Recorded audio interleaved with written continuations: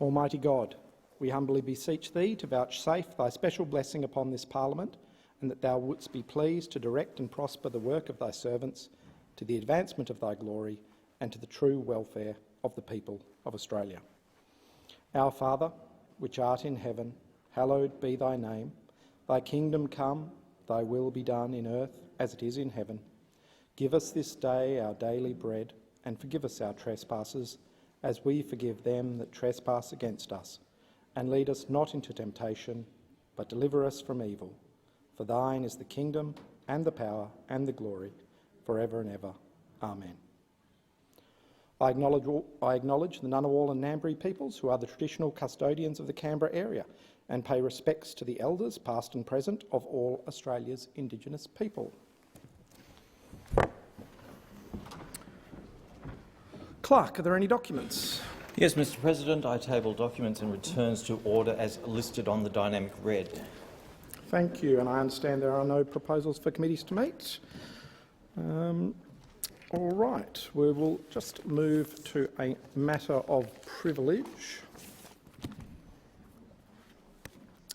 By letter dated 25th November 2021, the Chair of the Community Affairs References Committee, Senator Rice, has raised a matter of privilege connected to the committee's inquiry into Centrelink Income Compliance Program. The letter outlines numerous occasions on which the Minister for Government Services and her predecessor have declined to provide information sought by the committee and ordered by the Senate to be produced. In doing so, the Chair notes the government's continued reliance on public interest immunity claims that have been explicitly rejected by the committee and by the Senate. On behalf of the committee, Senator Rice seeks to have the minister's refusal to comply with the Senate's orders dealt with as a matter of privilege and referred to the Privileges Committee for inquiry as a possible contempt. While the Senate has generally preferred political or procedural remedies in disputes over documents, it may also seek to enforce its orders through its contempt jurisdiction. Senators will be aware that 2 such matters have been referred to the Privileges Committee this year. When a matter of privilege is raised, my role is to consider whether it should have precedence in debate. In making that determination, I am bound to consider only the criteria in Privilege Resolution 4, which seeks to reserve the Senate's contempt powers for matters involving substantial obstruction of Senate and committee processes or of senators performing their duties. They also recognise that the Senate is generally reluctant to deal with conduct as a contempt where there is another, more appropriate avenue for redress available. The Senate has declared that disobedience of lawful Senate orders and refusal to produce documents so ordered may be dealt with as contempt, as may conduct interfering with the work of Senate committees. Only the Senate can remedy such conduct, so, in my view, both criteria are met. I have therefore determined that I should grant the matter precedence in debate. The question whether the matter warrants investigation as a possible contempt is not a question for me. It is for the Senate to determine whether the matter should be progressed by way of a referral to the Privileges Committee or whether another remedy should be pursued. I table correspondence and call Senator Rice to give notice of motion in respect to the matter. Senator Rice. Thanks, President. I give notice of a motion to refer the matter to the Committee of Privileges for inquiry and report. Thank you, Senator Rice. And I seek leave to make a short statement of up to 2 minutes about the issue. Is leave granted? Leave is granted for 2 minutes. Thank you. Look, referring this matter to Privileges was not something that our committee did lightly. We would have much preferred to have seen this critical information that is core to the Senate's inquiry into the Centrelink Compliance Program, otherwise known as Robodebt. The Senate first ordered the production of documents that we are seeking in February last year, February 2020. It's been almost 2 years, and it was part of the first interim report into the Centrelink Compliance Program when my predecessor, Senator Rachel Siewert, was chair. The information that we are seeking is absolutely key to the committee's inquiry into the Centrelink's compliance program. It's an issue which has impacted thousands of people across Australia.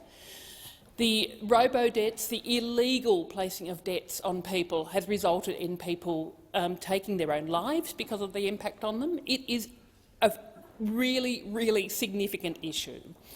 The documents that we have sought, as I said, our 5th interim report, which we tabled last week, when we once again rejected the government's previous claims of public interest immunity and said these documents are core. We went through, and we've had a response from the relevant ministers as to why they've continued to apply for public interest immunity. We, the committee, has rejected them, and the Senate has rejected those public interest immunity claims. These documents are absolutely critical to the Senate's inquiry and to be able to do our business. And taking action now, it really goes to the heart of the ability of the Senate and the committees to be able to undertake our work, and for the Senate to be able to function as a chamber of review. The Senate has ordered the production of documents, and we have rejected the public interest immunity claim by the minister. It has occurred repeatedly, and so hence this referral to the Privileges Committee. All right. Senator Patrick.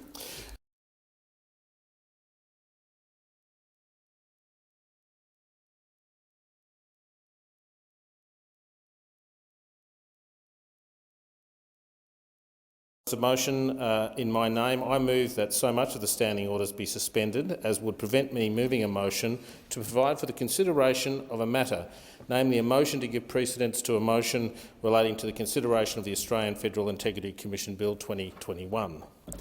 Mr President, federal ICAC now.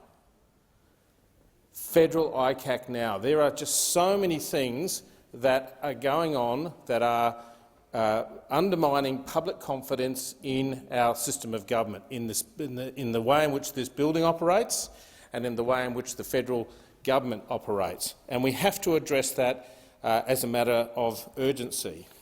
We've had sports rorts, we've had car park rorts, we've had jobs for mates, we've had water purchases, we've had blind trusts. All of this goes to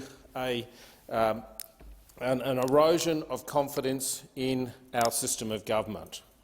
We note in other states that this doesn't happen. It doesn't happen, or rarely happens, because there is a strong watchdog that makes people very, very cautious about doing anything that would give rise to a referral. And the problem we've got, and the reason I'm seeking to suspend standing orders to deal with this bill, is because we have waited patiently after a promise from the Prime Minister that he would bring legislation to this chamber, to the parliament, to deal with an ICAC prior to the last election. A promise. And we are closing in. We've seen the sitting calendar for next year. Before the election, we have 10 sitting days. That's it. That's it. We can't wait any longer. We can't wait any longer. Now, pushing for this to be dealt with immediately last week, Senator Ruston called me a procedure wonk. And actually I take some pride in being called a procedure wonk. I do follow procedures. I do understand the standing orders. I do read ODGERs. And however sad that may make people feel, the fact is that I'm proud of this institution, and I'm proud of the way in which it operates. And it doesn't give me pleasure to come in here and ask to interrupt government business time, which was the complaint that was made by Senator Ruston. But I'm doing so in circumstances where the government promised to do this and haven't. They promised to do this in their time and haven't. And that ultimately forces people like me, people like Labor, Senator Griff, Senator Lambie, the Greens, who supported me last week, to actually try to force a change in thinking, to try and have the Liberal Party understand how important this is. Again, they set the agenda. They said that they would bring an Integrity Commission bill into this parliament as a promise at the election campaign, and we are running out of time. And that's the reason why we need to suspend. That's the reason why we need to get on to the bill that I've introduced, Dr Helen Haynes' bill that I've introduced into this into the Senate, the Australian Federal Integrity Commission Bill, which has endorsement from a number of external and independent experts in integrity. Mr. President, again, I don't like interrupting government business time, but they promised to give time to this and they haven't. Minister. Thank you very much, Mr. President. Well, Senator Patrick, last week in your contribution acknowledged that you had sought to bring this bill on for debate last week through you, Mr. Chair. And the will of the chamber at that time was that the chamber didn't want to bring this bill on in the chamber. And so, you know, when you come in here and try and hide behind the fact that you know, somehow that you can amend what you previously stood for, just to bring on something because you've decided that you want to come in here and seriously disrupt the chamber.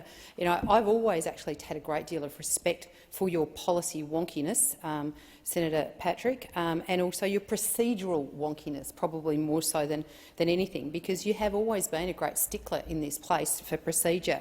And so, you know, to come in here again this week after the will of the chamber last week was that it wasn't to be brought on for debate at the time, you come and seek to do it again, I think probably undermines the purity of your position when it comes to procedural matters. And so, you know, I would draw to your attention probably the flaw in your argument that you just put forward.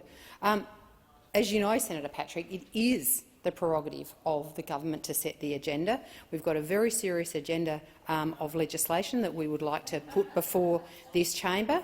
And I thank the chamber last week for the 9 bills that we were able to get through this place, despite the number of times that suspensions were sought by those, particularly at the other end of the chamber, to waste time. We still managed to get 9 bills through, and some of them were really, really important. And can I just say, you know, something like the funder of last resort amendments that we put through in this place to the redress bill last week was super important, and I was really proud that we were able to do that. And I thank the chamber for that, but we could do more if you would stop with these stunts of preventing or wasting time on these sorts of processes. I mean, I don't particularly want to be standing here having to defend this situation when we could be actually talking about substantive legislation that's part of the program that we have put forward. I mean, there's completely transparent last Friday about the agenda that we wanted to put through, but here we are again talking about a procedural motion.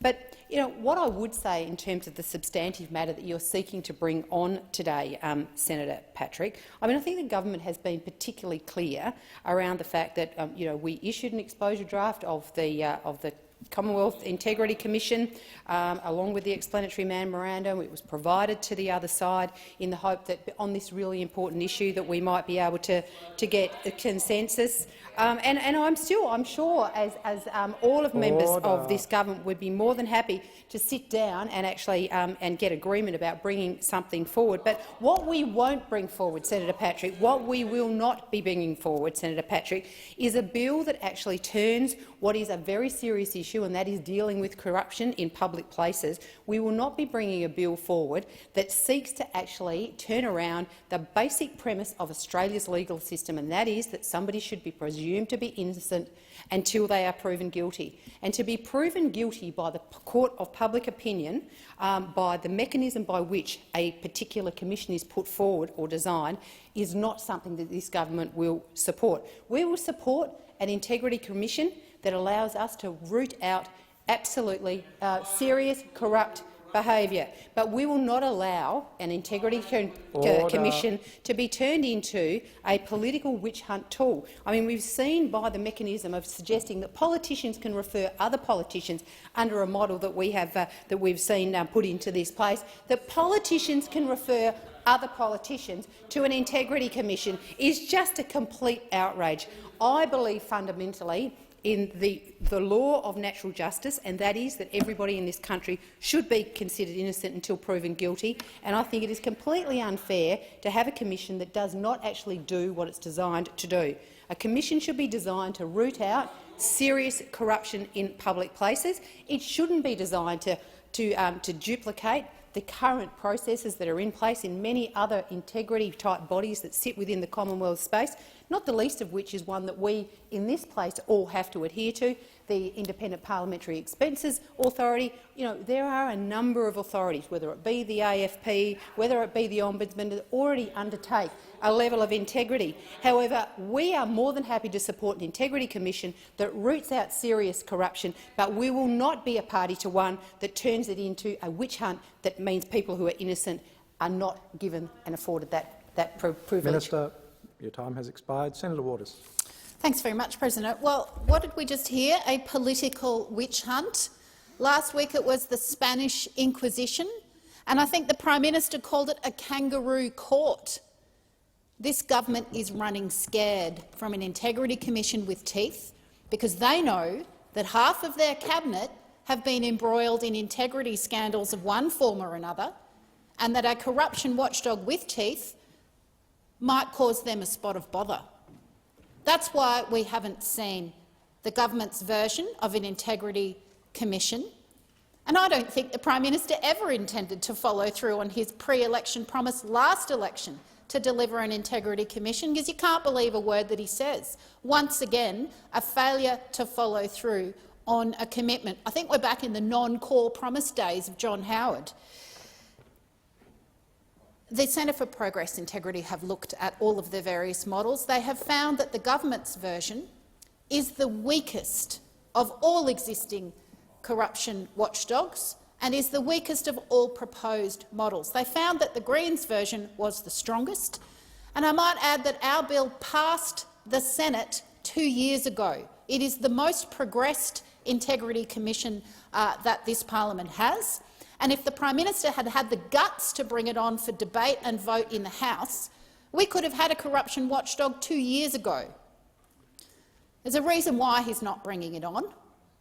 He knows half his cabinet would be embroiled in it, and he would rather have a watchdog that is in fact toothless and asleep, that commentators have described as a protection racket for MPs. And now they're trying to shift the blame and say that they're too scared to bring in their own bill because it might not get passed. I mean, I'm sorry, but it's just a level of ridiculousness that I didn't expect. But here we are. So we have a strong bill that's passed the Senate. We have a number of other independents who have now drafted their own strong bills, very similar to the drafting in our bill. We don't mind whose name is on the bill, as long as it's a bill with teeth, that's independent, that can hold public hearings and that can have a genuinely dissuasive effect on corruption.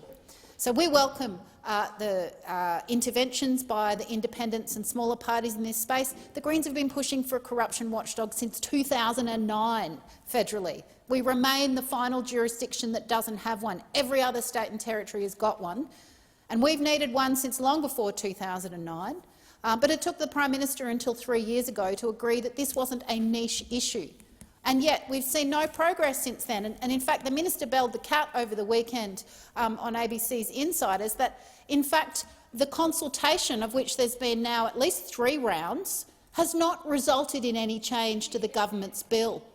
They are using sham consultation as a delay tactic. They have no intention of strengthening their weak model because they don't want a corruption watchdog to work. It would embroil half their cabinet. I don't think we'll see this government's bill, and I don't think they'll bring on my bill for a debate in the House. The bravery of Helen Haines and Bridget Archer last week in the House unfortunately failed on a technicality. This government is in the minority in blocking a corruption watchdog. Many other people in this place want one, and it's just One Nation and the Coalition that are standing in the way of a watchdog with teeth. Initially, my bill passed because One Nation abstained.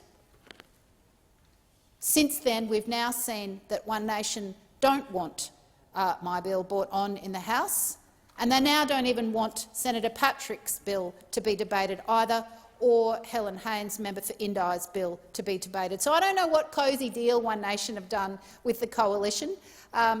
They've certainly done many a deal in years gone by, and they are effectively just a rubber stamp for this Coalition's awful agenda. But the Australian people deserve better. They deserve a corruption watchdog with teeth. They deserve a system that isn't corrupt. They deserve a parliament that works in their interests, that isn't dominated and influenced by corporate donors and vested interests, and that cleans up the reasons for corruption, that ends the big money that's been running this show, that stops the revolving door of lobbyists, and that actually acts based on science, based on the public interest and based on the interests of the community. It is not too much to ask. The people deserve a corruption watchdog, but even more than that, they deserve a system that isn't corrupt. Let's vote for that. Let's put the Greens in the balance of power to deliver that. Senator Gallagher. Thank you, Mr President. And the Labor Party, the opposition, will be supporting the Senator Patrick's suspension of standing orders to bring on the Australian Federal Integrity Commission Bill. We do think it's an important debate to be had. We do think that the Australian people rate it as a significant priority for this parliament to deal with matters around ensuring integrity for politicians and other senior officials. It was something that came up before the last election. The Prime Minister promised to deal with it. He promised to implement and create a Commonwealth integrity body, and that was 1,080 days ago. It is clearly not going to be managed by this government, and that is why the Senate has a responsibility, I would argue, to support Senator Patrick, as we have supported other attempts to bring on debate over a Commonwealth Anti-Corruption Commission. And I would say that it is clear, and I take the speech by Senator Ruston as being the most detail I've heard about why they don't want an anti-corruption body to be put in place. And we have heard the constant comments from the government that it's all the Labor Party's fault, that they have merely had their hands tied by legislation that the Labor Party doesn't support. Well, it doesn't seem to stop them on introducing other bills in this place. I think there is a reasonable amount of contested legislation that comes before this chamber that doesn't always have the Labor Party's support, and it hasn't stopped the government. So it is only this bill that they've decided to apply this test to, that if there is no support from the Labor Party, then they will not introduce it. The reality is they either don't have a bill ready to go, or they've got a bill and they're too scared to introduce it into the chamber because they know it'll be amended and they will lose the vote on that. And what gets passed through this chamber, and possibly in the other place, is a model that the government doesn't have control over. And I think that's the real story.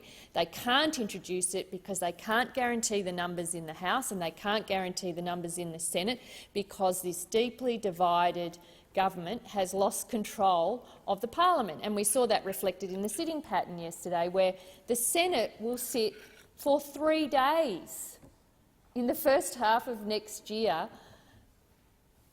Some may like that, but for 3 days that the government is prepared to allow this Senate to sit for the first half of next year in this chamber, because they are worried that they will continue to lose votes, because they have lost their way, they have no agenda, and they have managed to divide this parliament to the point that there is a logjam in the Senate because they're unable to get any of their legislation through. That's the reality. And we know that if there was an integrity commission in place, this government is at most risk from having that body. We've had sports rorts, the Western Sydney Airport land, the Pork and Ride car park rorts. We've had forged documents from ministers. We've had the Grassgate affair, the robo-debt. We've got breaches of ministerial standards. We've got ministers that get rotated off Team A, back onto the timeout bench, back into the cabinet as soon as they think they can get away with it. We've got, blind trusts with millions of dollars being given to ministers with no accountability. And we've got these raft of jobs for mates everywhere you look, the last one being the Chair of Infrastructure Australia. Barnaby's mate being appointed. I mean, that is what these people fear. They fear that. The rorting funds, where we have calculated $6.9 billion spent through various funds, the Urban Congestion Fund, the Community Car Park Fund, Building Better Regions Fund, Community Development Grants, Safer Communities Fund, where $5.7 billion was directed to coalition or target seats. 82% of billions of dollars of public funds being funnelled for political purposes, not in the national interest, not fairly shared across the country, but in the narrow political interests of the governing party. That is why we need an anti-corruption commission.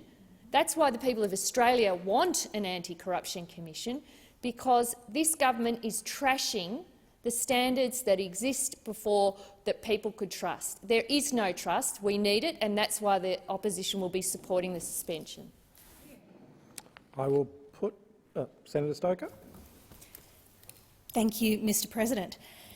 Senator Patrick says he's motivated in bringing this suspension motion by the accusation or the frustration that the government is running out of time to deliver its Commonwealth Integrity Commission before the end of the year. And so, in order to give effect to that frustration, he decides to attempt to derail the government's legislative program in a game of competitive one-upmanship about who around this chamber most stands against corruption. Well, the reality is there's nobody in this room saying that corruption is a good thing. There's nobody here who's saying corruption is the order of the day. Everyone in this place stands against corruption, and it's part of the reason why this government has engaged in such a detailed consultation process to make sure that we can deliver an institution that has the teeth it needs while learning the lessons of those integrity commissions from other states where they have gone horribly awry. I'll happily tell you that, Senator Lyons, in just a moment. But really, you know, he's frustrated about not getting through the government's program, and so to do that, he's going to derail getting through the government's program. I mean, can you bear it? Then we move around to the chamber to hear from Senator Gallagher complaining that we have a desire to introduce a bill of this significance with the support of those opposite. Now, every time I go out in the Australian community, they want to see more of the major parties working together to get sensible agreement on matters so fundamental to the institutions of this country that we want them to have an enduring and stable quality. But no, they want to engage in a game of partisanship, a game of political one-upmanship, instead of just getting their heads around the table and agreeing on what it is possible to do between the people in this room. I mean, it brings me to say it again. Can you bear it? The hypocrisy of those around this chamber makes my eyes water. But it's really important that rather than trying to just cast slurs around people who serve in this place under the coward's castle of parliamentary privilege, instead we step back and look at what works in these institutions. Because if we look, for example, if we look to the example from New South Wales, of the New South Wales ICAC, we see a long list of great injustices that have been inflicted by a star chamber who itself needs to be held accountable. Now, for those Australians watching thinking, but we do need something to look at corruption at the federal level, and of course it is important that we are stomping out corruption at every opportunity, few Australians realise that, first, we have 12 agencies at the Commonwealth level that deal with corruption. 12. Not one, not two. We have 12 agencies that are responsible for tracking down and stomping out corruption every day of the week. And so, in the time between now and when the Commonwealth Integrity Commission comes into force, these things are not languishing by the wayside. They are being dealt with and they are being addressed. The next thing to say is that we've already taken action to expand the role of the Australian Commission for Law Enforcement Integrity. We've expanded that, we have funded it, and it is delivering already those aspects of the federal government Commonwealth Integrity Commission bill. It's already happened, it's already funded, and it's already being delivered every day of the week. And so there's an awful lot of political slogans being chucked around, but not a lot of connection to reality from those opposite. And so let's have a look at the long list of injustices that can occur when we don't get the design of an Integrity Commission right. Because can I tell you, the design that has been proposed by those in the Greens, the design that has been proposed in the Haynes Bill would empower many great injustices of the kind that we have seen in New South Wales. Order. Nick Senator Greiner. Stoker, resume your seat. Members on my left, you are given the courtesy of silence when you speak. I'd ask that you extend that to others when they're on their feet. That is how this place works, to provide everyone an opportunity to express their views. Senator Stoker. Thank you very much, Mr Acting Deputy President. Let me give you an example of the case of Nick Greiner. 1992 we're talking about here. This is the man who fought for and established the New South Wales ICAC. This man referred himself to it, such was his belief in it. He was found not to have acted corruptly, not to have acted illegally. Order. They bagged him so Your much. time.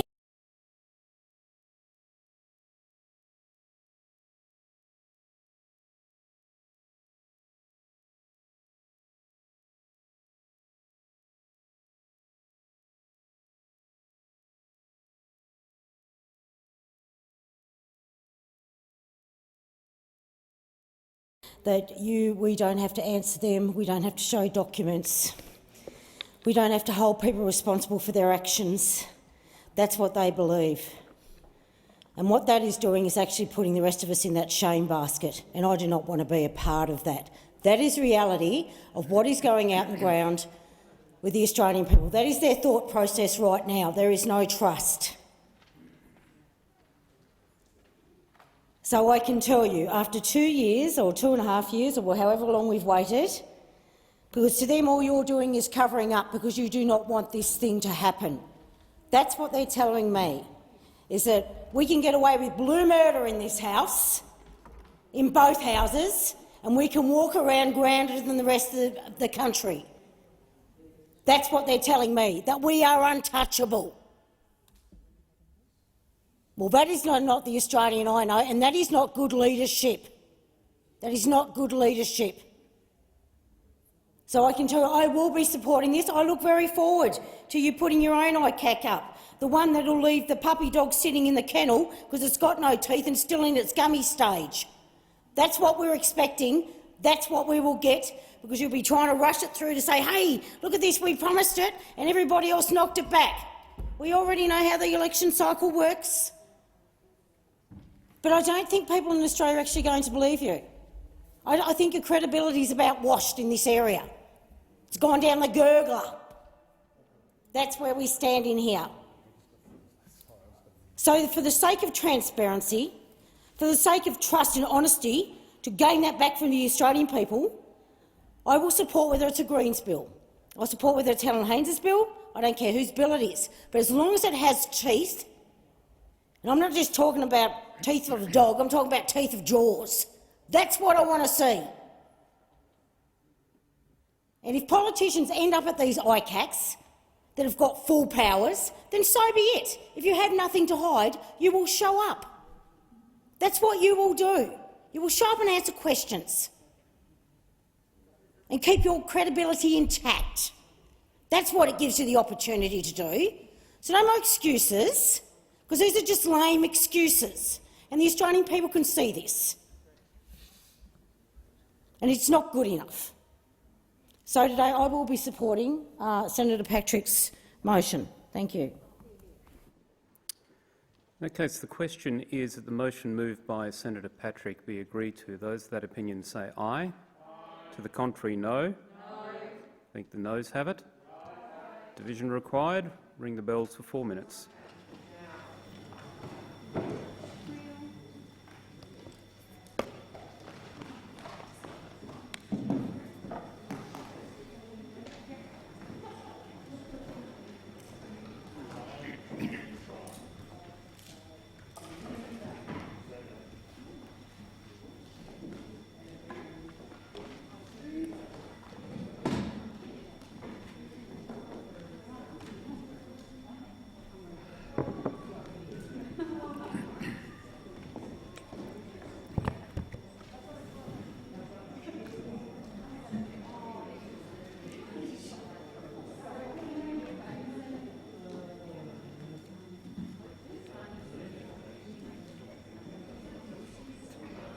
Senator.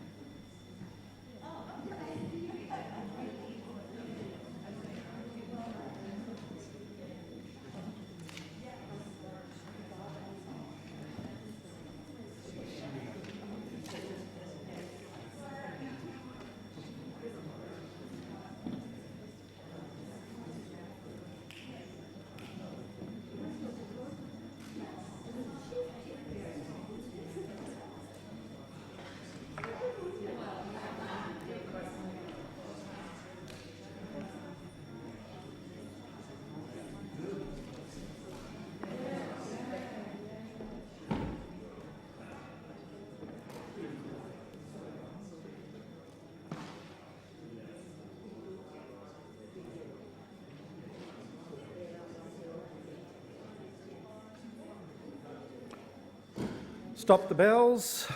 The question is that the suspension of standing orders moved by Senator Patrick be agreed to. Ayes will pass to the right of the chair, noes to the left. I appoint Senator McCarthy, teller for the ayes, and Senator Chandler, teller for the noes.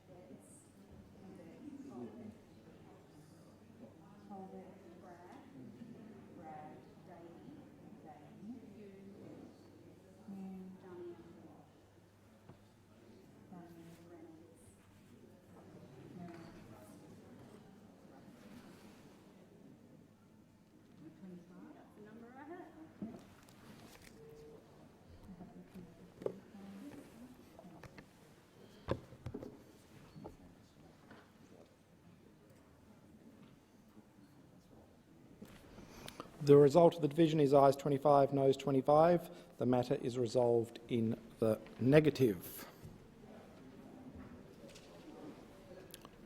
Senator Waters, are you seeking the call?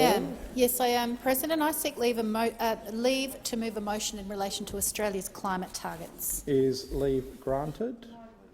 Leave is not granted. Senator Waters. President, pursuant to contingent notice standing in my name, I move that so much of the standing orders be suspended as would prevent me from moving a motion to provide for the consideration of a matter, namely a motion to give precedence to a motion relating to Australia's climate targets. Now, the latest— Senator Waters, just before you go on, I will point out that it is in the discretion of the chair to avoid multiple suspensions of standing orders. Senator Wong, you don't. I'm just going to say, Senator,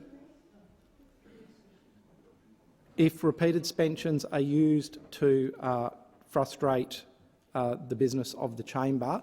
However, as per past practice, I will allow a second suspension, but there will be no third.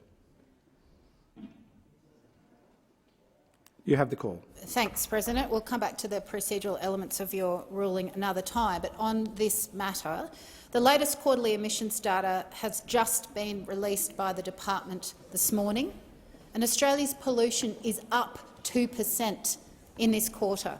These June quarter results are proof that despite the short-term drop in emissions due to COVID that this government claimed as a great success, that was nothing but a road bump. It's a reminder that a global pandemic is not a climate policy. Today's report exposes that there is no structural change happening. We're driving off the climate cliff, with Liberals, Nationals and Labor pushing their feet on the accelerator heading into this election. There are 116 new coal and gas projects in the approval pipeline that both parties want to see opened up. Yesterday, Labor voted with the government to give $50 million to gas companies to start fracking the Beetaloo Basin in the Northern Territory against the wishes of First Nations owners. Last week, they voted together again to give millions more to coal and gas companies for carbon capture and storage. Meanwhile, there's no plan for transport pollution. There's no plan to help farmers reduce emissions. There's no plan for rolling out new renewables and to stop the gridlock. There's expansion of methane leaking coal and gas fields. This is urgent, and we have until the end of the decade to slash global pollution, or we risk setting off an irreversible chain that we cannot stop the collapse of our climate system. Once that extreme weather genie is out of the bottle, humans won't be able to put it back in. The science says that we need 74% reductions in emissions by the end of the decade, 3 times more than what the coalition has sentenced us to. Now, last month, the Leader of the Opposition, Mr Albanese, said that he would respect the science when it comes to climate change. The Australian Greens will hold the Opposition Leader to those words when they soon announce their climate targets. If you want to limit Australia to 1.5 degrees of warming, which is what was just inserted into the Glasgow text, the science says that Australia's 2030 targets need to be 75%. Any target that's a 2030 target that's less than 75% is not science-based.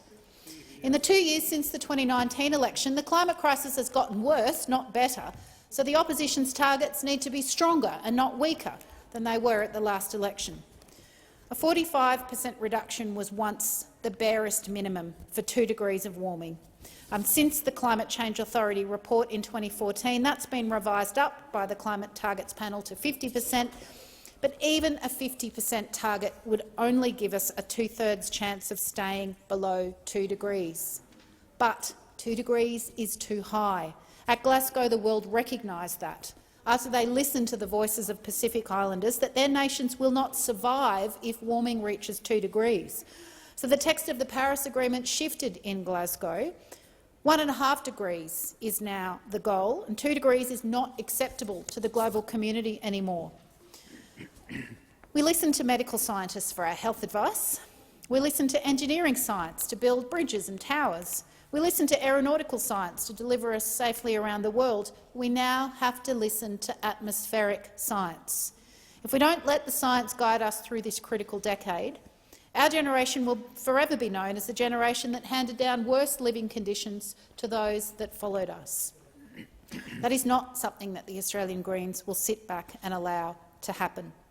Transforming our economy to create the jobs and the public infrastructure that we need to avert climate catastrophe is all upside. There's no downside, except, of course, for the coal and gas corporations that are plundering our planet and donating generously to both sides of parliament.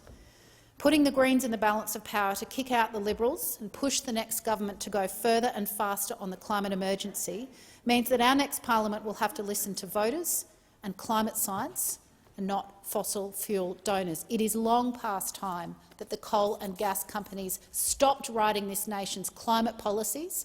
That is a dodgy payoff for the donations that they make to both sides of politics.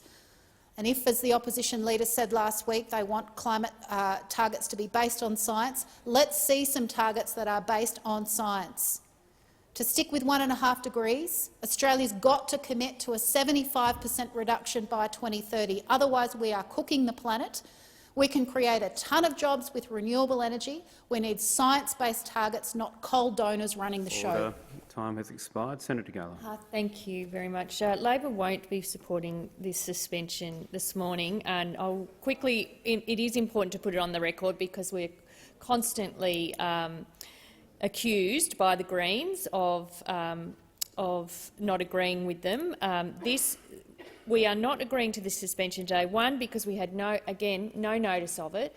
If the Greens were serious about trying to get Labor's support for a debate that would be brought on urgently, as they are intending to do, you would engage with us prior to this being circulated in the chamber. I had no line of sight as manager that this was being done until I walked into this building, the chamber this morning. The second issue is we will not agree to having our climate policy determined by the Greens political party by a suspension debate in this chamber. Labor has been very clear that we will be finalising our policy and the measures which underpin that policy within our caucus based on the leadership, or through the leadership of Mr Bowen and Mr Albanese. It will not be determined by a suspension order from the Senate. This is a very similar motion, I think almost identical to the one that was moved last week, and we argued we didn't support that one either. But I do think if there was a genuine desire to find time for a debate around climate policy, then we would have been able to do that, whether it be through general business or whether it be through MPIs or urgency motions. They are the avenues for which this debate could have been sought and could have been held, and it would have given people the opportunity to have their say. But in conclusion, I would say if you want serious action on climate, we are going to need a change of government. If you want the jobs that will come from having a serious policy on climate, you will have to change the government. If you want Australia to be a renewable energy superpower, you will have to change the government. If you want serious climate policy, you will have to change the government. And if you want to provide business with the incentives and the investment certainty that they have been desiring for the last 8 years, then you will need to change the government. And to do that, I don't think these motions politically inspired by the Greens political party, who is openly campaigning for Labor to lose seats. You have 6 Labor seats that you are targeting in the election. I don't know how that advances climate policy, frankly. You are openly campaigning against the party that wants to take serious action on climate.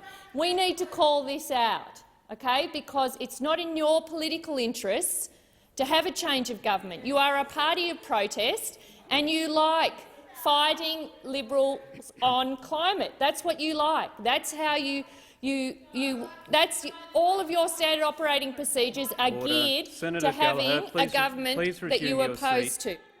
Senators on my left, the Senate works on the basis that people can come here and express their views and be heard in silence.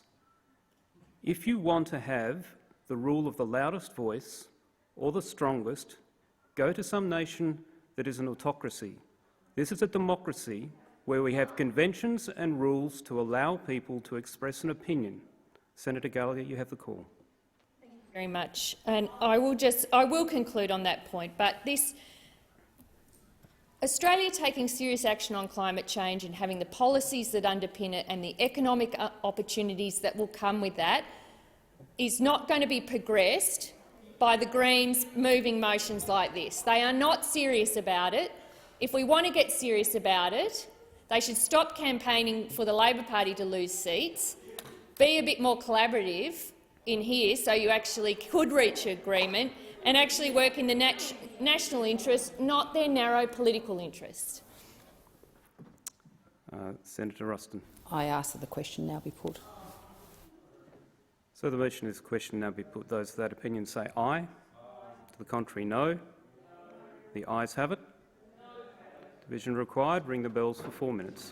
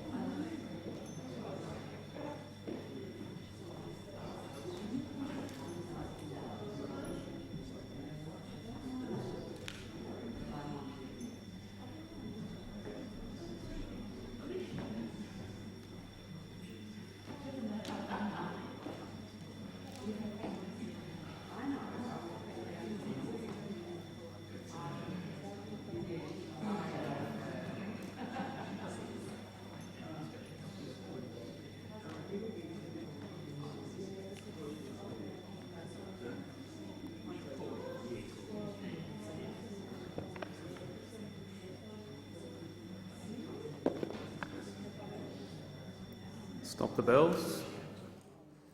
So the question is the motion moved by Senator Ruston be agreed to. The ayes will pass to the right of the chair, the noes to the left. Point Senator Davey, teller for the ayes. Senator McKim, are you teller for the noes?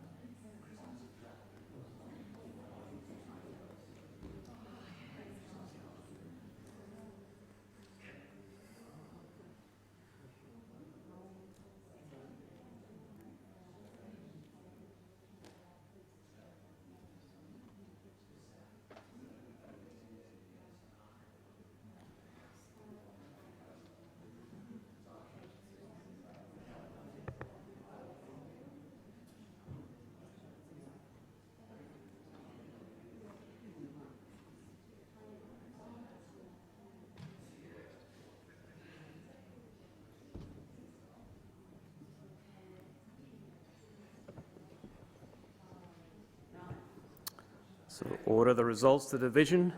We have 30 ayes and 7 noes. The question resolved in the affirmative. The question now is the motion moved by Senator Waters be agreed to. Those that opinion say aye. The contrary, no. The noes have it. Division required. Ring the bell for 1 minute.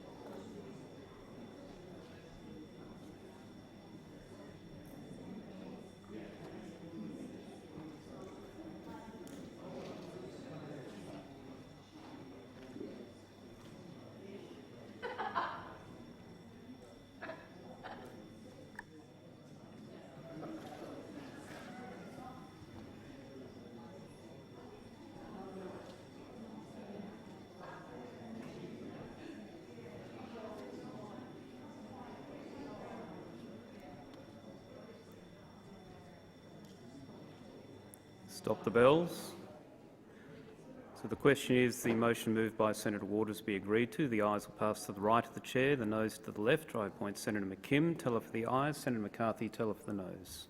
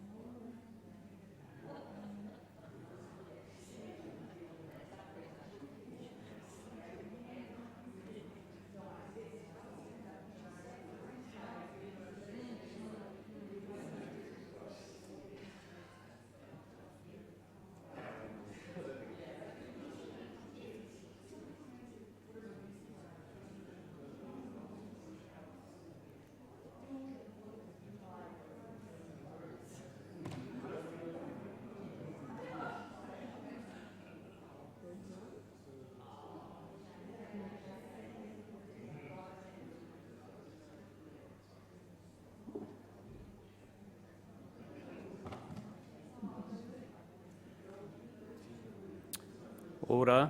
There being 7 ayes and 31 noes, the matter is resolved in their negative.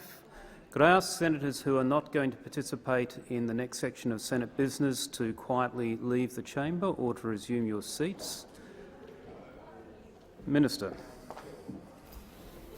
Thank you, Mr President. Mr Acting Deputy President, I move that the order of government business today be as shown on the order of business: Aboriginal Land Rights Northern Territory Amendment Economic Empowerment Bill, Agricultural Veterinary Chemicals Legislation Amendment, Australian Pesticides and Vet Medicines Authority Board and other improvements, Defence Legislation Amendment Disciplines Reform Bill 2021, Telstra Corporations and Other Legislation Amendment Bill 2021, Corporations Aboriginal and Torres Strait Islander Amendment Bill 2021, Treasury Laws Amendment 2021, Measures No. 5 Bill, Electoral Legislation Amendment Political Campaigners Bill 2021.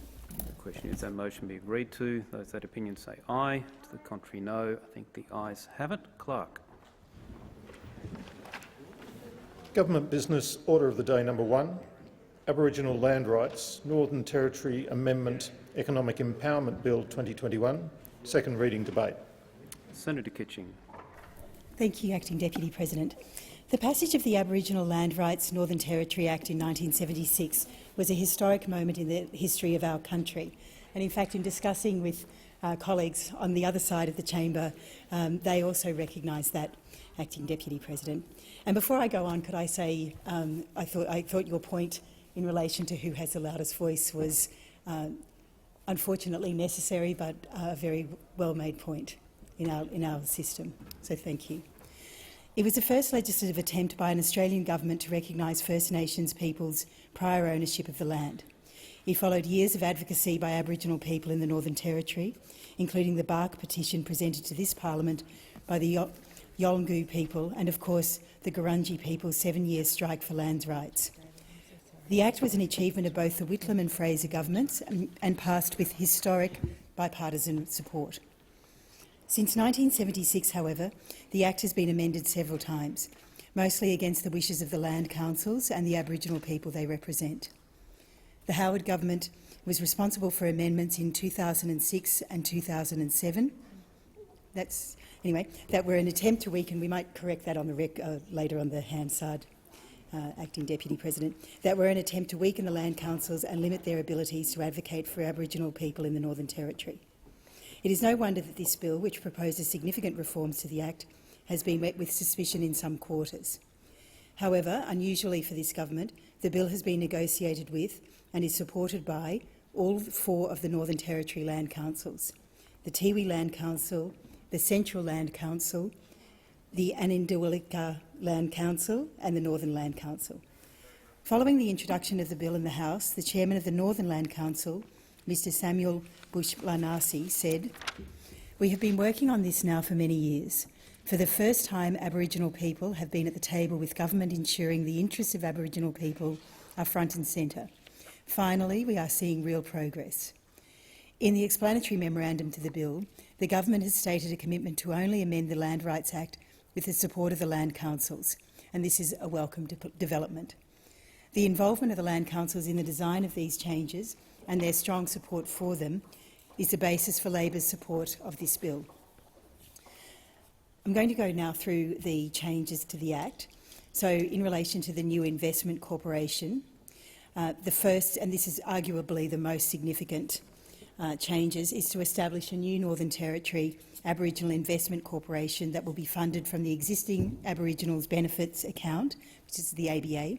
The ABA receives and distributes the equivalent of royalties generated by mining on Aboriginal land in the Northern Territory. It currently holds some $1.3 billion in funds. Pursuant to the Land Rights Act, the Minister is empowered to make payments from the account, and I open quotes, for the benefit of, close quotes, Aboriginal Territorians. The ABA Advisory Committee was established under the Act to provide advice to the Minister on the making of these beneficial payments. Unfortunately, there has been a checkered history of ministerial payments from the ABA. Ministers have not always heeded the advice of the ABA Advisory Committee. Minister Brough, for example, used funds from the ABA intended to benefit Aboriginal people living in the Northern Territory to support a festival in Queensland.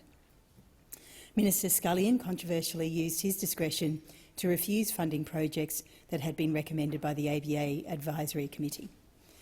Land councils have long called for greater Aboriginal control over the funds of the ABA, and this bill makes it a significant step in that direction.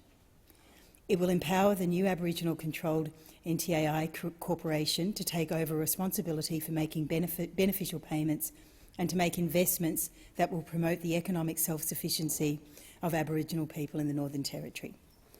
The new corporation will be led by a board of 8 Aboriginal representatives from the Northern Territory, 2 government-appointed directors and 2 independent directors appointed by the board.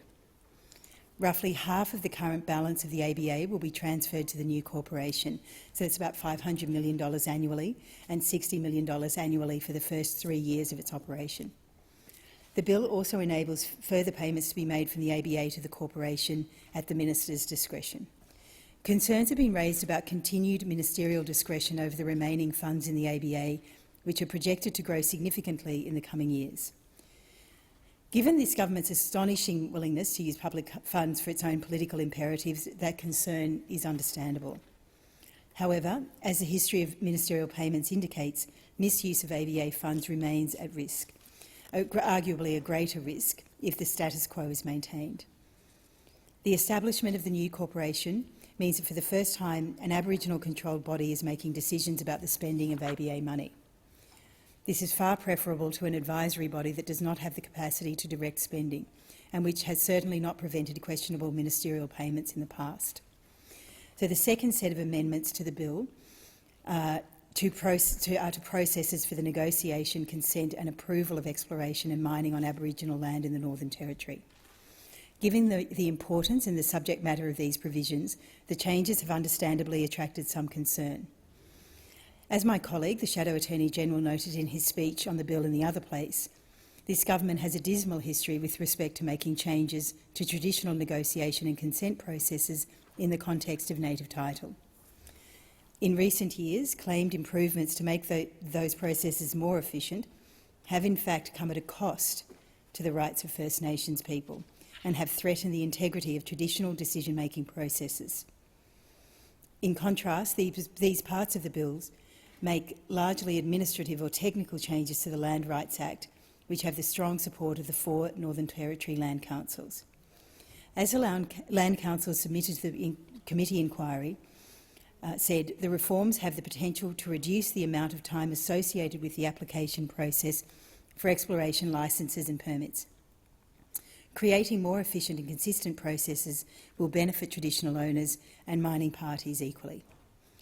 As they outlined, the changes resolve, like open quotes, a major source of frustration, close quotes, by reducing unnecessary meetings when traditional owners have already made their views clear to a land council. In his evidence to the committee, Mr Wayne Beswick of the Northern Land Council explained, in fact, these provisions are precisely there at the request of traditional owners who don't want to be humbugged by endless meetings when they've already clearly made their views known to the land councils. So it's traditional owners who are pushing for that particular change, not the miners. The administrative nature of the changes was emphasised by the Law Council of Australia, which regarded the impact of the amendments as generally being negligible. Importantly, these changes do not dilute the protections in the Act for traditional owners, which remain some of the strongest in the country. Land councils are still required to be satisfied that traditional owners have consented to the relevant licence. There has been no change to the right of traditional owners to withhold consent to mining under the Act.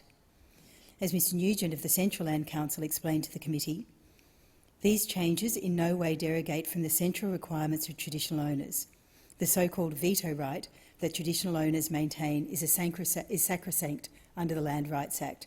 That is absolutely protected, he said. The third set of amendments made by the bill are to the land administration arrangements under the Land Rights Act. This includes a range of measures to give land councils greater authority to act on behalf of their communities without ministerial approval and increase penalties for unauthorised access to Aboriginal land. Labor particularly welcomes the bill's repeal of controversial Howard-era provisions that were imposed over the strong opposition of Aboriginal Territorians. This includes the repeal of Section 74AA of the Land Rights Act, which was part of the Howard government's 2007 Northern Territory intervention. That provision has the effect of preventing land councils from overturning permits for accessing Aboriginal land that had been granted by a minority in the community and against the wishes of the traditional owners. According to the land councils, the ongoing effect of this section has been to cause division within communities. As they say, it undermines traditional owner decision-making as well as the land council's ability to discharge its statutory function to act on behalf of traditional owners as a group. Its repeal is welcome. Labor also welcomes this bill's repeal of sections 28A to F of the Land Rights Act, which provide for the delegation of land council functions to Aboriginal and Torres Strait Islander corporations.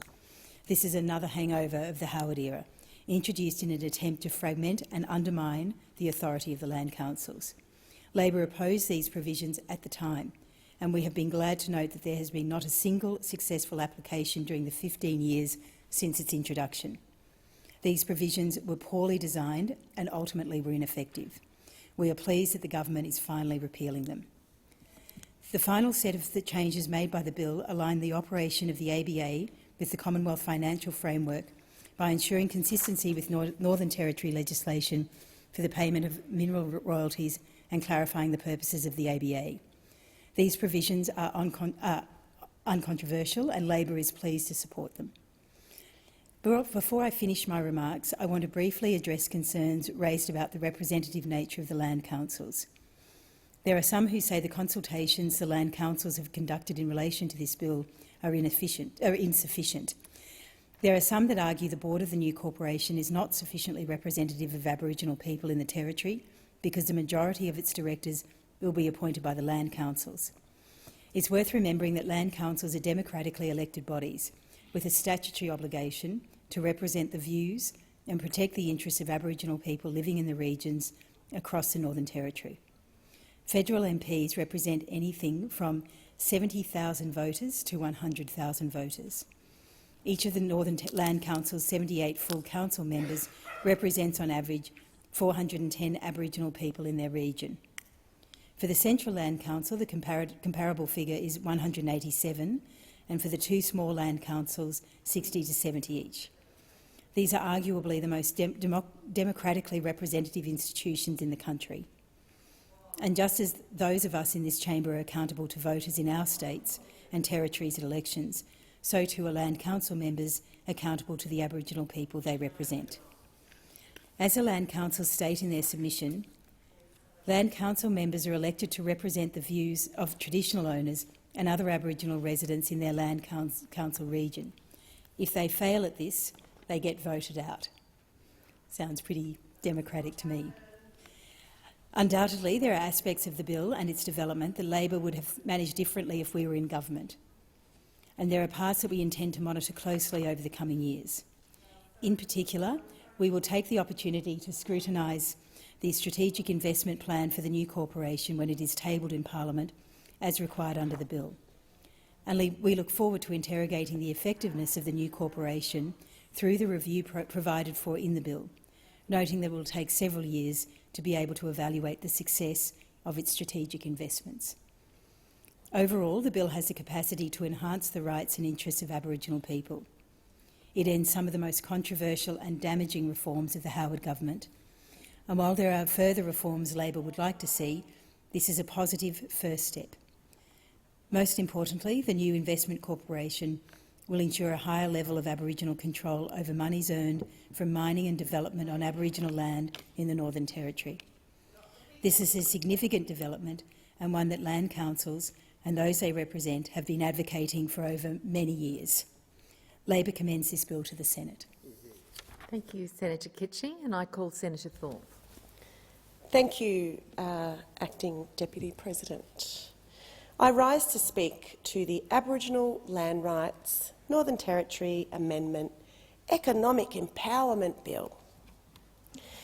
Sounds lovely. What does it really mean? Let's pull out the devil in the detail, hey? This bill is the most extensive change to the Aboriginal Land Rights Act of the Northern Territory since 1976, and it's being rushed through this place. Surprise, surprise. There are problems through the bill, but the main one, the critical flaw in this bill, is the lack of self-determination and free, prior and informed consent in the development of the bill. Both the government and Labor have hailed this bill as an example of a bottom-up approach based on consultation with First Nations people in the Northern Territory. But the government didn't actually talk to communities in the Northern Territory. Who they really talked to were the land councils. The land councils. Let's talk about the land councils. Elephant in the room. The land councils are the ones who have really been consulted in the development of this bill, and that's because they're the ones who get substantial powers through this bill. No wonder the land councils are so in favour of the bill. Land councils are supposed to act as representatives of traditional owners and always act in their interest and always obtain their free, prior and informed consent. But this doesn't happen. The direct feedback I get regularly from traditional owners, family clan groups in the Northern Territory about this bill is that communities have absolute no idea about this bill and what it means to them, how it affects their life. They have not been informed of the extensive changes proposed through this bill and certainly not been consulted. So there you have it. Consultation is not consent. Communities in the Northern Territory don't want this bill to be passed. Simple as that. They want more time to understand and examine the changes proposed. That's called free, prior and informed consent. That's called self-determination. Communities want to have input into the amendments made to the Aboriginal Land Rights Act. Hello? They want to know the details, and they have the right to know the details, surely.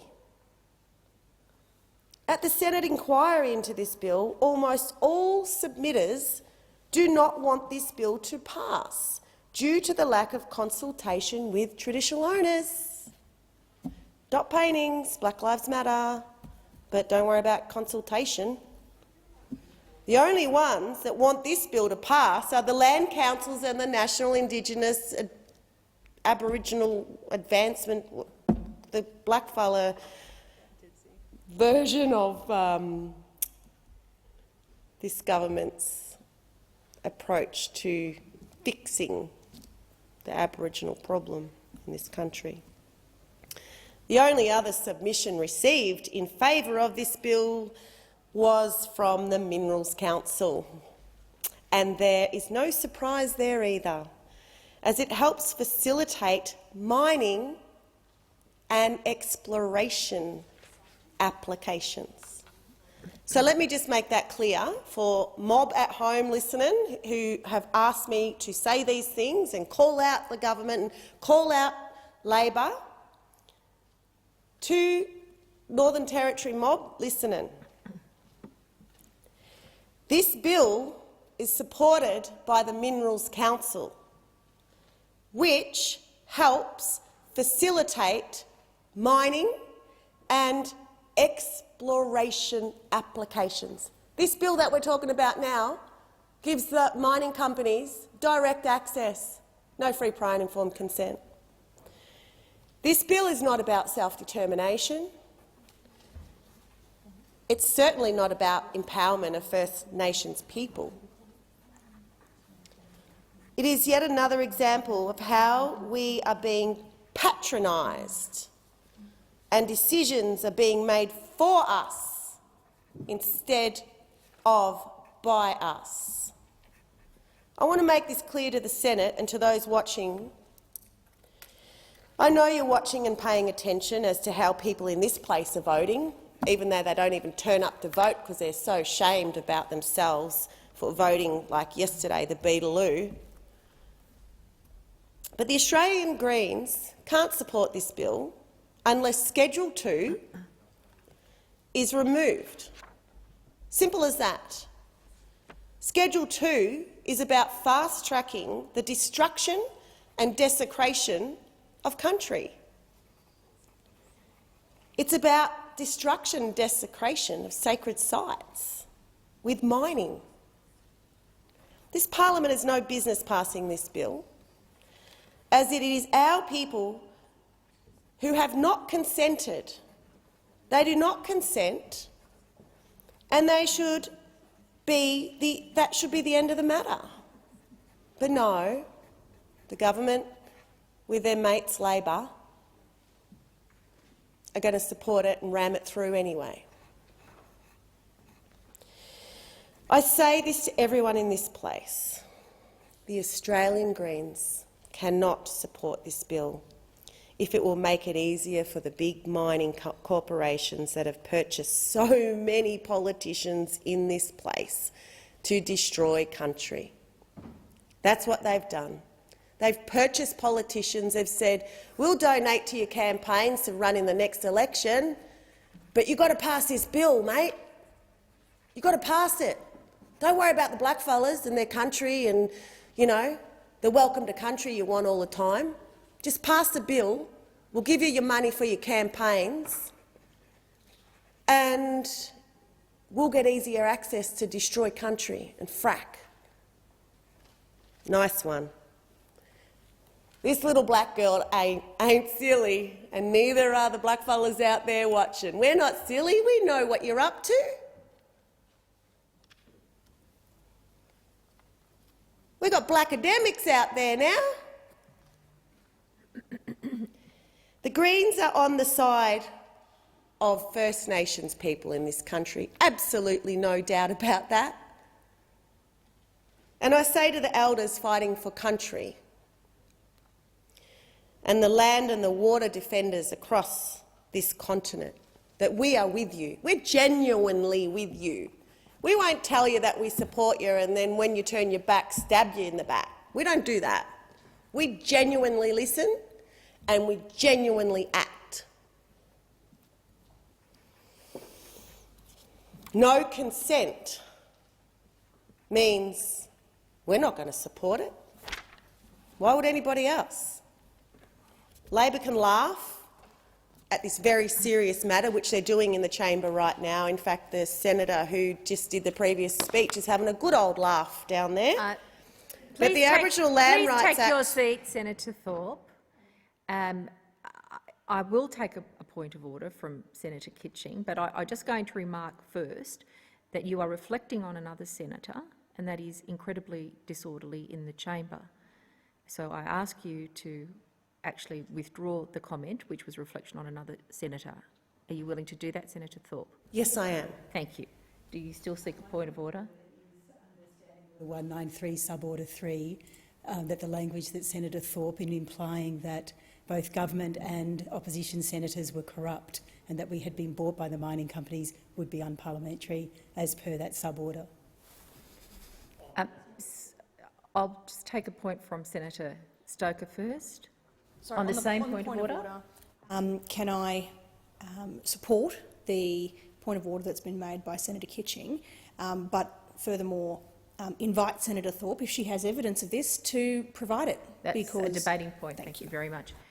Senator McKim, on the same point of order. Yes, on the same point of order, just a small contribution, if I might. 1933, for that to be enabled, would require Senator Thorpe to have made those reflections against a specific senator. That was not the case. So my submission— It was in the general rather than the particular, as exactly, your argument. Thank exactly you very right. much, That is my submission. Senator McKim. I'll just take some advice from the clerk.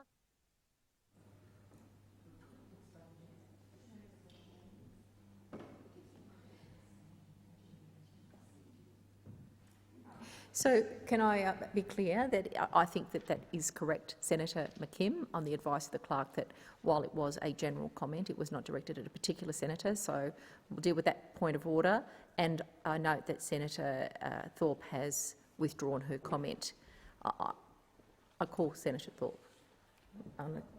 Senator Kitching, you seeking the call? Senator Thorpe then went on, I think, to refer to the senator who had given the previous contribution, which would be me. So it was specific to... So can I just suggest that it would be appropriate for the transcript to be reviewed, and if required, I'm sure that the President will be able to seek the redress that Senator Kitching is seeking. So in the interest of time now, we'll proceed. I'll call you Senator Thorpe. Thank you, Acting Deputy President. The Aboriginal Land Rights Act was established to give ownership back to the people of the Northern Territory. Traditional owners are still struggling to protect country and culture in a system that is stacked against them, as we have just seen in the report handed down by the Juukan inquiry. Communities still don't have the power to decide what happens on their lands. It's mining companies and governments who decide. Free, prior and informed consent means you provide all of the information available to the people that will be affected. You provide communities with the means to participate in meetings and understand the content of what is being proposed. Most importantly, free, prior and informed consent involves listening, really listening, to the communities affected. Withholding consent is a completely legitimate outcome of free, prior and informed consent. Free, prior and informed consent has not occurred in this instance. Communities in the Northern Territory have not been heard. It was the Greens who demanded an inquiry into this bill so that community voices could be heard at all. Even the inquiry was rushed. 2 hours, I think, we were given. Like 2 hours for blackfellas in the Northern Territory to provide evidence as to why this is important to them. I find that quite disrespectful in itself. That shows how much you really want to hear the voices of First Nations people in this country. What we need is an overhaul of the whole system of how we do things. It is time to do things properly. If you want to join in that or continue the path that both the government and the Labor Party are going down, which contravenes the Declaration of the Rights of Indigenous People in this country. And that's a simple fact of free, prior and informed consent. Just don't matter to some people in this place. Free, prior and informed consent is fundamental in a treaty. This is why we need a treaty and why you will hear me talk about it again and again and again and again. Free, prior and informed consent must be part of that treaty, and I foreshadow a second reading amendment in my name that will show senators, educate senators, because I think people actually don't know what free, prior and informed consent means, or they make up their own version of it. And it's not working. It being 1:30, Senator, debate is interrupted. The senator will be in continuation. Call Senator Walsh. Thank you, Acting Deputy President. Well, today and every day I am proud to stand with early childhood educators, mostly women. They are professional, they are dedicated and they are qualified, and they are absolutely essential. And these amazing women and a few men do their very best to provide quality early education in a system that is in crisis, a system that increasingly puts profits over people. a system that cuts corners instead of investing in our children and in our essential early educators, a system that is unaffordable and out of reach for too many families. Jade works at one of Australia's largest for-profit early learning providers, and she tells me that the food budget at her centre is only $1.50 per child per day. That delivers a diet of, and I quote, white bread and carbs.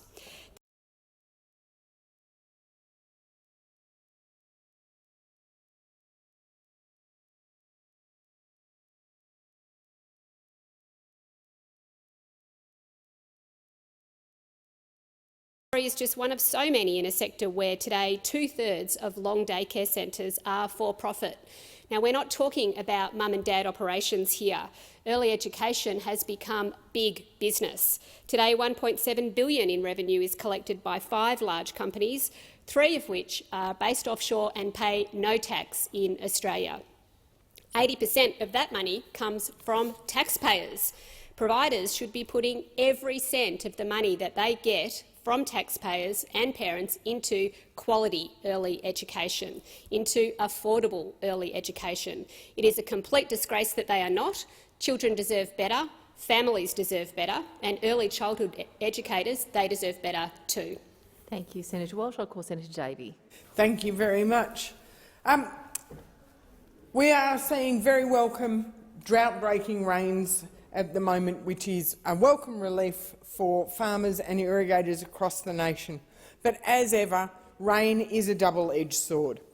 And some of the farmers who thought they would finally be able to go to the bank and pay some of their debt back are now facing washed-out crops, which is devastating for those farmers.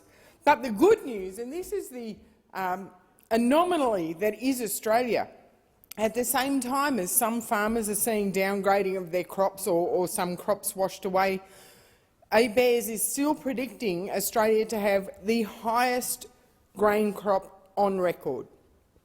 We're expecting to harvest 34.4 million tonnes of wheat and barley, even despite China blocking or banning the sale of Australian barley in China. We're still expected to harvest 13.3 million tonnes. I was talking to a farmer the other day who's getting nearly 9 tonne a hectare from their barley crop, which is incredible.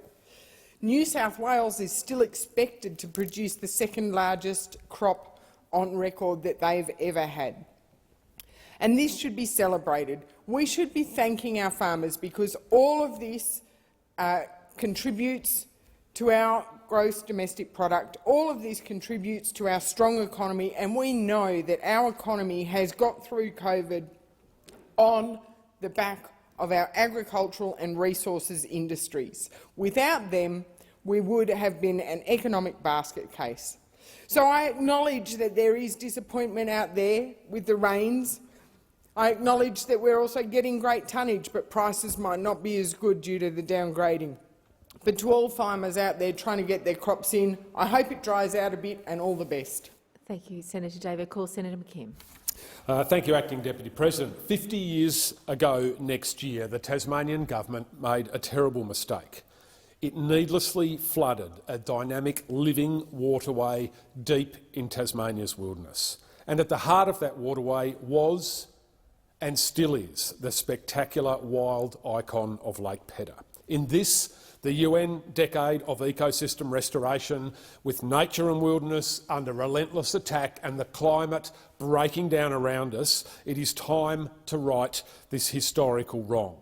Now, more than ever, we need to restore nature, and there could be no project more worthy than to heal what we broke nearly half a century ago when Lake Pedder was drowned. Restoring Pedder is not just a big idea, it is a courageous and visionary idea, and it's an idea and a project that is eminently achievable. It would show leadership to the world, and it would provide hope to people around the world that we can learn from our mistakes and make good on our mistakes. It would show people that we can heal nature when it has been so grievously harmed, and it would put Tasmania on the global map, on the front page for all the right reasons.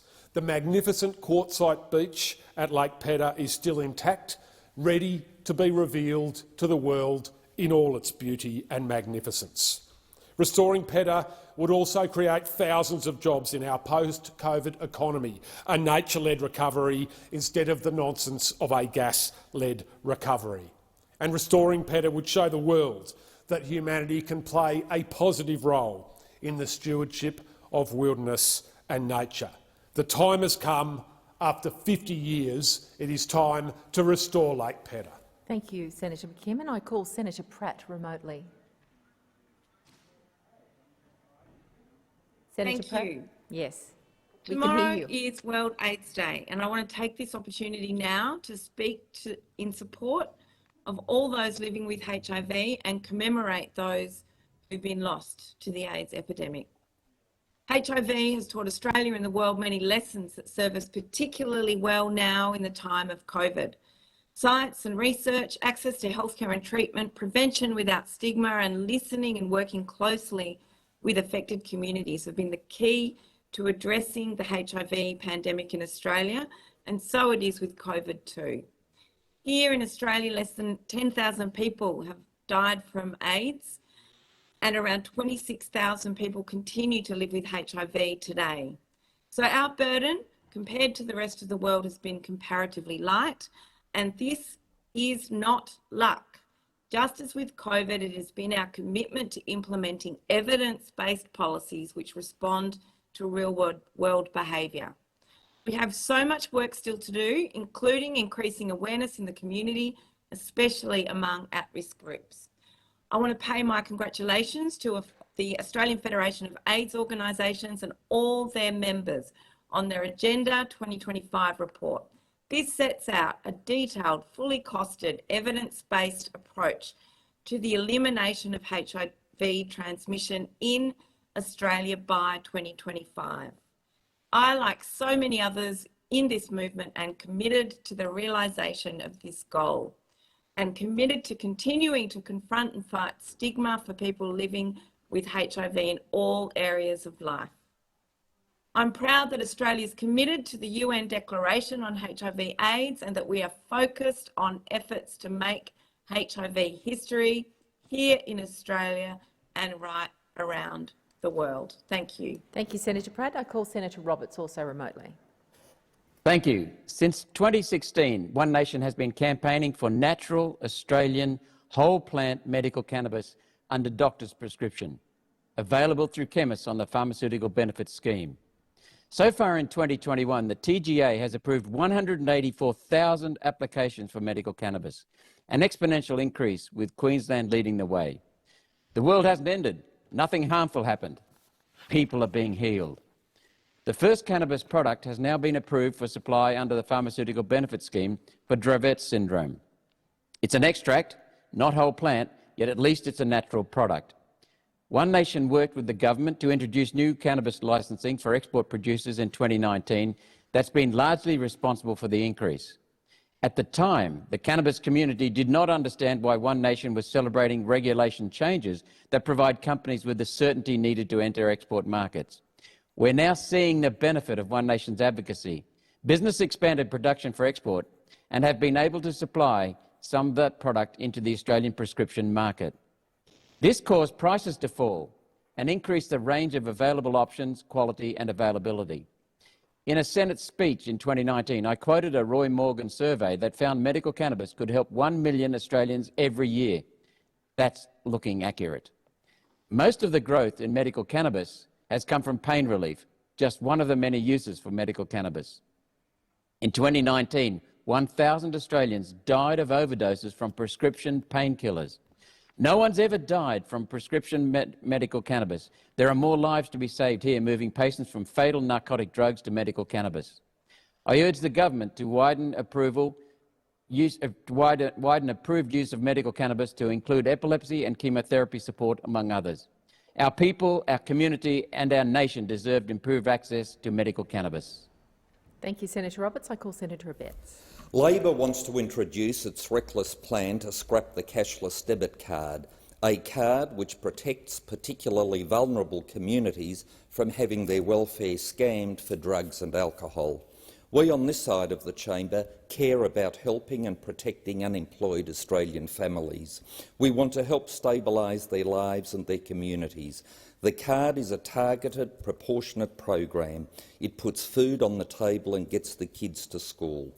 Labor, in its misguided worldview, wants to scrap the card and the protection it affords, especially for women and children.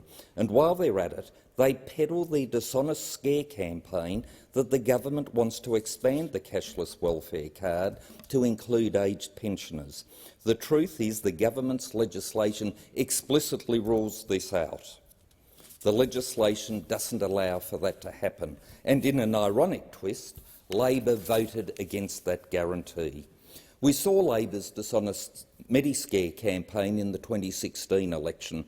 Thankfully, Australians saw through the politicking. Brazenly, one Tasmanian Labor MP's website still says the government wants to expand the cashless welfare card to include all pensioners.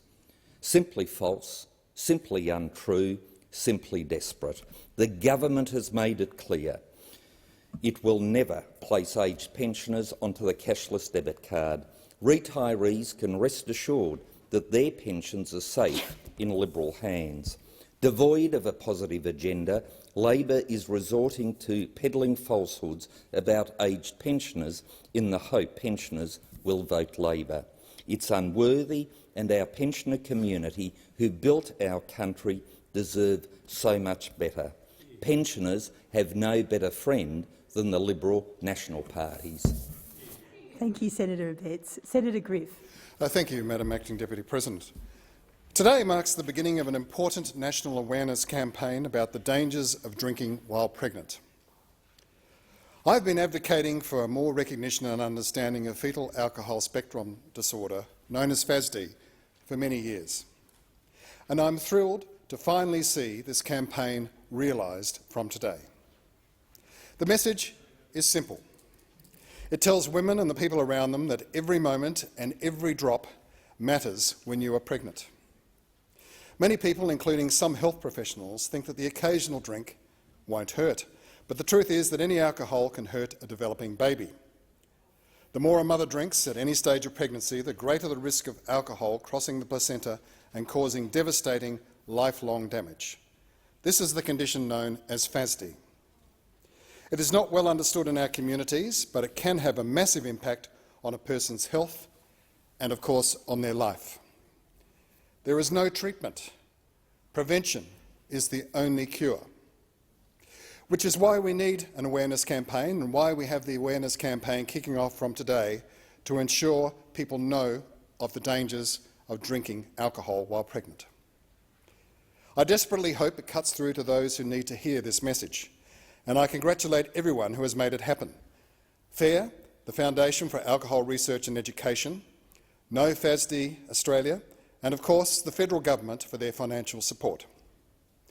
We all have a part to play in fighting FASD. We fight it by informing and supporting women, informing them of the risks, supporting them without judgment to make the healthy choice not to drink during pregnancy, and supporting them to make the moment that they start trying for a baby the moment that they stop drinking, because every moment matters. Thank you, Senator Griff. Senator O'Neill. Acting Deputy President, and I want to associate myself with the remarks of Senator Griff. I think it's a very, very important issue, and it's great that it's acknowledged.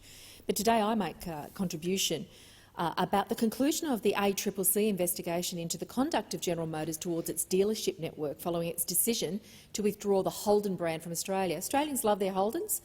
They not only got shunted offshore by this government, but then General Motors got away with a disgraceful act because this government didn't act to help Australian consumers and Australian jobs.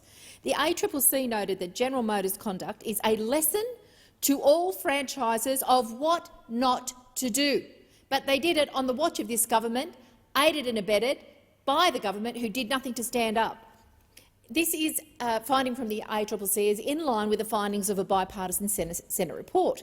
The Senate carefully inquired and then castigated General Motors for their appalling treatment of the Holden dealer network. Now, these are small businesses distributed right across our country.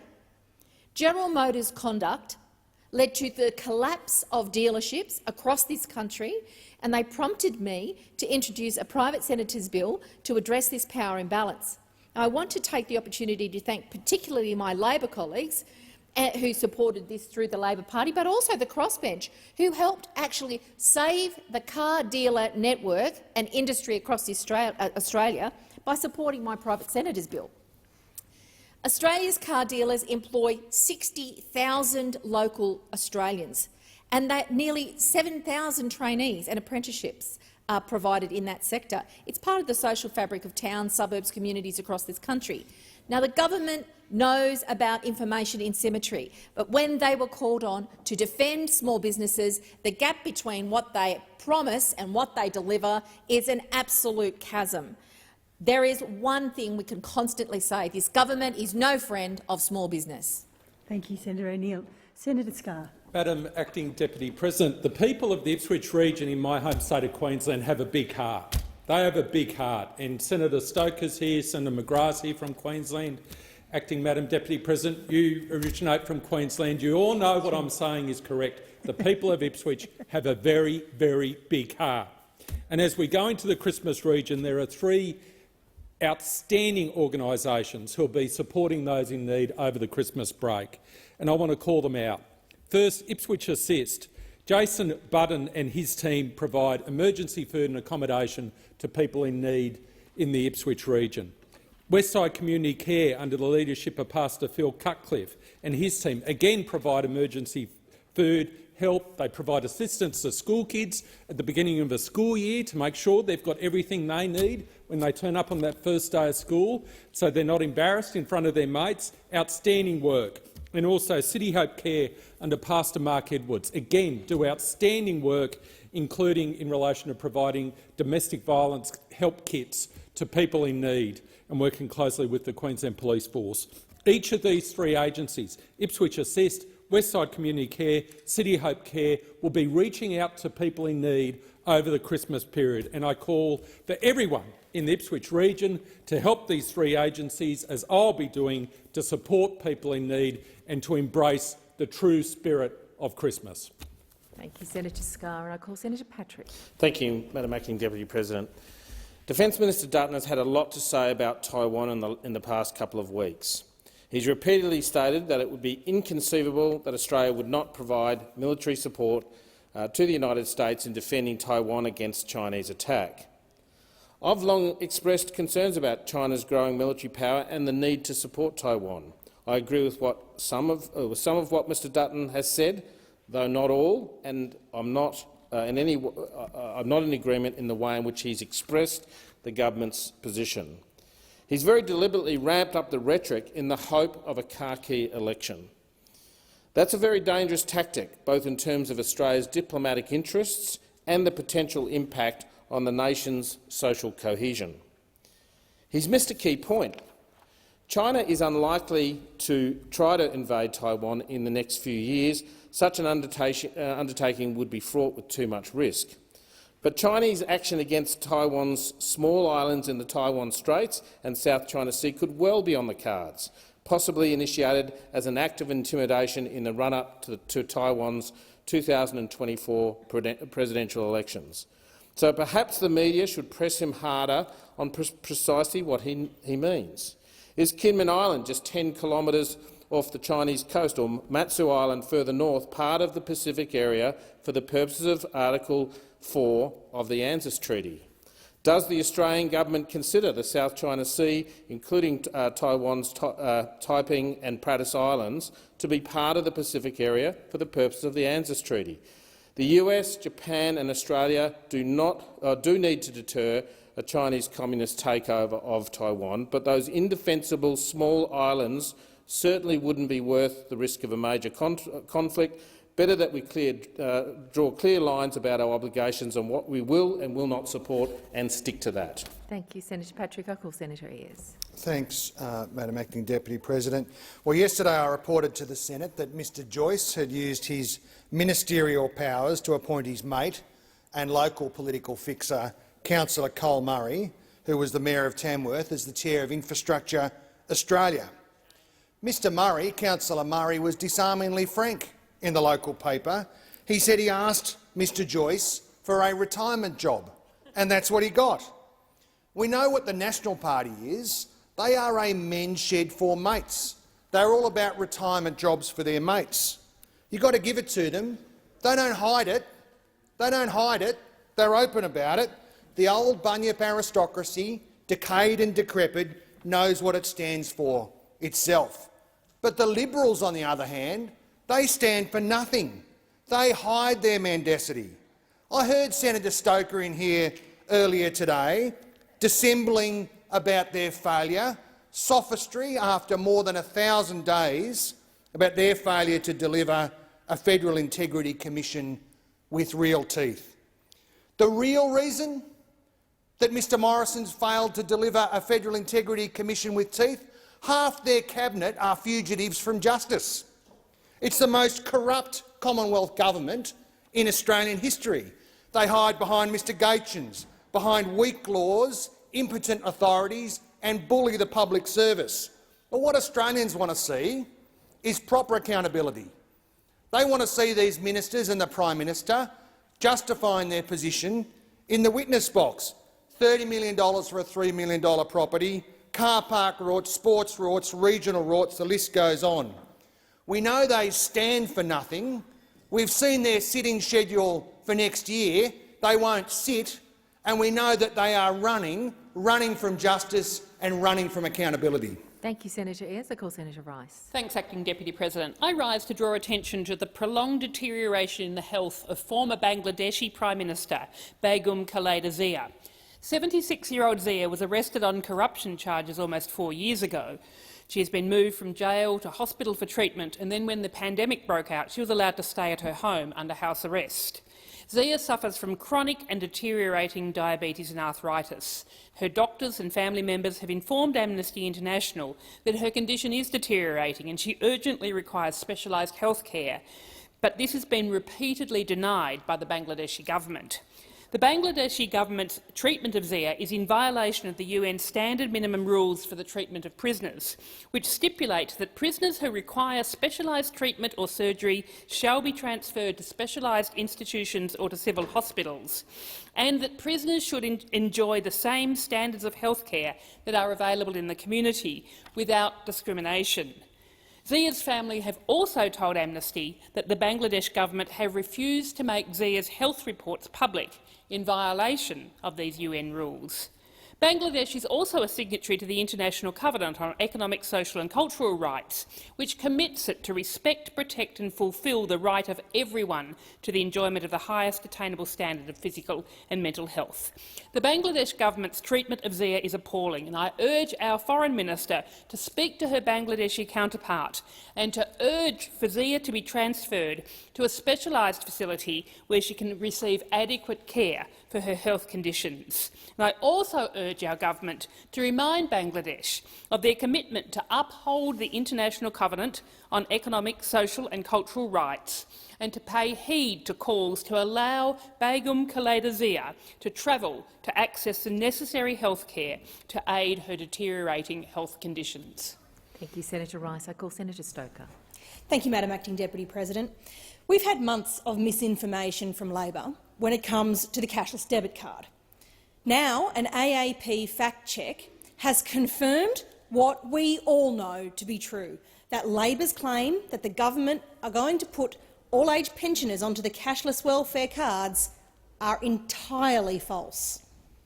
The Morrison government has made it clear we have no plan to, and we will never have a plan to force aged pensioners on to the cashless debit card. Frankly, the ALP should be ashamed of running a scare campaign so absolutely based on lies and aimed at striking fear into the heart of our aged pensioners. This claim has been previously fact-checked by outlets like the New Daily and Starts at 60. Like the AAP, they too found no evidence to support Labor's claims. The cashless debit card program requires the quarantining of a percentage of welfare payments into a separate bank account, accessed using a card that prevents cash withdrawals or spending on certain items like alcohol and gaming. It is aimed at helping people put food on the table, get kids to school, become job-ready and get their utilities bills paid. The cashless debit card is currently being trialled in 6 sites around Australia, such as in the Cape York region in far north Queensland. The Department of Social Services is responsible for implementing the cashless debit card policy, and as their website clearly states, quote, "Age pension recipients can choose to join the cashless debit card program if they wish to," close quote. That's right, it's optional. And the claim that age pensioners will be forced onto the card has never been anything other than a fabrication concocted by the Labor Party to scare pensioners into voting for them. Thank you, Senator Stoker. I call Senator Sheldon. Good, thank you, Acting Deputy President. I rise to speak about Jeff and Jane Smith. Jeff is a Pentecostal pastor who has dedicated much of his life to supporting South Sea Islanders who work in central Queensland farms. Jane's grandparents came to Australia as victims of blackbirding. A lot of the people they help are victims of very similar circumstances. Labour hire firms luring Pacific workers to Australia, shoving them into rooms where they sleep with 15 other people, working from dawn until well into the night, while getting paid just a few dollars an hour. One payslip I saw had a $14.20 deduction for drinking water. This is economic blackbirding. It's modern blackbirding. In July, Jeff and Jane were gardening at their Bundaberg home when they were raided by 9 Border Force troopers. They ransacked their home and his wife Jane was left sobbing and shaken. Why did the 9 Border Force troopers raid an elderly Christian minister? Because he had the gall to help victims of economic blackbirding. And to top it off, the Border Force search warrant, which I have seen, demands all correspondence Jeff has had with the High Commissioner of Vanuatu. The UN's Vienna Convention prohibits governments seizing correspondence by foreign diplomats. Why is this government serving illegal warrants relating to foreign diplomats? Why is this government running a protection racket for modern slavers? Why is this government introducing an anything-goes ag visa that will make the situation worse? I demand that the Minister for Home Affairs comes here and says to this place and explains herself. Senator Grogan.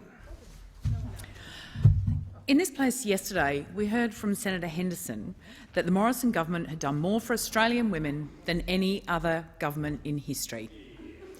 Seriously? Seemingly, Senator Henderson is oblivious to the chorus of concerns raised in recent years by her colleagues and former colleagues, including Julie Bishop, Julia Banks, Bridget Archer and even Minister Linda Reynolds. Senator Henderson went on to say that it was one of the most caring workplaces she's ever worked in. Give me a break. How the senator can overlook the appalling treatment of Brittany Higgins, Rachel Miller, a woman who was bullied and harassed and lost her career, is beyond me. And today we see the Liberal pre-selection hopeful for Reid pull out and run as an independent. Yet more alleged inappropriate behaviour by senior Liberal males. Right. And when she was not listened to with her complaints, she said, and I quote, "It is astonishing the level of dismissiveness with which those concerns have been met. I see a government paying lip service to this notion of respect at work and the protection of women, and I believe that the concerns I have raised have caused the party to sweep yet another critical issue under the rug." Senator Grogan, it being 2 p.m, we are required to move to questions without notice. Leader of the House. Thanks, Mr President. Mr President, I seek leave to make a brief statement regarding a ministerial absence. Is leave granted? There being no objection, leave is granted. I thank the Senate. I advise the Senate that Senator Ruston will be absent from question time today for personal reasons. In Senator Ruston's absence, I will represent the Minister for Families and Social Services, the Minister for Indigenous Australians and the Minister for Housing. Senator McKenzie will represent the Minister for Resources and Water, and Senator Payne will represent the Minister for Women's Safety. Senator Wong, are you seeking the call? Seek leave to make a short statement. There being no objection, leave is Yes, granted. we appreciate that there must be circumstances which have given rise to a very short period of notice, but I just would like to again reiterate it is important for question time that such notice is given as soon as practicable of ministerial absences. Thank you, Senator Wong. We will go now to questions. Senator McCarthy. Thank you, Mr President. My question is to the Minister representing the Prime Minister, Senator Birmingham. In a report released this month, Mr Morrison's hand-picked quarantine advisor, Ms Jane Halton, told him, and I quote, "Some quarantine settings, such as quarantine in a purpose-built facility, are better able to mitigate transmission risks, especially for high-risk travellers and in respect of variants of concern." Almost 2 years into the pandemic and with a new variant of concern on our shores, why has Mr Morrison failed to establish even one new federal quarantine facility? The Minister representing the Prime Minister, Senator Birmingham.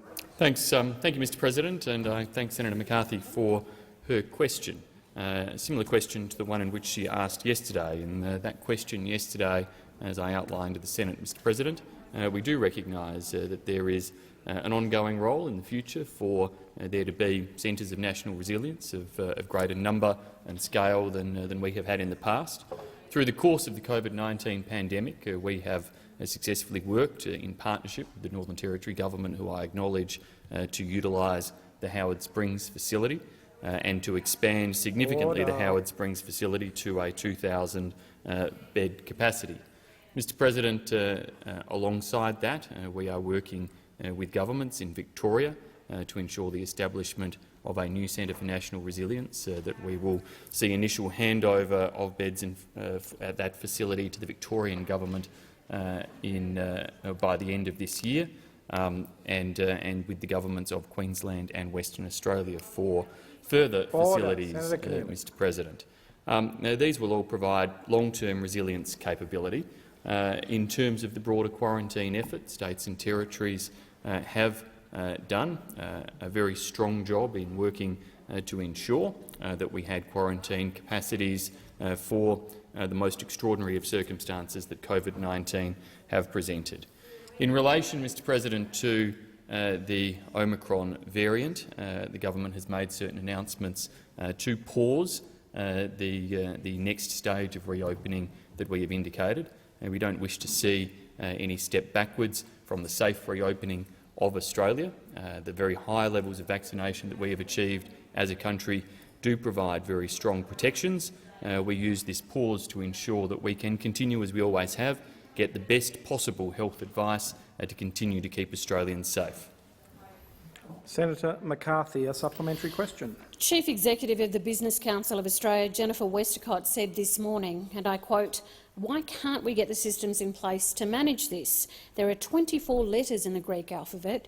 Everyone assumes that we're going to have more mutations and variants." End of quote. Why has the Morrison government refused to take responsibility for national quarantine? Minister. Thanks, Mr President. Well, as I outlined in the primary answer, Mr President, we are indeed working on a range of additional facilities alongside the expansion we created in Howard Springs. We are fully funding the development of those different facilities under memoranda of understanding that we have entered into with the relevant states. Those memoranda of understanding have the states operating those facilities consistent with the operational capabilities that they have delivered throughout the COVID-19 pandemic for the purposes of providing quarantine. I would stress that whilst there are new variants, we do need to all show responsibility in terms of how we discuss those new variants. That, for example, Professor Lewin from the Doherty Institute this morning made clear that it's highly likely the vaccines still work, that we're quite confident the vaccines will still work, and whilst we are pausing some steps to get further advice and information, we ought to make sure we maintain confidence of Australians. Minister, your time has expired. Senator McCarthy, a second supplementary. Mr President, on what date will a new federal quarantine facility first commence operation? Minister. Thanks, Mr President. As I said in the primary question, the Howard Springs facility has operated largely throughout and has been significantly expanded, indeed doubled, during the operation of that facility. As I also said in the primary question, Mr President, the facility being built in Victoria will see handover of the first beds in that facility to the Victorian Government before the end of this year. The Victorian Government will then take on the operational capabilities. I thank them, as I do the governments of Western Australia and Queensland, for the way in which they have engaged with the Commonwealth through the design stages, their officials working with us in terms of all of the different protocols necessary to ensure the highest standards of infection control, the highest standards of protocols of safety in relation to those facilities, and the agreements that they have entered into in relation to the Commonwealth responsibility for building and their role in relation for operation. Senator Askew. Thank you, Mr President. My question is to the Minister representing the Prime Minister, Senator Birmingham. Can the Minister please inform the Senate on the status of the final report on the independent review into Commonwealth parliamentary workplaces, titled Set the Standard? Thank you. The Minister representing the Prime Minister, Senator Birmingham. Thank you, Mr President. I thank Senator Askew for her question, her interest in this matter, as I know that many senators, many members of the House of Representatives have expressed serious interest and concern for these matters. Can, on behalf of all of us, welcome the report of the Independent Review of Commonwealth Parliamentary Workplaces, led by the Sex Discrimination Commissioner Kate Jenkins. Thank her for her leadership in this review and for the report Set the Standard. This report highlights that people who work in our parliament and the agencies that exist across its operation consider it a privilege to be here and work with the utmost of integrity, making a difference to our nation in the vast majority of cases. We should give thanks and celebrate the work of all of those tireless individuals right across this building and across parliamentary workplaces. However, the report also highlights that people, particularly women, in our workplaces have experienced bullying, sexual harassment and sexual assault. It is, Mr President, unacceptable. Some of the examples in this report are deeply distressing. And it is clear that we have not had pathways to successfully prevent these instances from occurring, nor to effectively respond and support people when they have experienced it. Every single Australian has a right to feel and to be safe at work. The high-pressure environment of this workplace is not an excuse for unacceptable behaviour. We should, as the report's title says, set the standard. The report provides 28 practical recommendations for change, which we have a responsibility to make and to work positively through. I thank all of those who have engaged courageously in this review, sharing their stories and helping to drive change and a better workplace for all. I acknowledge this report will be distressing for many as well, and for those in this building and beyond it who may be distressed by aspects of its release, I urge them to access the support services available, be they 1800 APH SPT, 1800 RESPECT, or the other services available. Senator Askew, a supplementary question. Thank you. Can the Minister advise what steps have already been taken to improve the safety and workplace culture of Commonwealth parliamentary workplaces ahead of the government receiving this report? Minister. Thanks, Mr President. Whilst this important review was underway throughout much of this year, the Prime Minister also commissioned Deputy Secretary in the Department of Prime Minister and Cabinet, Stephanie Foster, to review procedures and processes involved in identifying, reporting and responding to serious incidents that occur in the parliamentary workplace. In March, the government accepted an urgent recommendation from Ms Foster to establish an independent, trauma-informed, confidential support line 1800 APH SPT. This has been supporting staff and MPs, their family and friends to receive necessary support. Ms Foster provided her consultation report in June of 2021. Following feedback from across the parliament, Ms Foster provided a final report in July of 2021. The government accepted the 10 recommendations in that report, working to establish the Safe and Respectful Workplaces training program, the Parliamentary Workplace Support Service and transparency measures and monitoring measures in this regard. I thank Ms Foster for her work, in addition to that of Commissioner Jenkins and all those who have engaged in these processes, including across the parliament. Senator Askew, a second supplementary. Thank you, Mr President. How does the government propose to consult with all parties and parliamentarians on the recommendations and implementation of the report? Minister. Mr President, the review was established with engagement with the opposition, the Greens, other minor parties, crossbenchers, current and former staff. We engaged in terms of the reviewer, the terms of reference, the timing, and worked collaboratively to ensure a review was put in place that could provide maximum confidence for individuals to participate, and to make sure that participation gave us the best possible basis upon which to prevent bullying, sexual harassment or sexual assault in the future.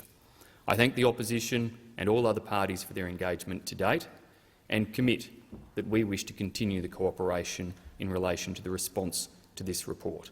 The Prime Minister has asked me and the Special Minister of State to consult with all on the way forward to respond. Our desire is to work in a positive way to implement recommendations in this review to effect the type of change that can ensure our parliamentary workplaces do set the standard for safety, for culture, for respect. Minister.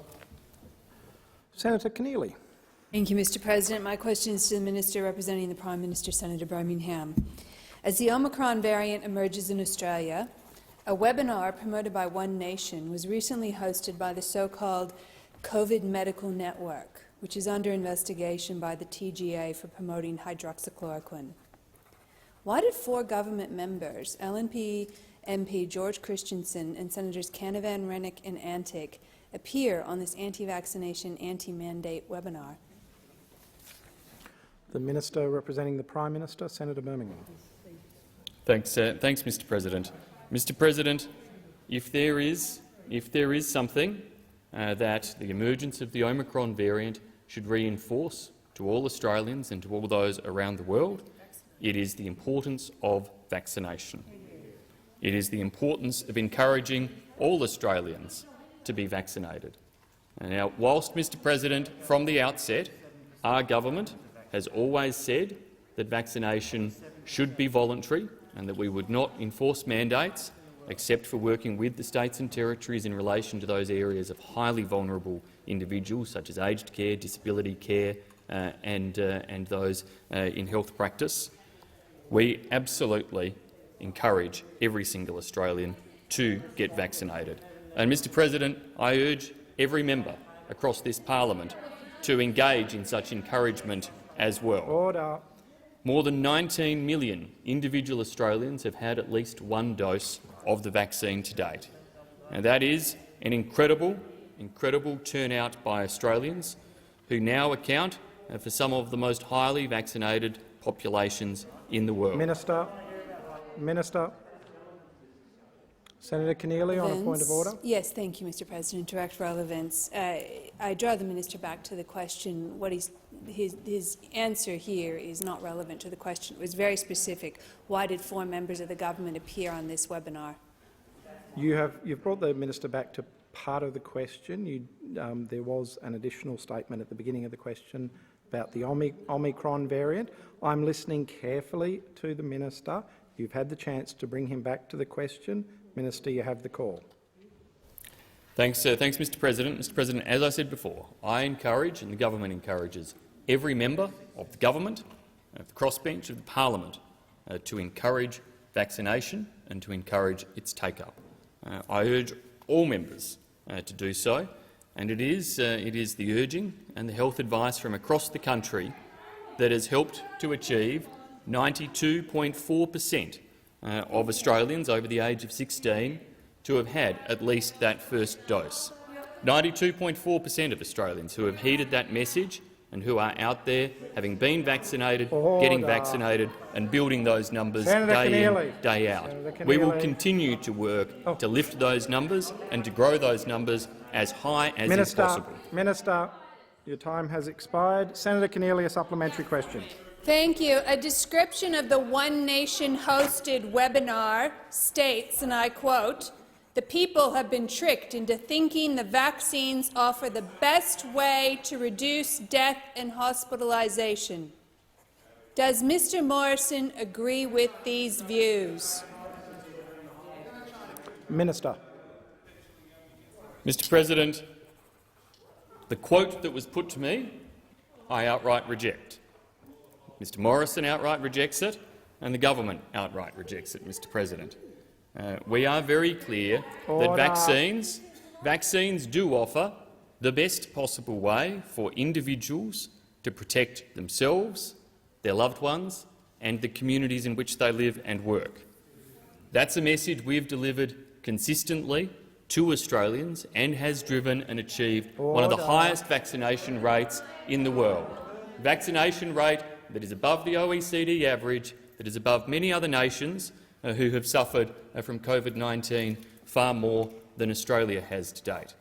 It's our approach that has saved more than 30,000 lives. It's an approach that has delivered this high rate of vaccination.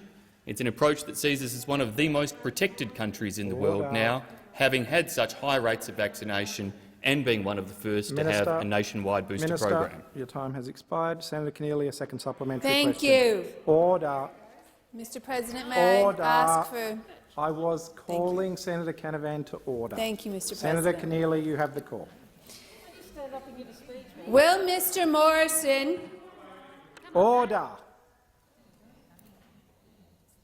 We'll start the clock again. Senator Keneally, you have the call. Thank you, Mr President.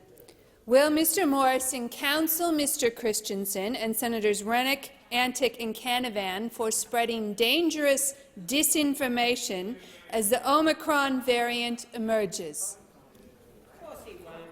Minister. Oh, no, Mr President, as I have just said Order. in this place, I urge all members of the government and all members across the parliament to encourage people to get vaccinated. Mr Morrison urges all members of the government and all members across the parliament to encourage Australians to continue to get vaccinated. That is what we will each continue to do. It's what the Health Minister will do. It's what Minister Colbeck will do. Senator Keneally. Minister, Senator, order. Senator Wong on a point of order. The point of order is direct relevance. This question goes to Mr Morrison's actions. And the question, there was only a single question, which is whether he would counsel those members and senators who are active in spreading disinformation, disinformation that's contrary to government policy. That's the question. Where's the bit of leadership? Senator Wong, I cannot direct the minister how to answer a question. I believe the minister was being directly relevant to the question. Minister, you have the call. Thanks, Mr President. As I said, Mr President, we urge all members of the government, all members of the parliament to encourage other Australians to get vaccinated. Indeed, we urge all Australians to encourage one another to get vaccinated. Having achieved such incredibly high rates of vaccination across the country, we are working with states and territories and health officials to particularly target communities of lower vaccination rates, noting the critical importance of having those high rates spread right across the nation. Minister, your time has expired. Senator Waters. Thanks, President. My question is to the Minister representing the Prime Minister. The Human Rights Commission's comprehensive report, Set the Standard, is a much-needed reality check on the cultural and structural changes needed in this place. We have the bravery of people like Brittany Higgins, Rochelle Miller, Chelsea Potter, Danya Marnie, Saxon Mullins, Grace Tame, Chanel Contos and strong women in the press gallery to thank for this report existing. I'd also like to thank every single participant who shared their stories and their trauma to create this report. When half the staff who work here have experienced bullying or sexual assault or harassment and only 11% report it, we need action. Can the minister confirm that no staffer or MP in this building will be subject to an experience and a bungled response like Brittany Higgins had to endure? Will the government commit to fully implementing all of the recommendations in this landmark report, fully funded and in the time frames Commissioner Jenkins recommends? The Minister representing the Prime Minister, Senator Birmingham. Thanks, Mr President. I thank Senator Waters for the question and acknowledge her engagement with me through the course of this year, as I acknowledged before, engagement from across this chamber, the other chamber staff, current and former, in relation to the commissioning of this work, and also in relation to the actions the government has taken in response to Stephanie Foster's recommendations earlier this year. I think in responding, as we did as a parliament, to Stephanie Foster's recommendations, we've shown that this parliament and this government recognises the need for action, that these reports, these recommendations and the events of this year need to be a turning point and a driver of change. And the actions we've taken this year in relation to delivering new support services and counselling services, in relation to delivering new training mechanisms across the parliament and ensuring transparency about MPs and senators' take-up of those training mechanisms, and in relation to establishing the new Parliamentary Workplace Support Service to handle complaints and putting in place procedures to ensure that people are held to account for recommendations in response to those complaints, all the way through to members of parliament, demonstrates a willingness to act. That willingness to act follows through now to the recommendations in the Jenkins report. We want to see response to these recommendations in the most positive and wholesome way and fulsome way possible. What I would say, through you, Mr President, to Senator Waters, is that we want to make sure that we continue to engage with you, and the opposition and other parties crossbenchers, staff, current and former, to make sure we get the responses to this right. And we've funded responses to date, we've acted to date, we will continue to do that, and I, of course, join you, as I have already publicly and in here, in acknowledging all of those who participated in this review and drove it to this point. Minister, your time has expired. Senator Waters, a supplementary question. Thanks, President. Commissioner Jenkins has said that one of the most common themes raised by those who made submissions was the critical role of leaders in creating and maintaining a safe, respectful and inclusive workplace. It comes from the top. When we see the Prime Minister refuse to allow an independent investigation in allegations against a senior minister, refuse to remove a member accused of harassing constituents from committee roles, take aside a female member who dared to cross the floor for a pastoral care chat, what message is that sending from the top? Minister.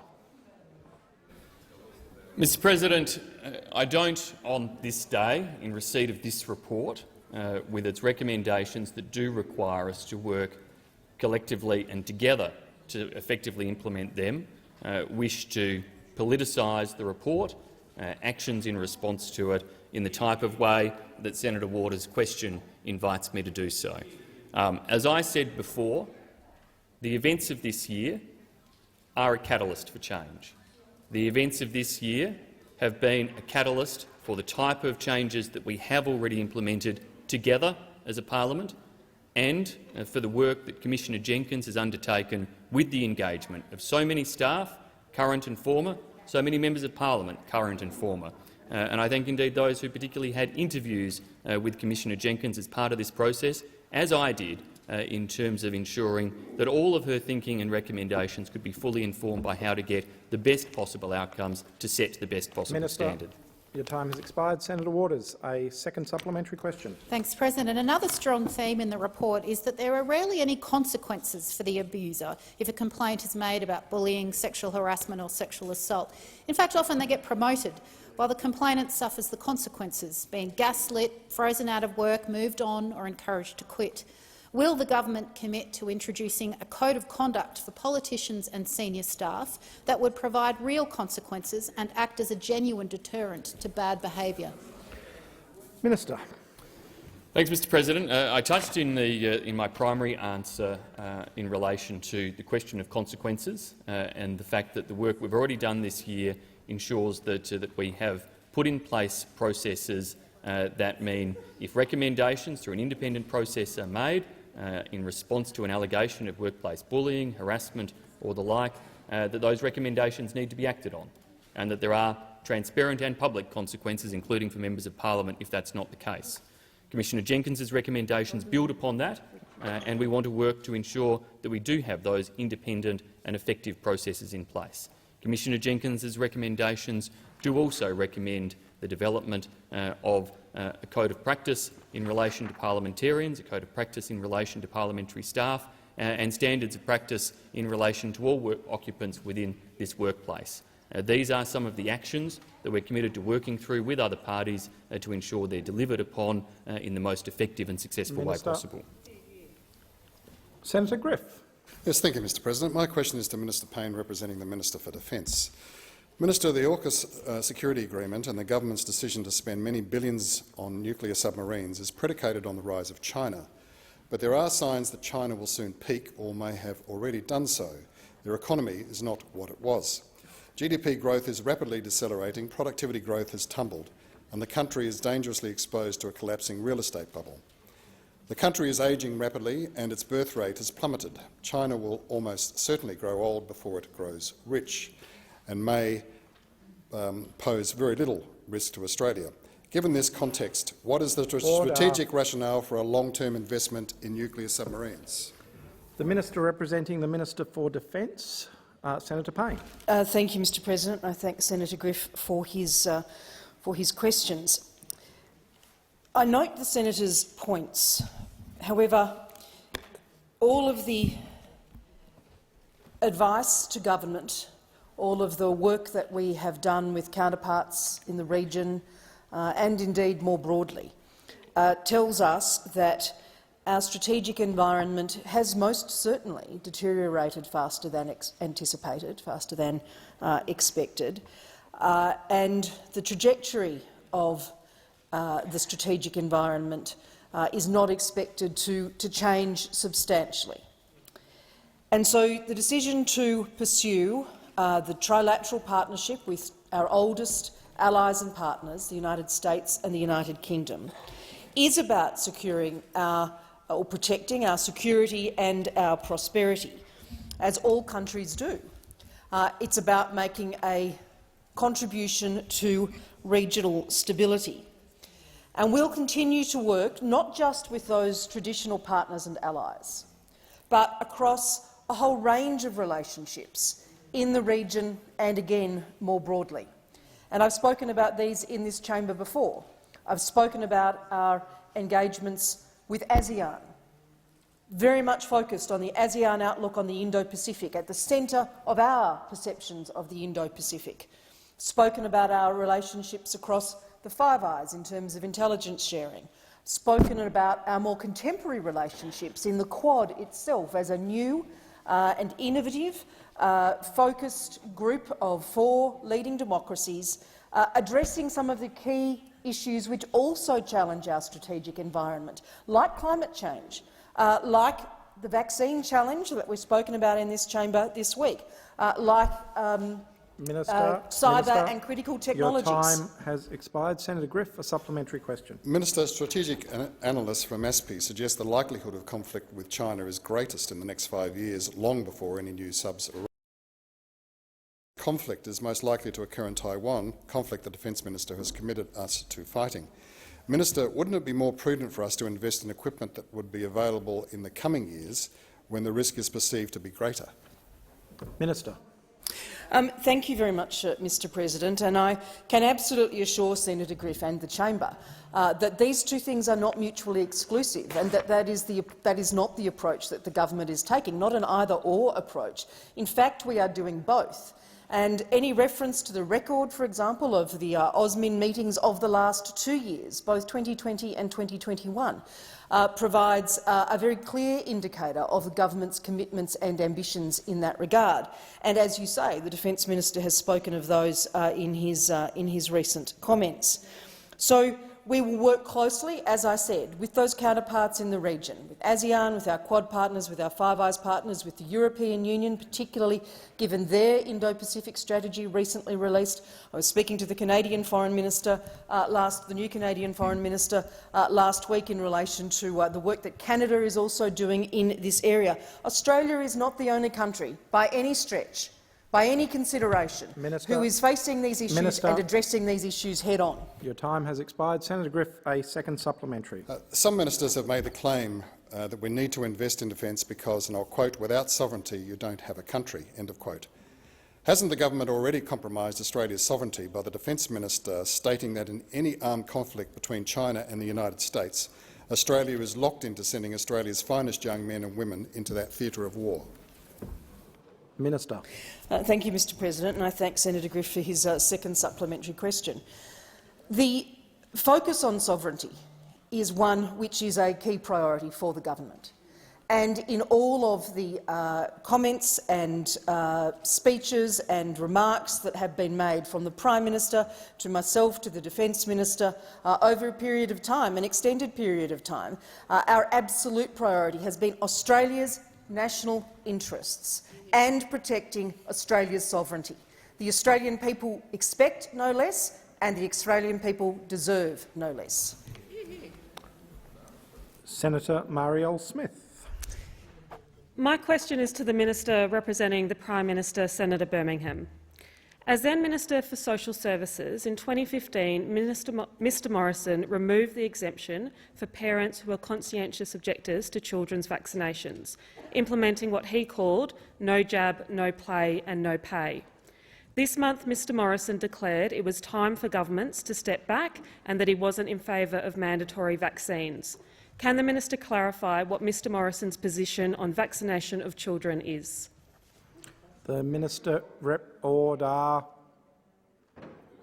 The Minister representing the Prime Minister, Senator Birmingham. Thanks, Mr President. Thanks, Senator Smith, for the question, and it's a very important question. The no jab, no pay policy worked very effectively and continues to work very effectively to help to encourage Australia to meet and to achieve some of the highest rates of childhood vaccination and immunisation in the world. The policy was implemented after it had been identified that there were areas of decline in relation to childhood vaccination occurring, and that those areas of decline were obvious in particular communities around the country, and that it was crucial to create stronger incentives for people to make the decision and the choice to have their children vaccinated. Pleasingly, Mr President, those policies have worked, and indeed I am sure the success of childhood vaccination in Australia is one of the reasons why the COVID-19 vaccination program has also been so successful across this country. That we are a nation overwhelmingly of vaccinators, if you like, Mr President, people who recognise the medical benefits of vaccination, and importantly, a program like No Jab, No Pay was structured to particularly motivate those who may just not have gotten around to getting a vaccination, crucially to encourage people and to make sure they are very aware of the importance of that and to think it through seriously if they are not going to do so. We know that that program has worked, has lifted vaccination rates across Australian children once again, and in doing so has protected not just those who have been vaccinated, but of course importantly has helped to protect even those children who have not been vaccinated by continuing to maintain high levels of herd immunity for a number of childhood diseases. Senator Smith. Does Mr Morrison agree with Senator Rennick that, and I quote, children do not need to take the vaccine? Minister. Thanks, Mr President. Well, at present, COVID-19 vaccines are not approved for children under the age of 12, unless there are exceptional or extenuating medical circumstances. So, at present, indeed, children are not approved to receive that vaccine. The government, through the Therapeutic Goods Administration, is reviewing the evidence in relation to childhood vaccination. The United States is one of the few countries in the world to have begun a population-wide rollout of vaccines to children. We now look forward to having the benefit of that data and evidence to inform the approvals process, the safety, the dosage rates and information for Australian children. Once the TGA has completed its work, ATAGI will do likewise, and assuming approvals are granted, the government stands ready to both deliver and see administration of vaccines to Australian children for COVID-19, and will encourage all parents to do that once those safeguards are in place. Minister. Senator Smith, a second supplementary. Senator Rennick has claimed that vaccinating children against COVID-19 is more likely to increase risk of ill health. Does Senator Rennick's claim reflect medical advice, And if not, will Mr Morrison publicly rebuke Senator Rennick's statements? Minister. Thanks, Mr President. Vaccination can elicit concern in many. Vaccinating children can elicit even more concern, particularly in parents. And so I would urge all to be responsible in their comments and not to create unnecessary fear or concern in relation to vaccine programs at all, but particularly in relation to childhood vaccination. The government, from the Prime Minister down, will make sure that when we have that advice from the TGA and ATAGI, that is the advice that we take to the nation. Australians should have confidence that we will act on the health expertise, medical science and best possible advice and information, and that when we recommend childhood vaccinations occur, it will be because they are safe, they are credible and they will help to fight against COVID and to protect Australia's children. Minister, your time has expired. Senator Bragg. Thank you very much, Mr President. My question is to the Minister representing the Minister for Home Affairs, Senator Cash. Can the Minister outline what steps the government is taking to keep Australians safe and to ensure that we are well placed to deal with the new COVID-19 variant of concern? The Minister representing the Minister for Home Affairs, Senator Cash. Thank you, Mr President, and I thank Senator Bragg for the question. And, Mr President, as we have done throughout the entire pandemic, the Morrison government has acted quickly but cautiously to protect the livelihoods and lives of Australians. On the 28th of November, the Minister for Health signed a biosecurity determination preventing people who have been in an Omicron high-risk country in the previous 14 days from entering Australia unless they are an Australian citizen, permanent resident, immediate family member of a citizen or are otherwise exempt. Omicron high-risk countries for this determination are the 8 southern African countries of Botswana, Eswatini, Lesotho, Malawi, Mozambique, Namibia, South Africa and Zimbabwe. Direct flights from these countries will not be permitted until the 12th of December. In addition, and based on the advice of the Chief Medical Officer of Australia, the National Security Committee of Cabinet has taken the necessary and temporary decision to pause the next step to safely reopen Australia to vaccinated visa holders, including skilled and student cohorts, until the 15th of December. This includes the reopening to Japan and Korea. Mr President, this temporary pause will ensure Australia can gather the information we need to better understand the Omicron variant, including the efficacy of the vaccine, the range of illness, including if it may generate more mild symptoms, and the level of transmission. As is the case currently, all persons entering Australia must make an Australian travel declaration before they arrive. Again, on behalf of the government, I can assure all Australians we're taking the cautious approach we have had throughout the pandemic to protect the lives and livelihoods of Australians. Senator Bragg, a supplementary question. Mr President, how has Australia's experience in dealing with COVID-19 to date given us the opportunity to take this cautious action? Minister. Thank you, Mr President. The strong measures that we took at the start of the pandemic have ensured that we fared better than most countries in dealing with COVID-19. Our closure of the border to China was a significant step that allowed us to continue protecting Australian lives and livelihoods. Over 12% of people in the USA and 11% of people in the UK have had COVID-19. When you contrast that to Australia, 0.4% of Australians have had COVID-19. Of the 38 developed OECD countries, Australia has had the second lowest number of COVID-19 cases on a per capita basis. And again on a per capita basis, the UK and USA have had over 40 times the number of COVID deaths compared to Australia. By avoiding the death rates of OECD countries, we have saved, as Australians, around 30,000 lives. Senator Bragg, a second supplementary. Thanks, Mr President. What can each and every Australian do to allow Australia to continue to safely reopen to the world? Minister. Well, Mr President, as the Leader of the Government in the Senate has said, the best way for each and every Australian to protect themselves, and not just themselves but their family and their community, is, of course, to get vaccinated. Without a doubt, again, as the Leader of the Government has pointed out today, we have done an amazing job as Australians, with now some of the highest vaccination rates in the world. And of that, we can all be incredibly proud. Australia now has the equal 10th highest with Norway first dose vaccination rate in the OECD.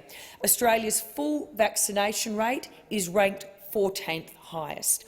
Mr President, we know that vaccination against COVID-19 reduces the risk of the virus, and while at this point in time we don't know about the new variant, of course on will continue to protect us. We can of course again be confident we will emerge on the other side. Senator Lambie. Thank you, Mr President. My question is for the Minister representing the Minister for Housing, Minister Ruston. Minister, Tasmania's housing crisis is at boiling point. The average Hobart renter is paying nearly a third of their income to keep a roof over their head, and that's on a good day. We've got people sleeping in their cars, families are camping out in friends' living rooms, and meanwhile your government is running yet another talkfest inquiry on housing affordability. We don't need another inquiry. Your answers are already there. We already know what we need to do. We need more affordable housing. Why can't your government see this, and what action will you actually take instead of having just another talk fest? The Minister representing the Minister for Housing, in this case Senator Birmingham. Thanks, Mr President. I thank Senator Lambie for her question, although I reject some of the characterisation in that question. Indeed, our government has pursued multiple policies and is making multiple investments to support access to housing across Australia. We're providing an expected $9 billion through 2021-22 to support housing and homelessness across the country, which includes around $1.6 billion, Mr President, being provided to the states to meet their responsibility in support for housing and homelessness. As a government, Mr President, we have put a particular priority in relation to supporting home ownership and to supporting more first homeowners into home ownership. And we are very pleased that programs our government has delivered over the last few years under Prime Minister Morrison, from Home Builder through to the Home Guarantee schemes, including the First Home Guarantee, the New Home Guarantee and the Family Home Guarantee, have helped more than 300,000 Australians to become homeowners. In the middle of a pandemic, we have seen first homeowner numbers at their highest level in nearly 15 years, Mr President. That is something that, as parties of government that have long championed from our very foundation the importance of home ownership, we take great pride in seeing that achievement. We've made sure, Mr President, that we put in place the policies to help those Australians who might have struggled to get a deposit to be able to get a deposit and get into the housing market more easily.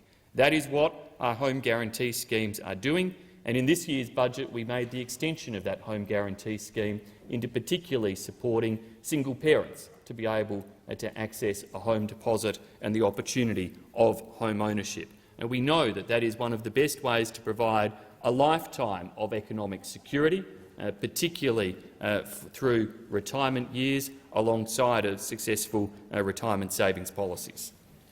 Senator Lambie, a supplementary question. Thank you, Mr President.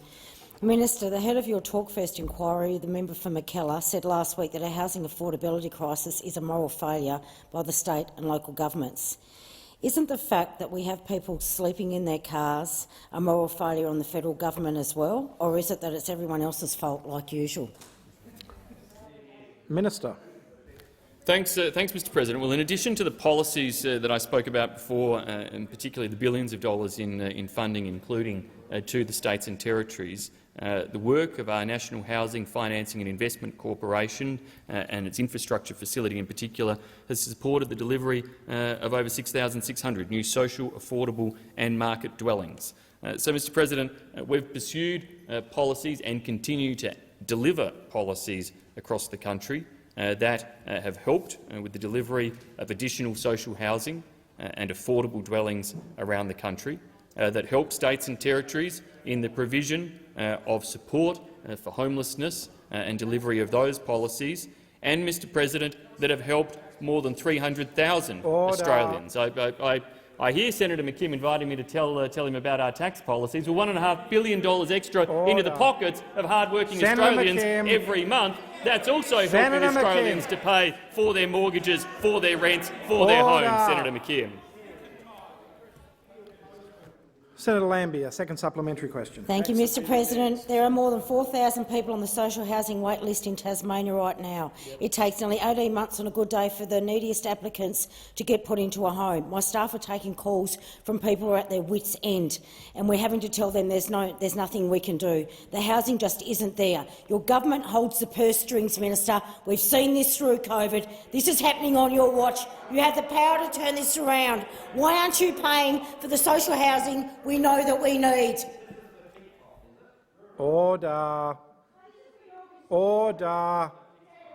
Senator Abetz, Senator Lambie. Are you rising on a point of order, Senator Hanson-Young? Yes, I am, Mr President. I don't think it's appropriate, given what has been handed down today, to have growling and dog noises coming from this side of the chamber while a female member in this place is on her feet. It happened. I don't know who is responsible for it, but it is inappropriate. And if we are going to change culture from the top, that means all of us. Senator Hanson-Young, Senator Wong? Well, I did, because I in fact said who's growling, and I would ask one of the senators at that end perhaps to do the right thing and withdraw. At least fess up. Gee, you're tough, aren't you? You're happy to dish it out, not happy to take responsibility. I mean, really. Growling, Mr President. Senator Wong, I certainly did not hear anything. Senator Wong, I'm not challenging what you heard. I certainly did not hear. I cannot ask someone to withdraw something I did not hear.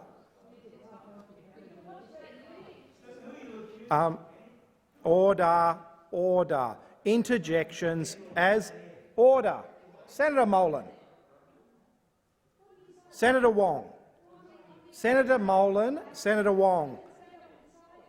Interjections, as everyone in this chamber has heard on many occasions, are disorderly. I did call a senator who interjected across the chamber on my right to order. I did not hear the particular incident that you have raised. If it occurred, I would ask the senator involved to reflect upon it and to withdraw if they did do what has been stated. However, I did not hear the particular interjection myself. I think I'm calling the minister. Thanks, Mr President. Well, Mr President, I do reject a number of the assertions in Senator Lambie's supplementary question. Our government is taking the most comprehensive suite of policies to support housing and homelessness. The work of NIFIC, which I referenced before, delivering thousands of additional houses, low-income and affordable houses and dwellings through its operation. The work under our National Partnership Agreement with the states and territories, providing $1.6 billion a year to them. The work in relation to home ownership that I referenced before, driving those home ownership rates higher, which we are so pleased to see and which we will continue to pursue and support as a government, those 300,000+ additional homeowners that we've managed to achieve as a result of these policy settings, and indeed specifically in relation to Tasmania, the work to provide a waiver of more than $150 million to the Tasmanian government in relation to their housing-related debts to help them pursue policies too. Minister, time has expired. Senator Gallagher. Thank you, Mr President. My question is to the Minister representing the Minister for Health, Senator Colbeck. In early November, President Biden announced the US had already enough vaccine supply for every child in America and had already commenced the process of packing and shipping out vaccine doses. Are there paediatric COVID-19 vaccine doses already in Australia? And if not, on what date will the vials of COVID-19 vaccines for children aged 5 to 11 arrive on Australian shore? The Minister representing the Minister for Health, Senator Colbeck. Thank you, Mr President. Thank Senator for the question. As Senator Birmingham indicated earlier, there is at this point in time no approved vaccine available for children 5 to 12. That process is still being undertaken by research that's being done by ATAGI, and of course will also be followed up by the appropriate work by the TGA, Mr President. So we don't at this point in time have an approved vaccine available for children aged 5 to 12, Mr President. While that process is continuing, Mr President, preparations are being made to ensure that if the appropriate approvals are put in place, Mr President, we have supplies available to us to commence a vaccination program. But at this point in time, Mr President, we don't have the full range of data to be able to approve a vaccine program for children aged 5 to 7. Minister, resume your seat. Senator Gallagher on a point of order. On relevance, and I was listening carefully to the minister, but the question was whether we have any vaccine, paediatric doses of the vaccine available in Australia now, or when they're coming, not whether they've been approved or not. We know they haven't been approved. The question was very specific to the actual issue of supply of vaccine. I will allow you to draw the minister back to the question. I've been listening carefully. Minister, I will give you the call, but Senator Gallagher has brought you back to the question. Thank you, Mr President, and I'd invite the opposition to listen to my answer, because I did say during my answer that has just had a point of order taken on it, possibly just for the point of interruption and taking a point of order, but that we would ensure, while that process was occurring, that we would have supplies available for us in time to commence a vaccination program for children aged 5 to 12 if and when the vaccination program was approved by the... You clearly didn't read the Respect at Work report today, did you, Senator?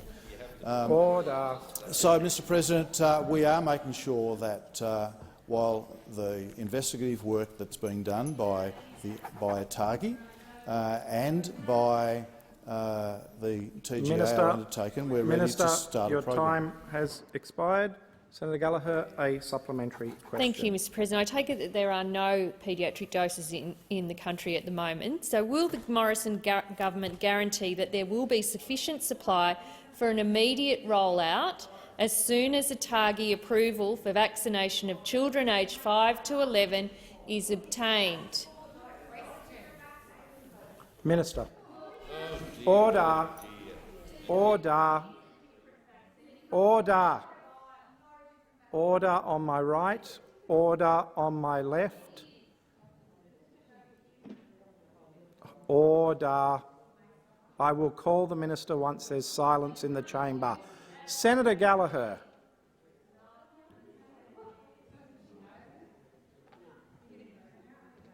Minister. Thank you, Mr President. Senator Gallagher has just demonstrated what happens when you have a pre-prepared answer or question and don't listen to the answer to the first question, Mr President. I indicated a number of times during my answer to the first question, while the processes that are being undertaken for the approval or otherwise of a vaccination program for children aged 5 to 12, arrangements are being put in place to ensure that when and if that process occurs, we have vaccines available for children as a part of a vaccination program. I've said it 3 or 4 times now, and it's disappointing that the Labor Party don't even bother to listen to the answers that have been given to the questions. Senator Gallagher, a second supplementary question. I do have a second supplementary. Thank you, Mr President. Given there is competition around the world for these paediatric vaccine doses, and with Omicron variant emerging, will the minister assure Australian parents there will be no shortage of vaccines for their children? And does Mr Morrison accept that this is a race? Minister. Minister, you have the call. Senator Hughes, order. Thank you, Mr President. Can I say it is really order quite... on my left. it is really quite disappointing that the Labor Party tried to confuse the Omicron circumstance right now with the proposals that are being developed for the vaccination program for 5 to 12-year-olds, Mr President. So, Mr President, the Labor Party are trying to drive fear into the Australian community with questions. They're not interested in the answer, Mr President, quite clearly by their interjections across the chamber. They're not interested in what the government's got to say in respect of this matter, Mr President, and I've indicated already a number of times in each of my answers that as a part of our process in preparation for this, in the circumstance when the ATAGI and the TGA approve a vaccine, there will be vaccines available for a program for Australian children. Senator Davey. Thank you very much, Mr President. My question is to the Minister for Emergency Management and National Recovery and Resilience, Senator McKenzie. Senator McKenzie, we've recently seen some quite devastating flooding in the north of New South Wales and southwest of Queensland. We've seen some crops destroyed just when farmers thought that they were going to be able to start repaying the bank. Can the minister please update the Senate on what the Liberals and Nationals in government are doing to keep Australians safe, to provide support to the communities that are affected by recent floods and severe weather, and some information for the communities that are right at this very minute watching their TV screens and listening to the weather reports in trepidation? Minister for Emergency Management, Senator McKenzie. Thank you very much, Mr President. I thank Senator Davey for her question and for her ongoing advocacy for regional New South Wales. I'm sure everyone in this place will agree that flooding and severe weather we're seeing in New South Wales at the moment is very, very concerning. That's why our government is already providing assistance to New South Wales through the disaster recovery funding arrangements. It's the primary way we can provide support to states and territories that are affected by disasters. And this year we've put in a new streamlined process for activating DRFA assistance so that we as a Commonwealth can respond more quickly following severe disasters. We've been working very closely with New South Wales on ensuring that we deliver the support needed where it's needed. And for that reason, we've extended that funding from the original 7 local government areas identified by New South Wales earlier this month to another 13 local government areas last Friday. And we stand ready to extend that support again should New South Wales need further assistance. The support currently being provided covers the critical early needs of a community following a disaster, support for people suffering through hardship and distress, financial assistance for small businesses and primary producers, and funding to clean up and repair damaged essential public assets. The DRFA continues to be the most effective and immediate way that our government can support Australians affected by disasters, helping them to get back on their feet and to keep them safe. In the last decade, we've provided over $12 billion in funding to states and territories through this mechanism, and in the last few weeks alone, in addition to the support we've provided to New South Wales, we've also worked closely with other states and territories to get assistance to Australians on the ground. Queensland, who also experienced flooding earlier this month across 5 local government areas. South Australia, 24 LGAs, and I'd like to shout out to Rowan Ramsey from the other place for his strong advocacy for the farmers there. And in Victoria, prolonged power outage payments. Minister, your time has expired. Senator Davey, a supplementary question. Yes, thank you. Minister, we've got forecasts that will see a wetter-than-average summer.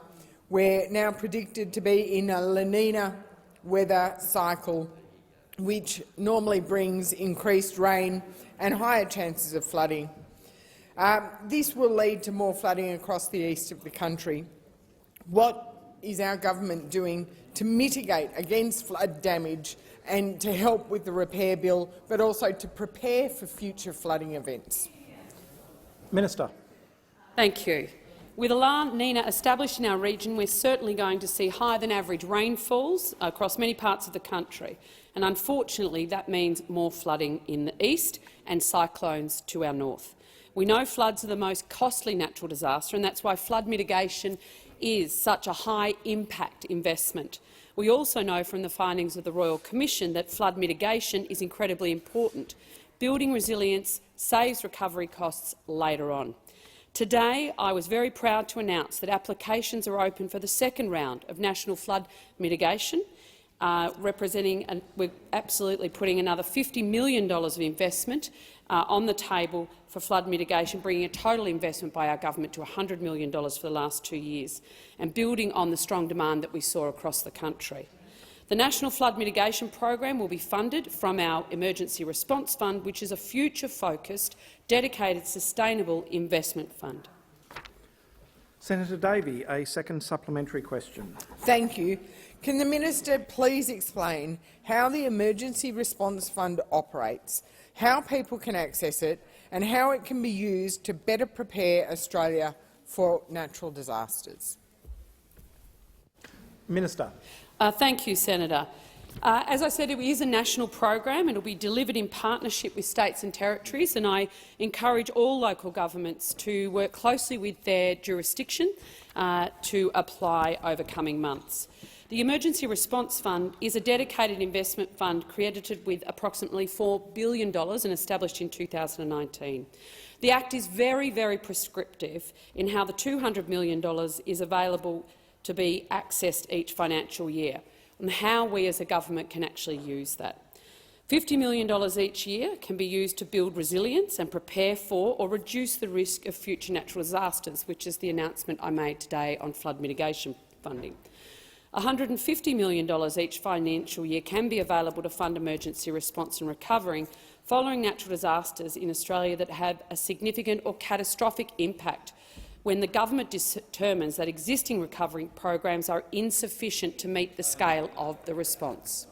Senator Birmingham. Thanks, Mr President. I ask that further questions be placed on notice. Senator Patrick.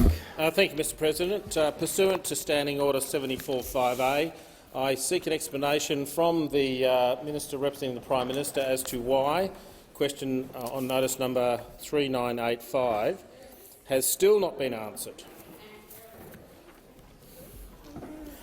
Minister. Thanks, Deputy President. I thank Senator Patrick for his question. I have had a few things on just of late. I don't have to hand, since getting notice that Senator Patrick was going to make this inquiry, an update in relation to the status of that answer. Mr President, as I've noted in this place before, the government continues to process through questions on notice in this chamber and questions on notice taken through Senate estimates processes, as well as committee processes, unparalleled numbers of questions and to process answers to them. I apologise in relation to delays that occur from time to time in relation to some answers making their way to the chamber, but do acknowledge the hard work that goes in by many officials and others to providing the record numbers of answers we have managed to facilitate through this parliament to questions. Senator Patrick. Thank you. I rise to take note of the minister's answer, although it is really just a repeat of the answer we received last week. And I do inform the minister that I did advise his office this morning that I was seeking that answer. I did that very early, so I will proceed. Now, last week when I rose to seek an explanation expressing my concern that my question, particularly relating to the National Cabinet, and there's a bit of irony in what the minister said, because part two of this question is a question I've had to ask 3 times.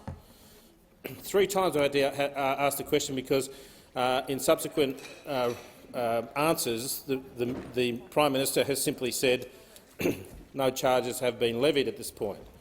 And that relates to a matter that was before the AAT, not this year, but last year, that where the Prime Minister also lost in relation to an FOI.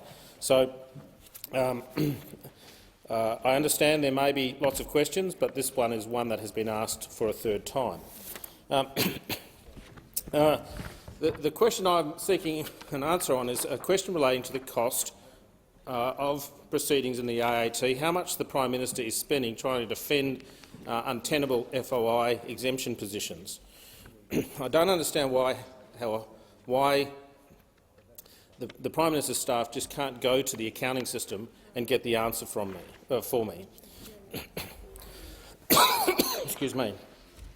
In taking note last time, I expressed a serious concern regarding a recent decision by a senior official in the Department of Prime Minister and Cabinet, to override Justice White's decision that National Cabinet is not a committee of the Cabinet.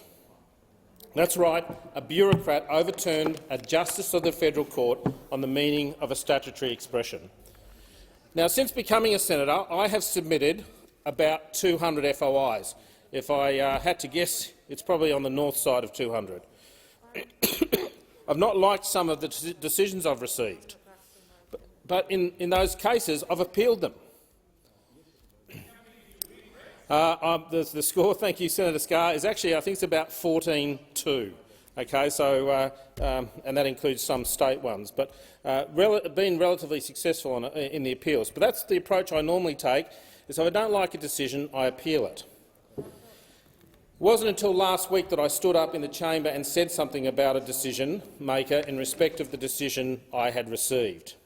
And the difference in this instance is the fact that a bureaucrat thought it in their remit to overturn a judicial officer in favour of the opinion and interests of her political master. That occurred either under an inappropriate direction, because FOI decision-makers make independent decisions, or because the decision-maker was trimming her sails to the political winds in her own career interest ahead of her public service obligation. PMC didn't like what I had to say. The Secretary of PMC, Mr Philip Gaetjens, has written to the President of the Senate complaining that I sought to hold a public official to account, and in that regard I seek to table the letter that was sent to the President in relation to that. I do so in fairness because there is criticism of me in this letter. Is leave granted? I don't believe there's an objection. Senator Patrick is seeking to submit a letter from Mr Gaetjens, I understand. Correct, to the President of the Senate, and I did run that by Senator Smith and the other leaders prior.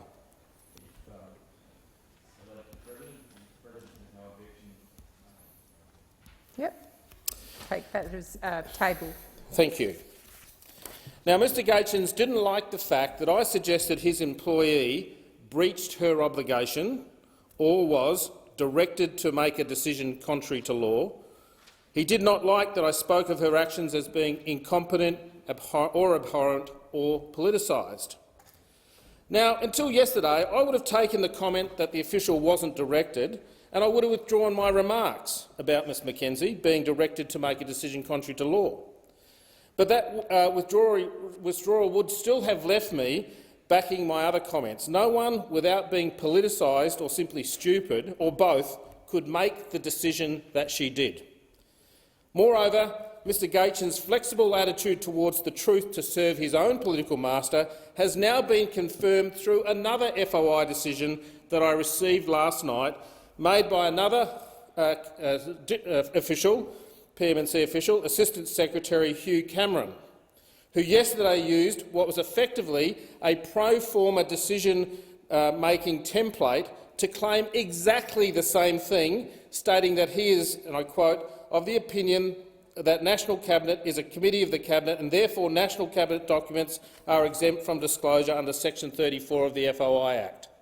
That's two senior officials have now sought to ignore the ruling of a federal court justice.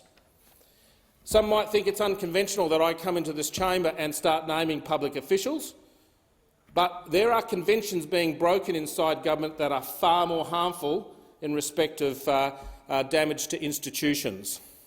Mr Cameron's decision is to all intents a carbon copy of Ms McKenzie's. So here we have another bureaucrat in the Prime Minister's department arrogantly asserting that he is more learned than a judge when it comes to the law.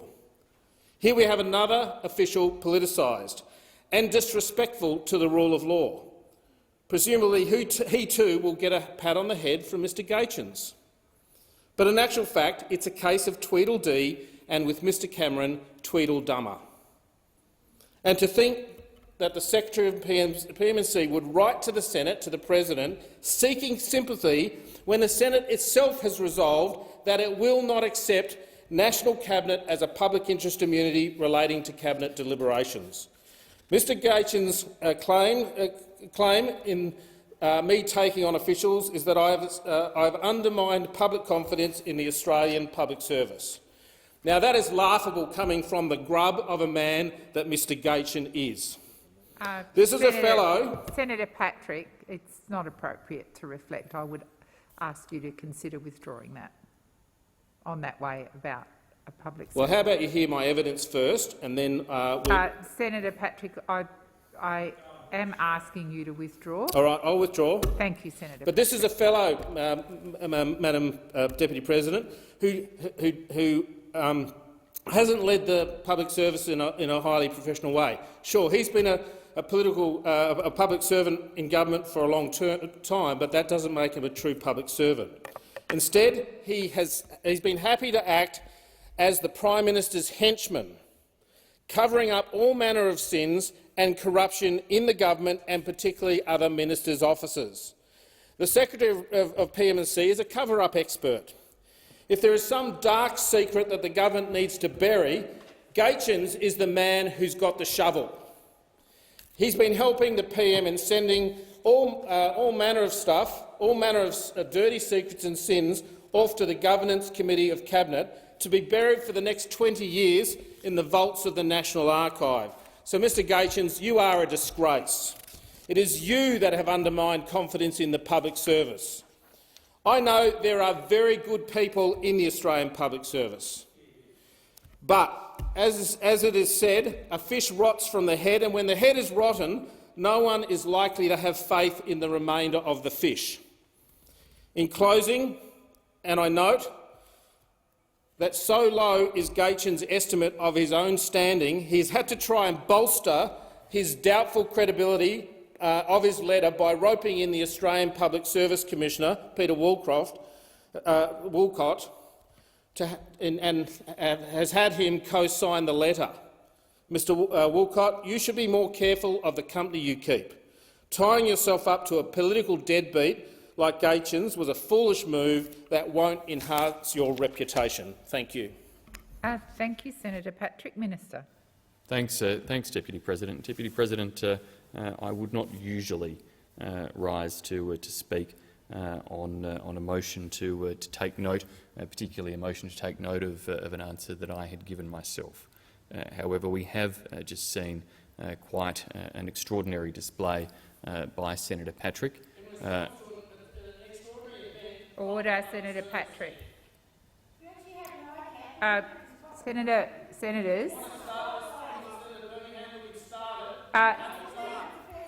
Senators, I'll call you to order, please. The Minister has the right to be heard in silence. Thank you, Minister. Thank you, Deputy President.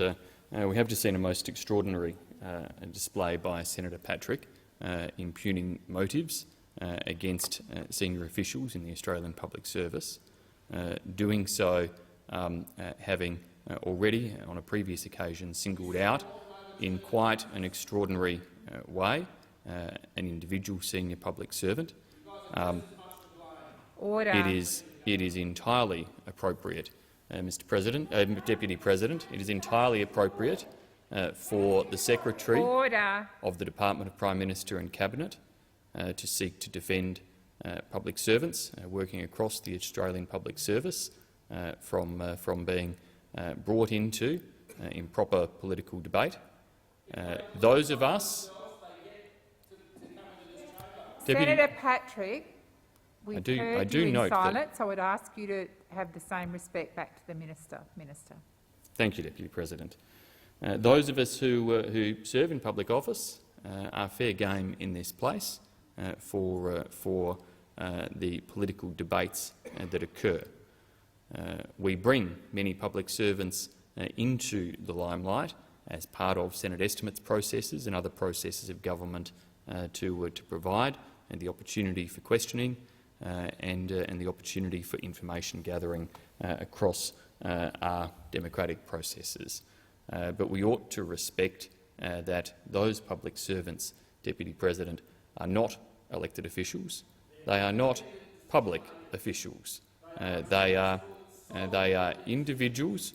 They are individuals who rightly have accountability mechanisms and processes in place for the way in which they conduct their duties. And, of course, as ministers, we are responsible for the work of our departments and for addressing those matters. I acknowledge that overwhelmingly members of this place, members of the other place, have respected the work of the Australian Public Service and not sought to create this type of politicised attack on individuals within it.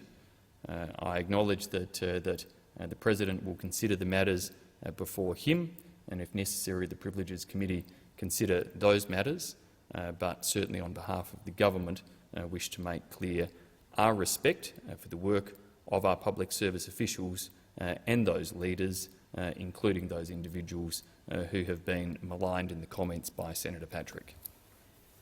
Thank you, Minister. So the question is that the motion is moved by Senator Patrick be agreed to. Those of that opinion say aye. Against, I believe the ayes have it. Are there any motions to take note of answers? Senator Ayres. Thanks, Madam Deputy President. I rise to take note of the answer given by Senator Birmingham to the question asked by Senator McCarthy, and I do that in the context of the last few question times having a slightly different quality, with the absence of Senators Rennick and Antic, without Heckle and Jekyll. I've missed Senator Rennick's heckling during the course of— Senator be Ayres, good. please resume your seat. Senator O'Sullivan. Point of order, Chair. It's not appropriate for a senator to reflect on the absence of another senator. That is true. Thank you for reminding me, Senator O'Sullivan. I'll just remind Senator Ayres of that. So, particularly during this COVID period when it has been difficult for senators to attend this place, the agreed custom is that we don't refer to senators being here or not being here. Thank you, Senator Ayres. I'm just worried about them. One of their offices is next to mine. The lights are on, but nobody's home. The question is, are they in witness protection or are they voluntarily not attending? And I'll leave senators to reflect on that question. Senator McMahon and Senator Canavan, the other two rebel senators, the sort of vaccine senators, at least they've got the courage to be in here. What I am really here to talk about is the government's failure to deal with the COVID pandemic, the government's failure to manage its responsibilities in terms of quarantine. See, in the face of national crisis, some governments rise to the occasion and some governments wilt in the face of crisis. Former Prime Minister Menzies wilted in the face of Australia's existential crisis in the Second World War. And Prime Ministers Curtin and then Chifley rose to the occasion, united Australia, got the strategy right and built a post-war Australia that was the foundation for the second half of the 20th century. The Morrison government's approach to the COVID pandemic looks a lot more like Menzies' approach and failure to the Second World War than it does to a government that really grasps its responsibilities. Mr Morrison has been incapable of taking action when it's required in the face of the COVID pandemic. He's certainly been incapable of taking responsibility, and he's been incapable of grasping his own role in a time of national crisis. The failures on quarantine are, of course, not the only failure of the Morrison government.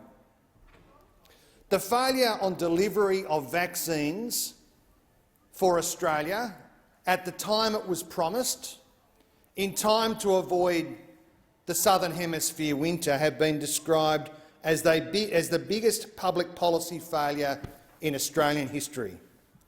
Mr Morrison failed to purchase the vaccines in time, and when everything went wrong— just a moment, Senator Ayres. Resume your seat. Senator McLaughlin. As much as I'm enjoying my honourable friend's contribution to the chamber, I listened carefully to Senator Birmingham's response to Senator McCarthy's answer, and that was directly related to the question, and the answer was directly related to quarantine facilities and not vaccines. I ask you to bring my honourable friend back to the question and answer. Thank you, Senator McLaughlin. The question was about— there was a question on quarantine and in relation to the new outbreak. So I would ask Senator Ayres to, whilst this is a broad debate, I think he's probably gone broader than the question. So I'd ask you to bring your response back to those issues. Thank you, Senator Ayres. I certainly will. What did Mr Morrison do when confronted with these failures? He blamed the states. It's a bit like blaming the fire brigade when they turn up to your house because you get a little bit wet. Blaming the states. The pandemic took off because of Mr Morrison's failure on vaccines and on quarantine. That's why we've had almost 6 months of lockdowns on the East Coast. Failure on quarantine, failure to do his job, set out clearly in the Constitution, and it's not just Labor who says that quarantine is fundamental to getting the national strategy right. Ms Holton pointed that out in her report. The responsibility is clear, and this morning Ms Westacott said she couldn't understand why the federal government hadn't got this right. Quarantine, vaccines. Who will Australians trust next year to deliver sufficient quarantine capability? Who will they trust to deliver booster vaccines? Well, I can tell you what, you wouldn't trust this lot, that's for sure. Thank you, Senator Ayres. Senator McLaughlin. Thank you, Madam Acting Deputy President. Well, I take a very differing view, and I, like the Leader of the Government, have a very firm view that our quarantine policy and implementation have been exceptional and recognised around the world for achieving the great success in fighting COVID and its encroachment on our lives in this country. The government has supported over 60,000 Australians to return, including 32,000 on 212 facilitated flights that have arrived with 32,000 people. We've worked in partnership with every state across the political divide to deliver quarantine facilities so they can return to the arms of their families. As the COVID impacts have evolved, so have the government responses. The government's invested $513.5 million into Howard Springs with a capacity for 2,000 return travellers. That is the language and action of success. The Centres for Natural Resilience under construction in Melbourne, 1,000 capacity, Brisbane 500 capacity, Perth 500 capacity. The government's response to the COVID crisis evolves, as it should. The government is flexible in its response and committed to ensuring Australians remain safe, but also Australians overseas can return home through a process that keeps everyone in the community safe and healthy. The Centres for National Resilience will have an ongoing role as part of the government's national response. There is a need for purpose-built quarantine for people travelling to Australia from high-risk locations or who are unable to quarantine at home. These centres will provide adequate, enduring capability that will assist the Commonwealth now and into the future with health and emergency crises. They will be built and owned by the Commonwealth, and they'll operated by the state governments. Implicit in my honourable friend's contribution prior to mine was a criticism of state governments. The state governments have worked in partnership with the Commonwealth. my honourable friend from the opposite side has implicitly been criticising his own state Labor governments. I do not do so. The government is working quickly to ensure the construction of the centres is completed as soon as possible. In Victoria, we expect construction of the first 250 beds will be completed by the end of 2021. The next 250 in mid-January, with the last 500,000 beds completed in the first quarter of 2022. In Western Australia and Queensland, we are working towards construction of the first 500 beds at each site being completed by the first quarter of 2022. This capacity is in addition to the existing capacity of up to 2,000 beds at Howard Springs. The government will make further decisions if it is necessary as circumstances unfold. I would like to take this opportunity in response to my honourable friend's contribution, Senator Ayres, to say that the leadership shown by the Prime Minister has been unwavering in its commitment to the health and safety of all Australians. He's created a national cabinet which has enabled us to work as a government to work in partnership with the states to deliver the services required, including the vaccines, as my honourable friend had mentioned, to those that need them. There is an easy opportunity, well, an opportunity for many in the community, as is their right, to criticise the government's response. But I think people need to appreciate that this government has each and every day to look upon new circumstances and adjust its response to meet the same.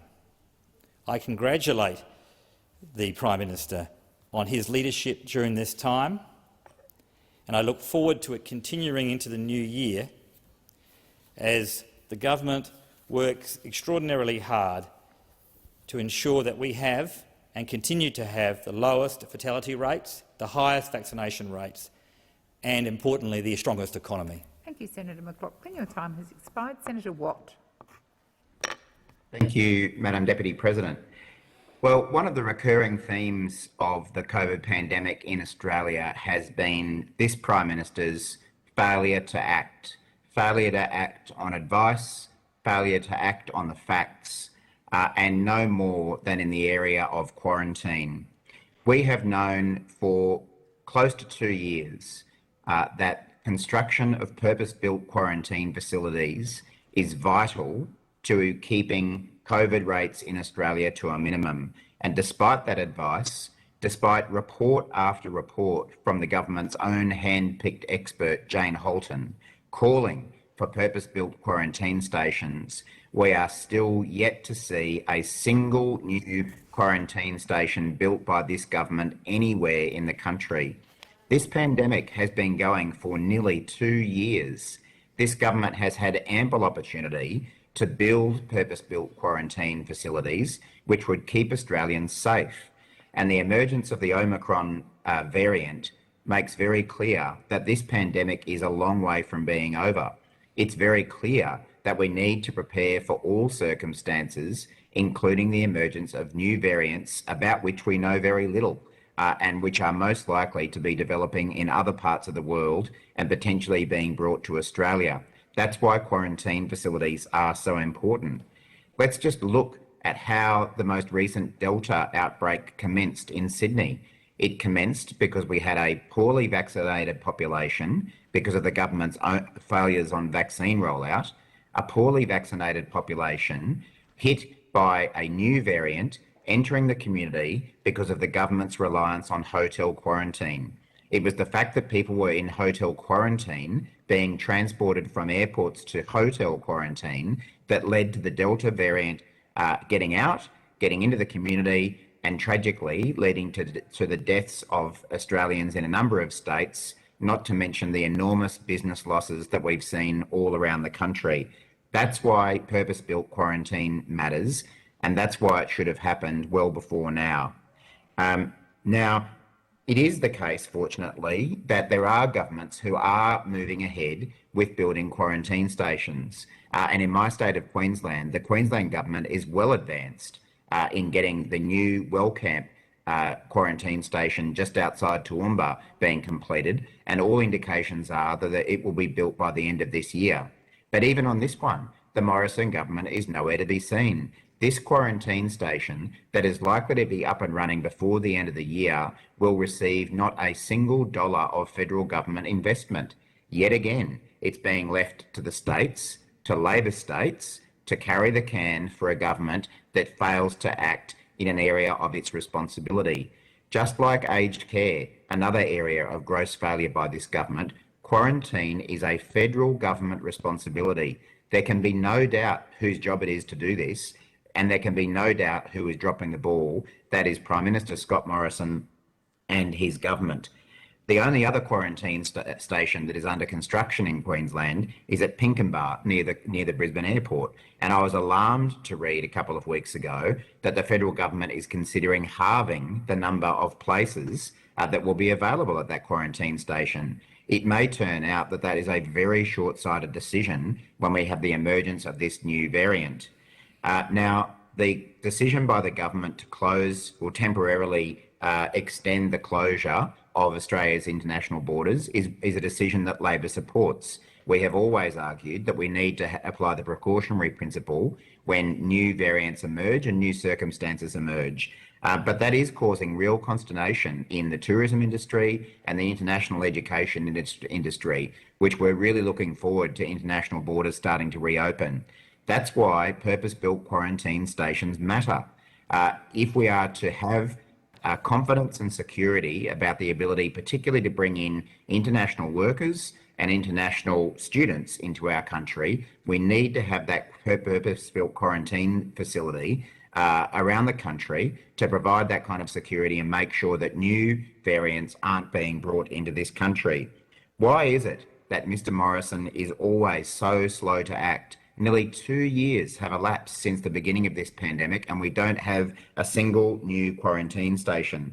We saw it with the bushfires, we saw it with vaccines, we're seeing it now with quarantine as well. It's always too little too late from this Prime Minister, and he never takes responsibility, even when the Constitution says that quarantine is his responsibility. Thank you, Senator Watt. Senator O'Sullivan.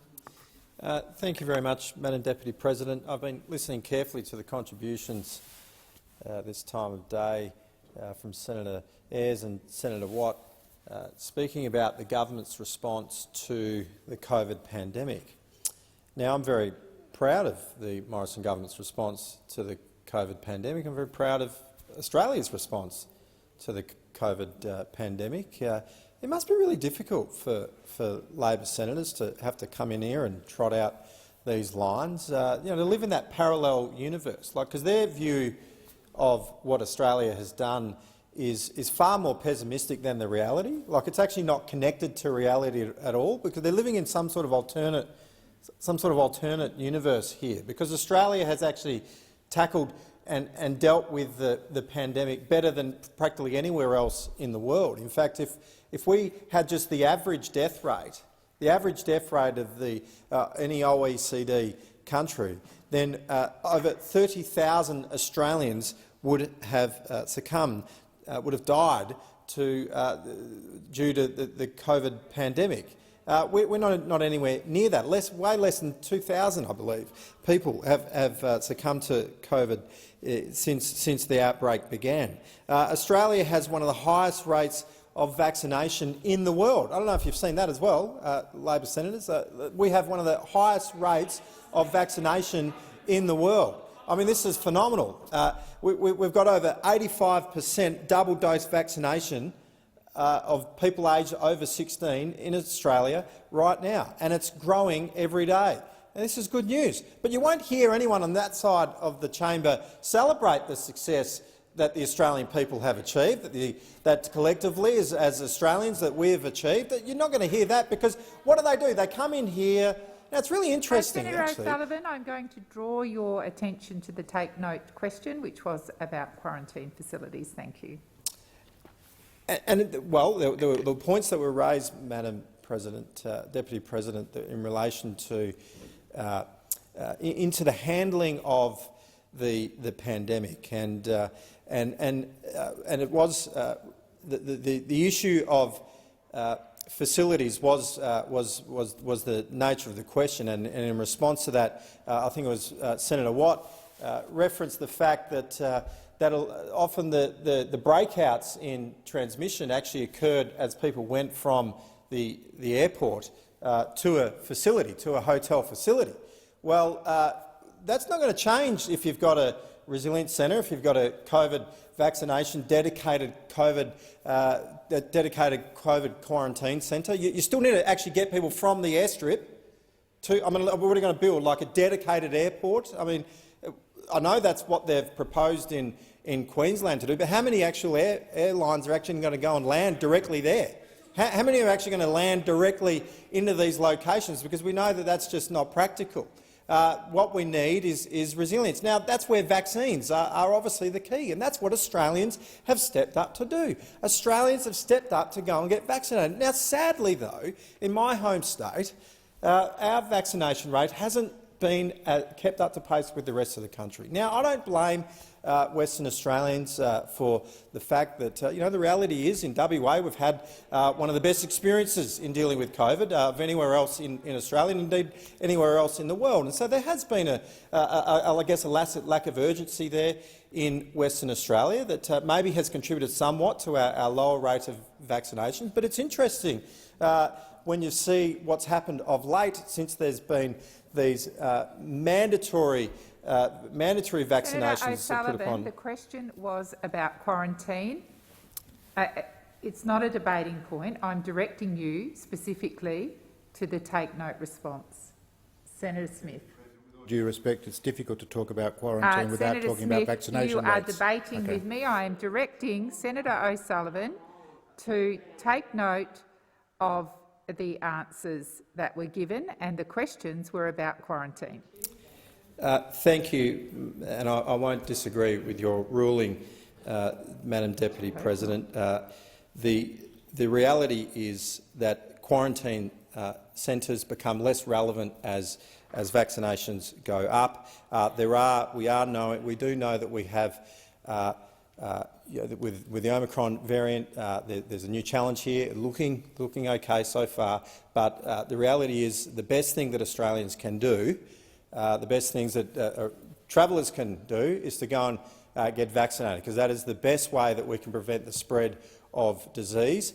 And quarantine facilities are a part of that, but let's hope that we don't actually require them going into the future, because we have such high levels of vaccinations. As we do here in Australia, we have one of the highest vaccination rates, and that is a credit to all Australians, including this government, who has procured the vaccines and helped establish that across the country. Thank you, Senator O'Sullivan. Senator Ciccone. Thank you very much, Deputy President.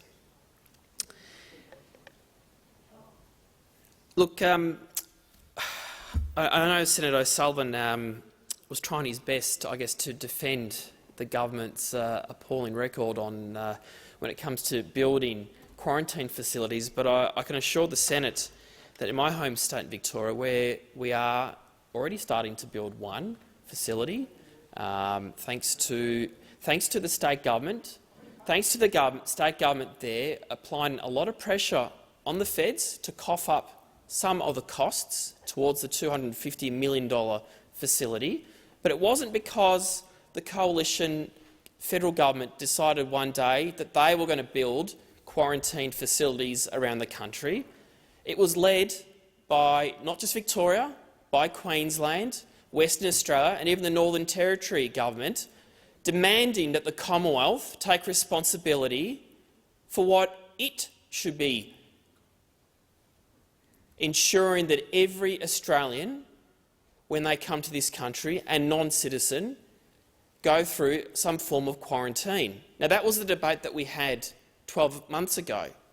Now, as things have developed, I know Queensland, Victoria and WA are all very keen. And in Victoria, my home state Victoria, we are continuing to build the quarantine facility at Mickleham, right next to our airport in Tullamarine. But a government needs to ensure, like this government, it has a responsibility that it ensures that it does everything it can to avoid any further outbreaks of this deadly disease. And a responsible government Madam Deputy President, will be doing everything it can to mitigate the risks from future pandemics. And in ensuring that you mitigate those risks, building quarantine facilities is just one of many things that this government should be doing, one of many. But we know that this government, the Morrison-Joyce coalition government, is allergic to responsibility. And as I mentioned earlier, quarantine is a Commonwealth responsibility under the federal constitution. So why hasn't the coalition built dedicated quarantine facilities? Why is it being led by the various state and territory governments around the nation? What we do know, almost 2 years into this pandemic, what we do know is that hotels aren't built for quarantine, and that is why we need quarantine facilities. The Morrison-Joyce government has to build fit-for-purpose quarantine facilities right around the country, not just picking and choosing states or territories, but there needs to be a national plan, and that's what Labor, federal Labor, under the leadership of Anthony Albanese, has been calling on Mr Morrison and his government to do for some time now. Labor has a plan. This government's failure on quarantine is also shown, as we've heard from other speakers, with the slow vaccine rollout, which I won't go into great detail, Deputy President. But it has done a terrible job, and that is the point that Labor senators have been making today, that this government has done a terrible job, not just on the rollout of the vaccine, but also building quarantine facilities over the last 18 months. So how much more do Australians have to suffer under this government? How much more do they have to wait for this government to finally get on and do its job? How many more lessons do they need to learn from all their mistakes? How many more outbreaks do we need to ensure that this government finally understands that we need an adequate national quarantine system? Now, this new Omicron variant is a reminder of the pandemic, and it's a reminder that this pandemic is still real. Despite a number of the restrictions being lifted right around the country, it does threaten our country, it threatens our economy, because it threatens the working lives of men and women, people right around this country. And for us to future-proof our economy, Madam Deputy President, it is important that we start to build these facilities everywhere. There are thousands of jobs to construct these facilities, thousands of jobs supporting local communities. But the Morrison government fails to listen to what the opposition has put forward in terms of its credible plan to protect Australia now and into the future. Senator Ciccone, your time has expired. So the question is that the motion is moved by Senator Ayres to take note of answers be agreed to. Those of that opinion say aye. Against, I believe the ayes have it. Senator Hanson-Young. Thank you, Madam Deputy President. I rise to take note of the answers given by Senator Birmingham in response to questions asked by Senator Waters in relation to the Jenkins review, which of course we know was handed down and tabled today. A very important report that includes 28 thorough recommendations. And it's disappointing to see already that the government is stalling on taking swift action to implement these recommendations. We don't need any more talk here. We know what the problem is. A lot of work has gone into this. A lot of suffering has occurred in order for people to come forward and to tell their stories. And now what we need is the government to work with all sides to get it done. We need a commitment from the Prime Minister this week that he will work to implement every single one of these recommendations. That's what the Greens want to see. That's what survivors and victim survivors, both in this place and those who have already left, want as well. And I just want to say very clearly just how grateful, as a woman in this place, I am to the bravery of so many women, many of them staff but other members of parliament, who participated in this process, told their stories, were brave and sacrificed a whole lot of suffering and pain and trauma in order to help improve the workplace conditions in Parliament. And of course, the reason that this is important is not because Parliament is a place that should be better than anywhere else in and of itself. It is because the standards that we set for ourselves are standards that should be set for the rest of the country. If we can't have a safe workplace for women in Australia's Parliament, how on earth can we expect a safe workplace for women and girls and Australians in every other workplace? And while I stand here reflecting on these recommendations and urging the government to act, not defer, on these recommendations, I think it's important that we acknowledge the specific contribution that was made by Brittany Higgins in calling out the treatment that she suffered as a staff member in this building. And I know that there'll be lots of people digesting these recommendations, watching the news tonight, listening to how parliamentarians respond to this. Some who I know Senator Birmingham mentioned already today, we will never know the names of, but were brave enough to come forward and tell their stories, and I thank them, and we all should be thanking them, because it is their bravery that has pulled this forward. But it will be in vain unless this government acts and commits itself to implementing every single one of these recommendations this week. Give that commitment this week from the Prime Minister.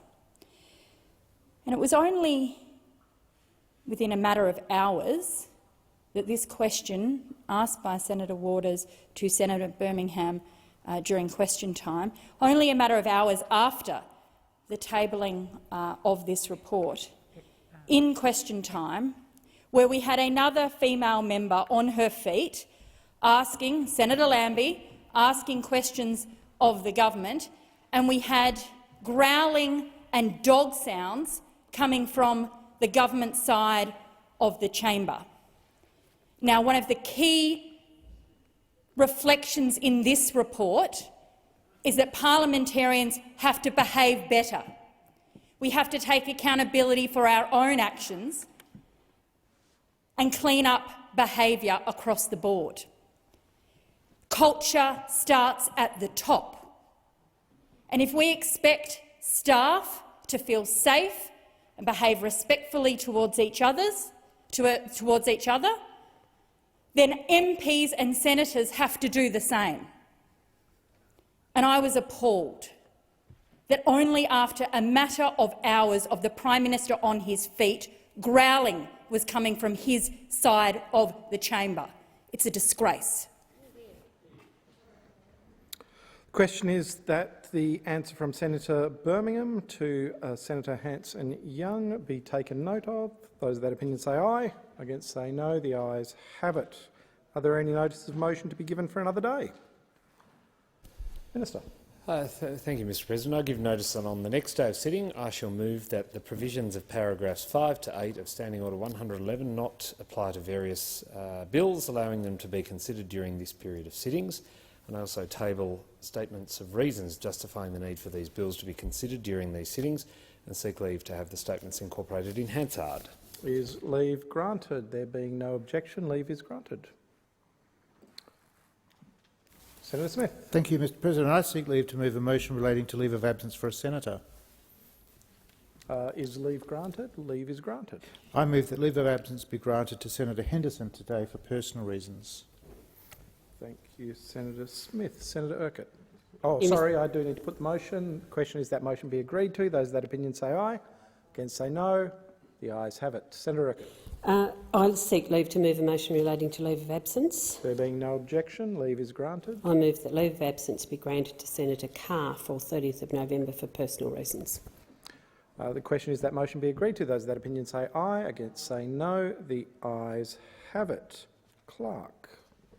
Mr President, postponement notifications have been lodged in respect of business of the Senate notices numbers 1 and 2 for today, postponed to the 8th of February 2022, and general business notice number 1260 for today, postponed to the 9th of February 2022. No committee extension notifications have been lodged. I remind senators that the question may be put on any proposal at the request of any senator. I shall now proceed to the discovery of formal business. Are there any formal motions? I think we've just got the one, haven't we? Senator Waters.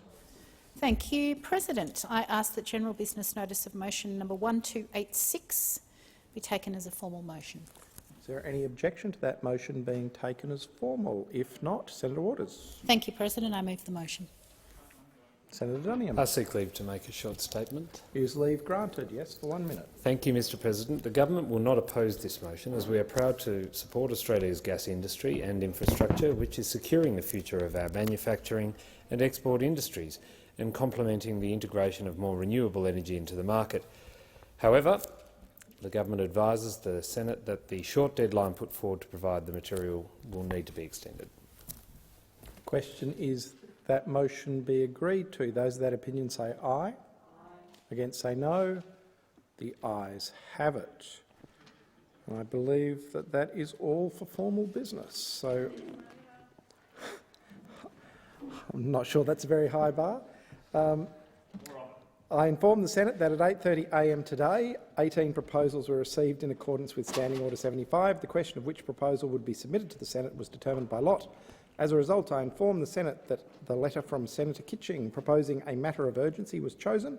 It is shown at item 13 on today's order of business. Is the proposal supported? I understand that informal arrangements have been made to allocate specific times to each speaker in today's debate. With the concurrence of the Senate, I shall ask the clerks to set the clock accordingly. And I call Senator Walsh. Thank you very much, President. Well, no one knows better than a Victorian that just wishing for the pandemic to be over will not make it over. The reality is that we are now facing the prospect of another new variant on our shores. But at a time when we should be feeling confident about our ability to manage this new strain of the virus, Australians are again concerned. Concerned because even after 2 years of this pandemic, we still cannot trust this government to respond. We still cannot trust this government to deliver us through this new challenge that we're facing today, because we know how this government responds in a crisis, and it is always, always too little, too late. It's always someone else's responsibility. It's always a matter for the states. For the past 2 years, Prime Minister Morrison, he has had just two jobs that Australians needed him to do to keep us safe: deliver a fast, speedy, effective vaccination program and deliver new, fit-for-purpose national quarantine facilities. And we all know the story. We all know what happened. We all know the story of the failed vaccine rollout. Apparently, it wasn't a race, according to Mr Morrison. Apparently, no one in government needed to pick up the phone when Pfizer called. And almost 2 years on, we still have no dedicated, purpose-built national quarantine facilities, no new federal quarantine facilities. And throughout this year, in particular, Australians have paid the price. 2022 was the year that Australians just did not need to go through lockdowns, restrictions, border closures. 2022 was the year of COVID that we just didn't need to have, because the Prime Minister failed to roll out the vaccines. He said it wasn't a race. He didn't pick up the phone to Pfizer. He failed to roll out the vaccines. And that failure, of course, has been called by the former Prime Minister Mr Turnbull, the biggest public policy failure on record. The biggest public policy failure on record. And 2 years into this pandemic, we are still reliant on leaky and insufficient hotel quarantine. We know that hotels were built for tourists. They weren't built to deal with this crisis, and that's why we needed the government to build purpose-built quarantine facilities. And now we can add to all of this the absolute snail pace that this government is displaying in establishing mRNA capacity here in Australia. Sovereign capacity that we urgently need. Vaccines that we urgently need to produce right here in Australia. Now, the success of mRNA vaccines became apparent last year in the pandemic, and it became clear last year just how critical this technology would be in our ongoing fight against the pandemic.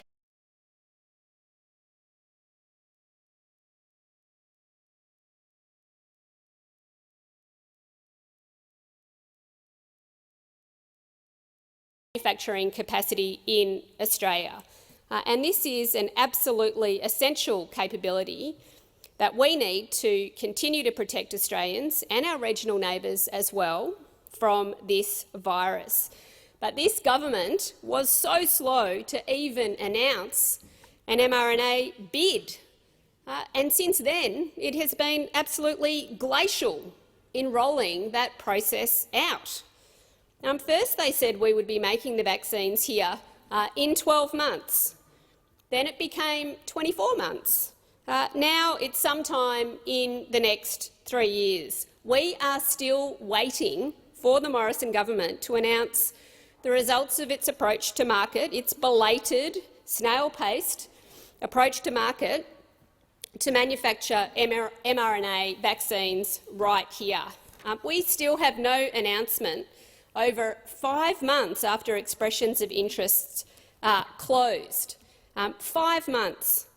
And in that 5 months, and in the period before the government even announced its bid, the rest of the world has already moved. There is a global race on to attract these facilities, and this is yet another race that this government wants Australians to lose. Yet another race that this government wants Australians to lose.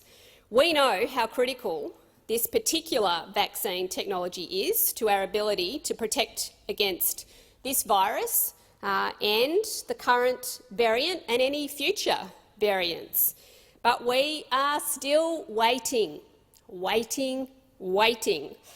for this government to get its plans off the drawing board.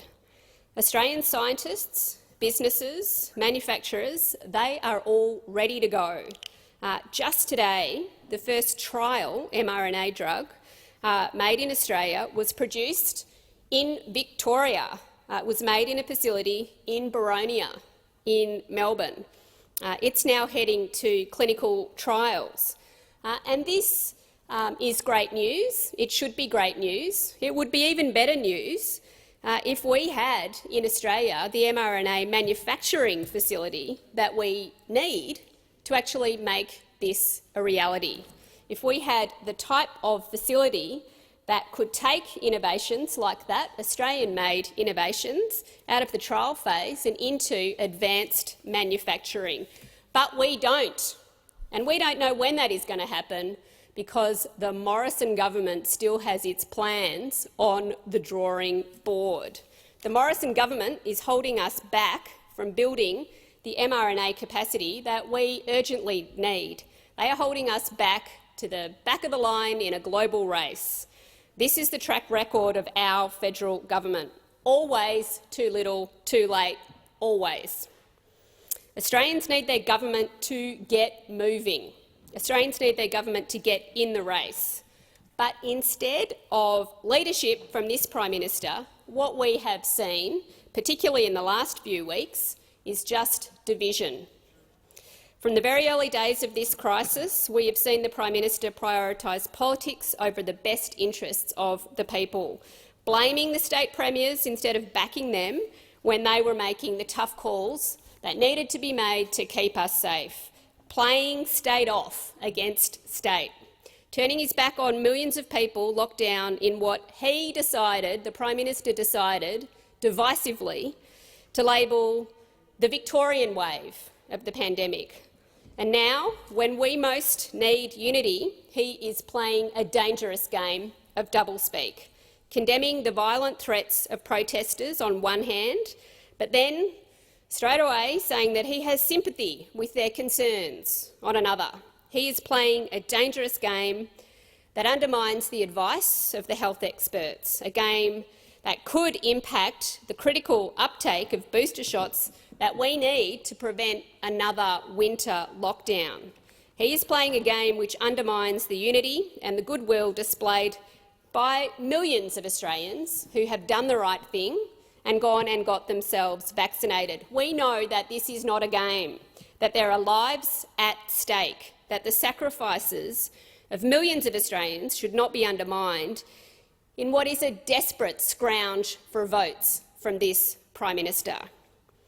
But this is a government that is desperate, desperate to avoid responsibility, desperate to avoid scrutiny, desperate to save itself before anything else. So desperate to distract from their long list of failures that they are prepared to play footsie with extremists. We have a Prime Minister who refuses to unequivocally condemn the violent threats against state MPs and state premiers. He refuses to act as a leader and do the hard thing and tell the violent protesters that the crisis is not over, that there is more work to do. He refuses to tell them that while it's difficult, we can get through this if we actually stand together. A real leader would deliver the unity that we need to move forward together. Thank you. Senator Betts. Today's matter of urgency is a huge window into Labor's policy void, policy vacuum and petty vindictiveness. So can I thank Labor for moving this motion, because it's a huge public service. Because on the one hand, all that we have seen in the motion and the first contribution is nothing short of relentless negativity. Now, if I were an opposition senator believing that my party was worthy of government, I'd be moving a matter of urgency saying that the government should be adopting my positive policy platform, but not a single word of alternative from the Australian Labor Party in the motion or in the debate thus far. All we have is a fact-devoid negativity being thrown at us. So let's move to that which is before us. First of all, the government is accused of its ongoing failure to open any new federal quarantine facilities. Well, at Howard Springs there's already a facility that I think caters for 1,000 or so, but we are, as we speak, building facilities in Victoria. We expect construction of the first 250 beds will be completed by the end of 2021, within a month. And do you know, and this is the shallowness of the Labor Party attack on this, and do you know why it'll only be the end of this year? Because of the state Labor government's lockdown of its state delayed the completion. And the federal government pleaded with the state Labor government saying, please give an exemption for the building of these quarantine facilities in Victoria so that they can be ready. And so typical Labor style, talking out of both sides of their mouths. On the one hand, the state Labor government says, no, we will not give you an exemption, and then federal Labor uses that denial of an exemption to condemn the federal government for not building the facility. That sort of shallowness tells you everything you need to know about the Australian Labor Party and why it is not fit for office. But in Western Australia, Mr Acting Deputy President, your home state in Queensland, The federal government's working towards construction of the first 500 beds at various sites being completed by the first quarter of 2022. So here we are, just on the cusp of about to deliver all these quarantine beds and facilities that Labor are asking about. And what do? Instead of celebrating the quick movement and that we are on the cusp of delivering, what are they doing? They're telling us, oh, they're not ready yet. Isn't this terrible? Just relentless negativity and no description to us as a nation as to how they may have done or would have done things differently.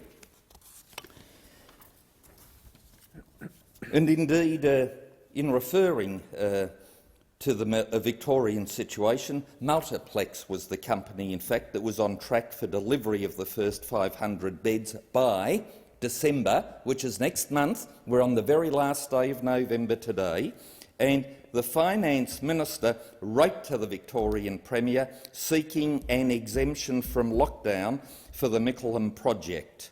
The Victorian government did not agree to any concessions whatsoever, and undoubtedly that is part of the coordinated Labor Party political playbook that the state government will refuse and delay so that federal Labor can somehow take advantage of it. How shallow, how un-Australian, but sadly how very, very predictable it is from Labor to engage in such stunts. But I have every confidence that the Australian people will see through it.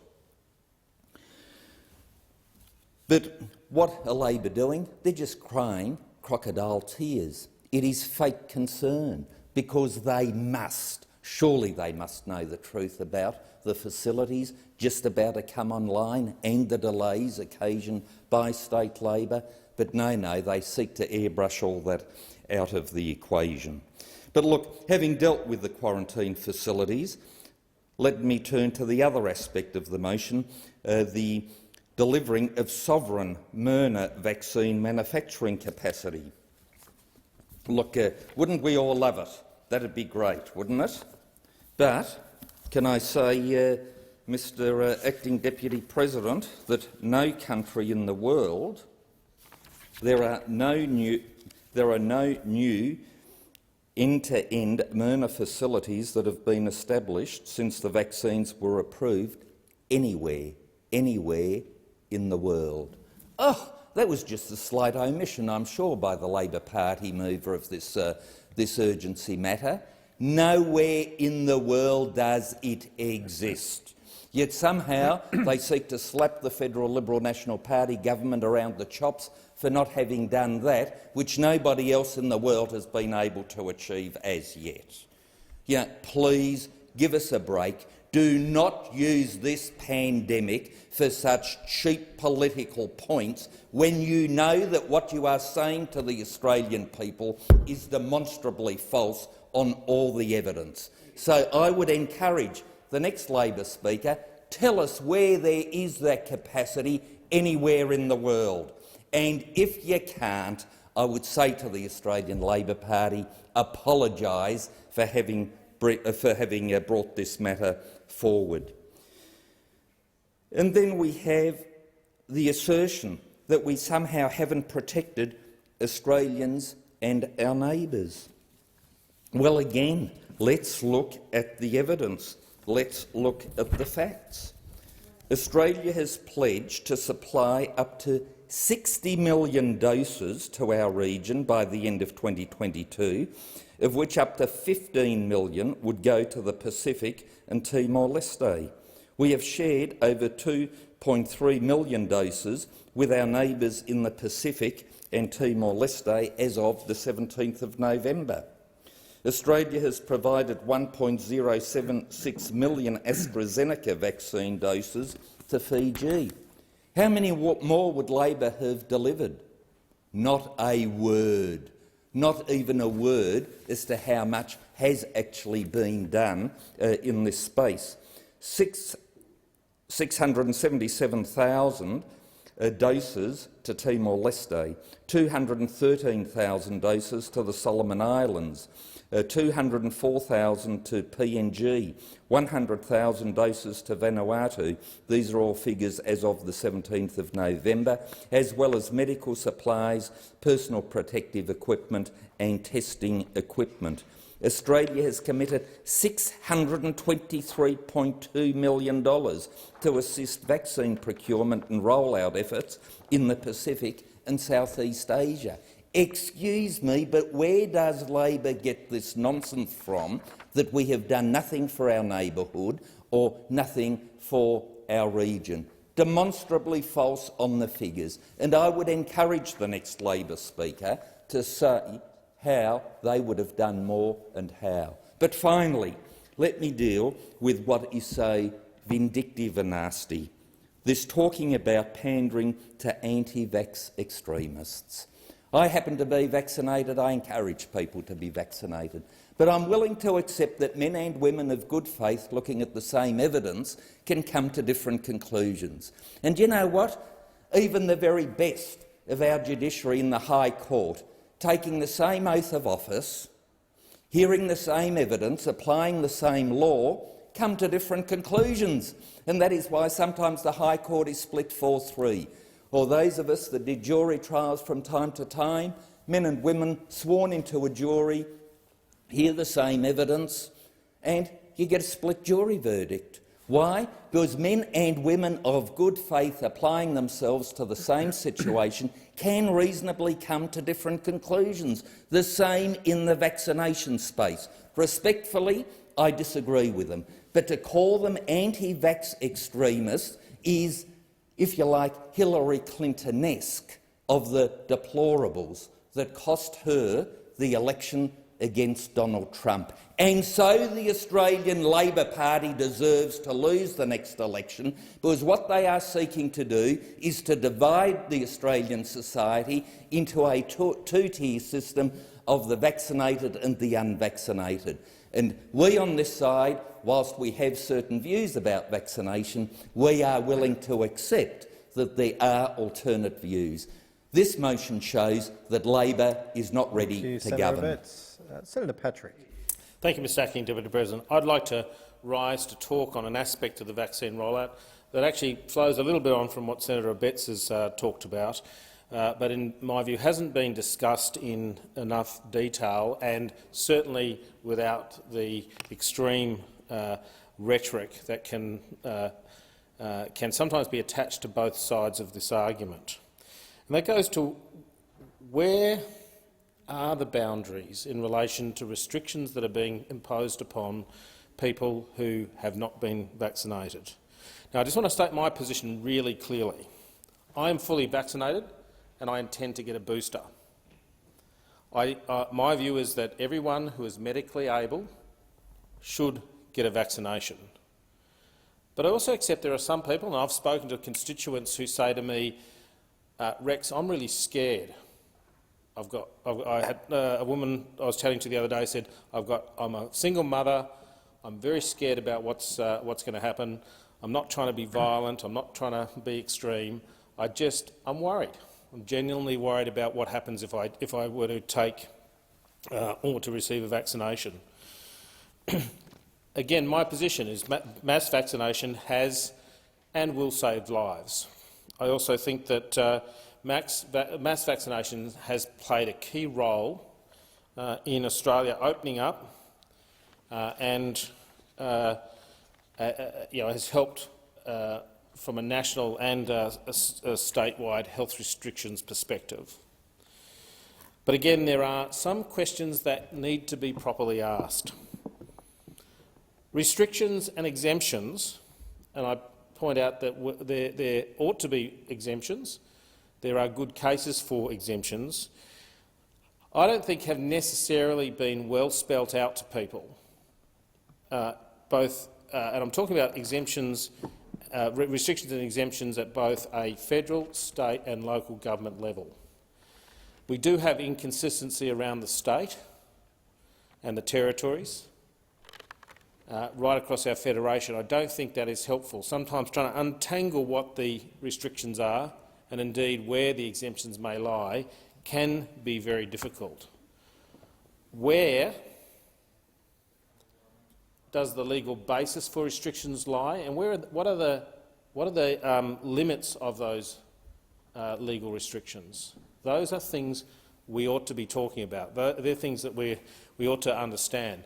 And I'll give you another example of this. We have business entities imposing restrictions on people who have not been vaccinated. Now, I listened the other day to Senator Lambie's speech. It was one of the best speeches I think she's ever given, and I support all of the features of her speeches where she talks about never wanting someone who's unvaccinated to go into an aged care facility and put at risk the elderly. The same would be said about children. But there are some businesses who are, in good faith, as Senator Abetz talked about, in good faith are imposing restrictions. What are the legal bases for them doing so, and what are the boundaries? What are the limits of those restrictions? I was speaking with the BCA the other day. They're quite worried about what happens when they, as employers, say to their employees, you can't attend work, and in fact you may not be employed if you do not get yourself vaccinated. Now, it's unclear to me the legal basis for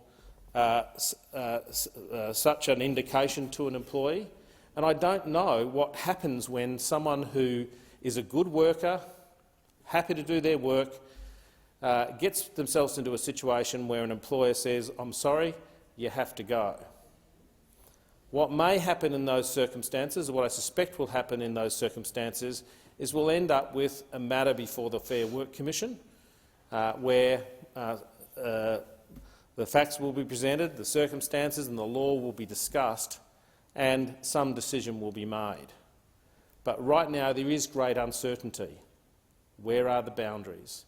And I think that's something that government ought to pay some attention to assist the community, to make it easier for the community to understand, to make the worker understand what their rights might be, and to make sure that the employers understand what their rights may be. There are boundaries. There may be circumstances where it's quite inappropriate to apply a restriction. I wonder about the intersection of restrictions on COVID, on people who have not been vaccinated entering into a medical facility. How does that intersect with the Hippocratic Oath? I don't know the answer to these questions, but I think we ought to be thinking about them. And I think the government ought to put some effort into that space to help remove some of the confusion. Thank you. Thank you, Senator Patrick. We're going to go to Senator Pratt.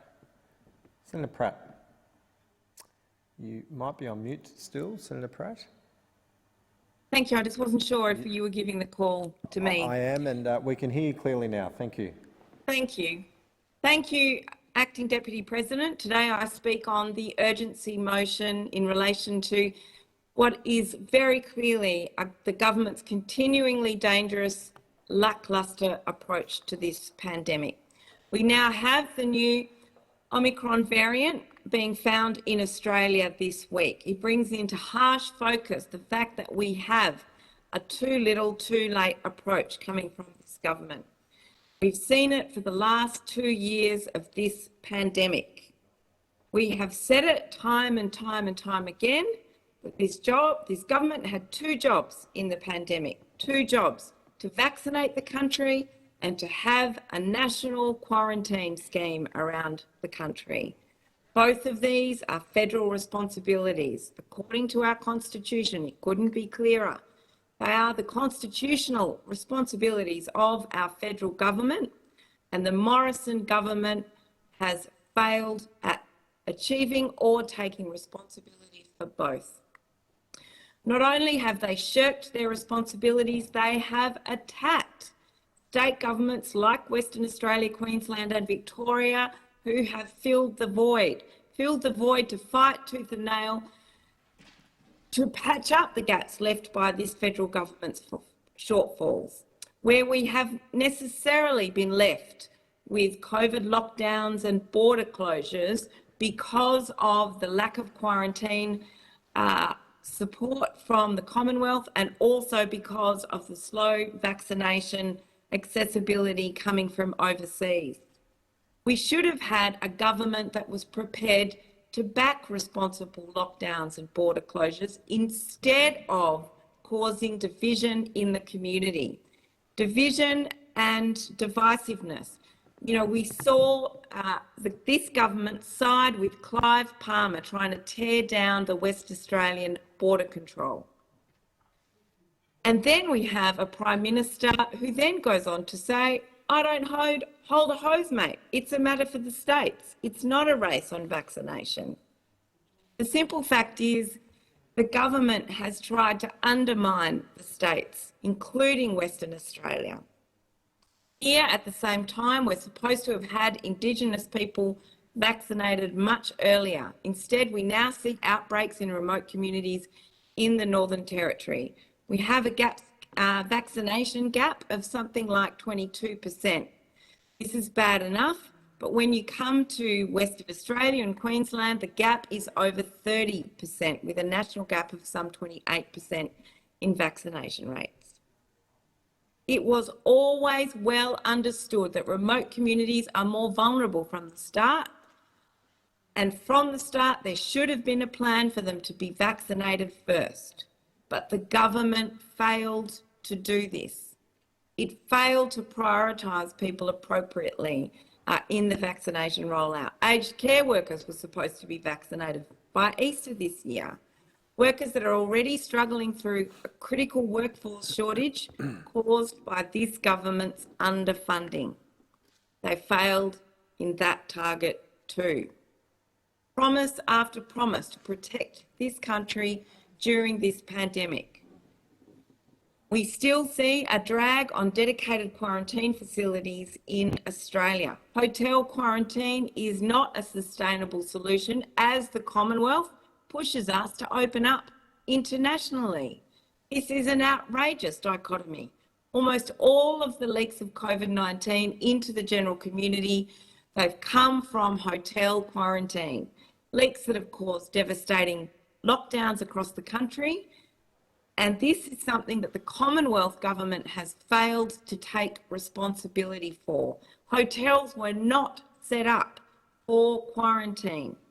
We've been calling on the government for the duration of this pandemic to take responsibility for quarantine again and again. And only now do we begin to see movement. But do we see this movement complete? Do we see it rolled out? Do we see federal quarantine supported facilities open and active before we open up the international borders? No. We've seen designated quarantine facilities behind schedule. Quarantine Services Australia is now only gearing up to provide quarantine for skilled workers and international students, where they will be charged nearly 4 times what state and federal governments have charged for quarantine. This is outrageous. Trust this government to attempt to let their mates gouge profits out of students in a pandemic. Even worse, it turns out that this fee-for-service setup is being run by Scott Morrison's, our Prime Minister's, friends, who were the only people approached by Home Affairs to run the quarantine system. DPG Advisory, which is led by the Prime Minister's friends, David Gazzard and Scott Briggs, they are to advise on setting up the private sector quarantine service. Scott Briggs is indeed a former Liberal Party State Director, party donor and friend of the Prime Minister. Mr Briggs is not just a pop-in cash for the raffle at the local Lib fundraiser kind of donor. He is at the heart of the political circles of the Liberal Party and their power hub. He's the one whose company, a largely inactive political consultancy business that Mr Briggs started 4 years ago, he's the one on whose company last year was reported to have donated $165,000 to the Liberal Party. When asked about it, Briggs and the Liberal Party denied the $165,000 donation, and they declared to the Electoral Commission that it never happened. Mr Briggs also has another company, Pacific Blue Capital, who've made 14 donations to the Liberal Party worth $90,000 in 1819. This is the man who recently resigned from very aggressively bidding for the $1 billion visa privatisation contract the government has recently abandoned. Perhaps the Liberal Party and the government are trying to make it up to him. He is the only one whom Home Affairs has contacted to run this privatisation of quarantine. Quite a consolation prize, isn't it? This kind of job for mates approach is something that this government blatantly takes on. They blatantly deliver it. It is little wonder that the public is losing faith in our federal leaders by the day because of this kind of activity. Our nation needs answers, explanations and accountability. What this government needs to explain is to the Australian people is why is it even necessary to create a fee-for-service quarantine system run by the private sector in the first place? The need for this has not been established, especially when QSA has said that it will charge clients up to $13,750 per person for these quarantine services. Why is our government attempting to monetise the pandemic when we as a country could have been domestically manufacturing the mRNA vaccines much earlier than we look to? They've been proven to be the vaccines of the future, and Australia has been behind and contributed to their research and development. We should have the capability to produce them. To protect our health, but also secure jobs and economic prosperity. This should not be about trying to get a job for your old mates who've given your political party a lot of money. But no, we have a government that has taken too long to protect us from this pandemic, too long to rule out misinformation, too long to bring out information for Australians about our vaccines, too long to get those vaccines into the country. Instead, they've held up their hands, not led. Instead, they've pandered to extremists attempting to get votes. Our nation needs a government that we can trust to respond in a crisis. Thank you. Thank you, Madam Senator Pratt.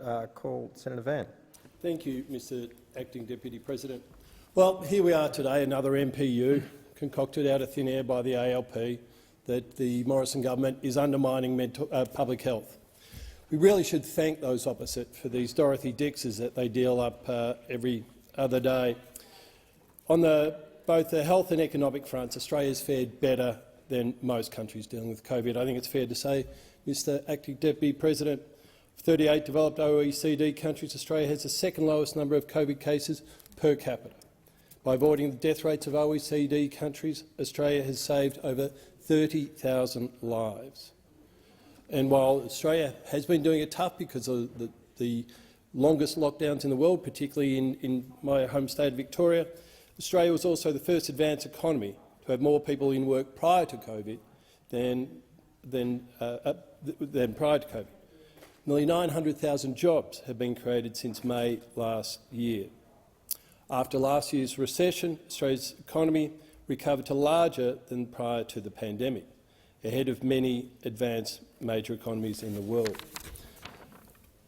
On the point of vaccines, on November last year, 2021, the Prime Minister pointed out in an announcement that the government had ordered 135 million doses of vaccine, contrary to what those opposite have been saying. More than enough doses for 5 doses for every Australian. On 21st of February this year, the Prime Minister announced that the government had a comprehensive plan to offer COVID vaccines to all Australians by the end of October 2021. And I think it's safe to say that we've seen that. By the end of October, we hit 80% vaccinated. No one said that the rollout of the vaccine had to be a straight line. Of course it's going to ramp up. That's the way these things work. and with more than 92% of the eligible population aged over 16 protected with the first dose, and more than 86% of eligible population aged over 16 fully vaccinated with both doses, this government is clearly in a position that it's delivering on its promises and delivering results and from our investments in our public health that has put Australia in one of the best positions in the world. Now, I'm awfully glad that Senator Kitching mentioned mRNA in her urgency motion today, and I noted the contributions of senators opposite about how there is no vaccine, mRNA vaccine manufacturing in Australia. Well, just today, I point to an ASX announcement, but I can also point to a media release from the Premier of Victoria talking about how Australia, Monash University, where I currently study, their Institute of Pharmaceutical Sciences and an Australian drug manufacturer, IDT, have produced the first mRNA vaccine in Australia. That's right, the first mRNA vaccine in Australia. So it's hard to imagine how those opposite missed all this, but it's very clear that here in Australia we are progressing towards manufacturing of mRNA vaccines and other therapeutics and other vaccines, not just for COVID. And this is coming about because in my home state, Victoria, we have the strongest ecosystem for medical research and manufacturing in the country. Now, other countries such as Singapore have announced that they're going to be building their own facilities as well, and they have said that the soonest they can do it is 2023. Now, we have a long way to go. The vaccine that's being developed in Victoria that I've just talked about is making quantities enough to be able to go into phase 3 trials. And as we recover from the COVID pandemic, we want to make sure that we're well placed to control our own destiny. And in a more uncertain world, this means that it is more important than ever to have that sovereign manufacturing capability. And we have that. We're building towards that. That mRNA vaccine candidate that I was talking about before, the Morrison government invested $3 million towards that. So we're very proud of our efforts in building that sovereign mRNA manufacturing capability, particularly in Victoria, in my home state. The mRNA capability, once we have that capability, will create the potential of thousands of associated jobs and will be of great benefit to our economy. But constructing that sovereign capability is no easy task. Such a vital and critical undertaking is a complex task, and to operate those facilities and where to operate those facilities is a critical decision for the future. But Victoria has the ecosystem. We have the research scientists, we have the manufacturing capability. As those opposite would be aware, CSL in Victoria are already manufacturing the AstraZeneca vaccine. An mRNA manufacturing complex requires the best medical research ecosystem and support. It needs to be located in that ecosystem which has that proven pharmaceutical research capability and the workforce to be able to back it up with the skills in precision pharmaceutical manufacturing. The reality of the situation is that there are two important elements to developing an onshore mRNA capability, that is having the manufacturing capability and having the intellectual property and know-how. It takes time to be able to develop both of these things.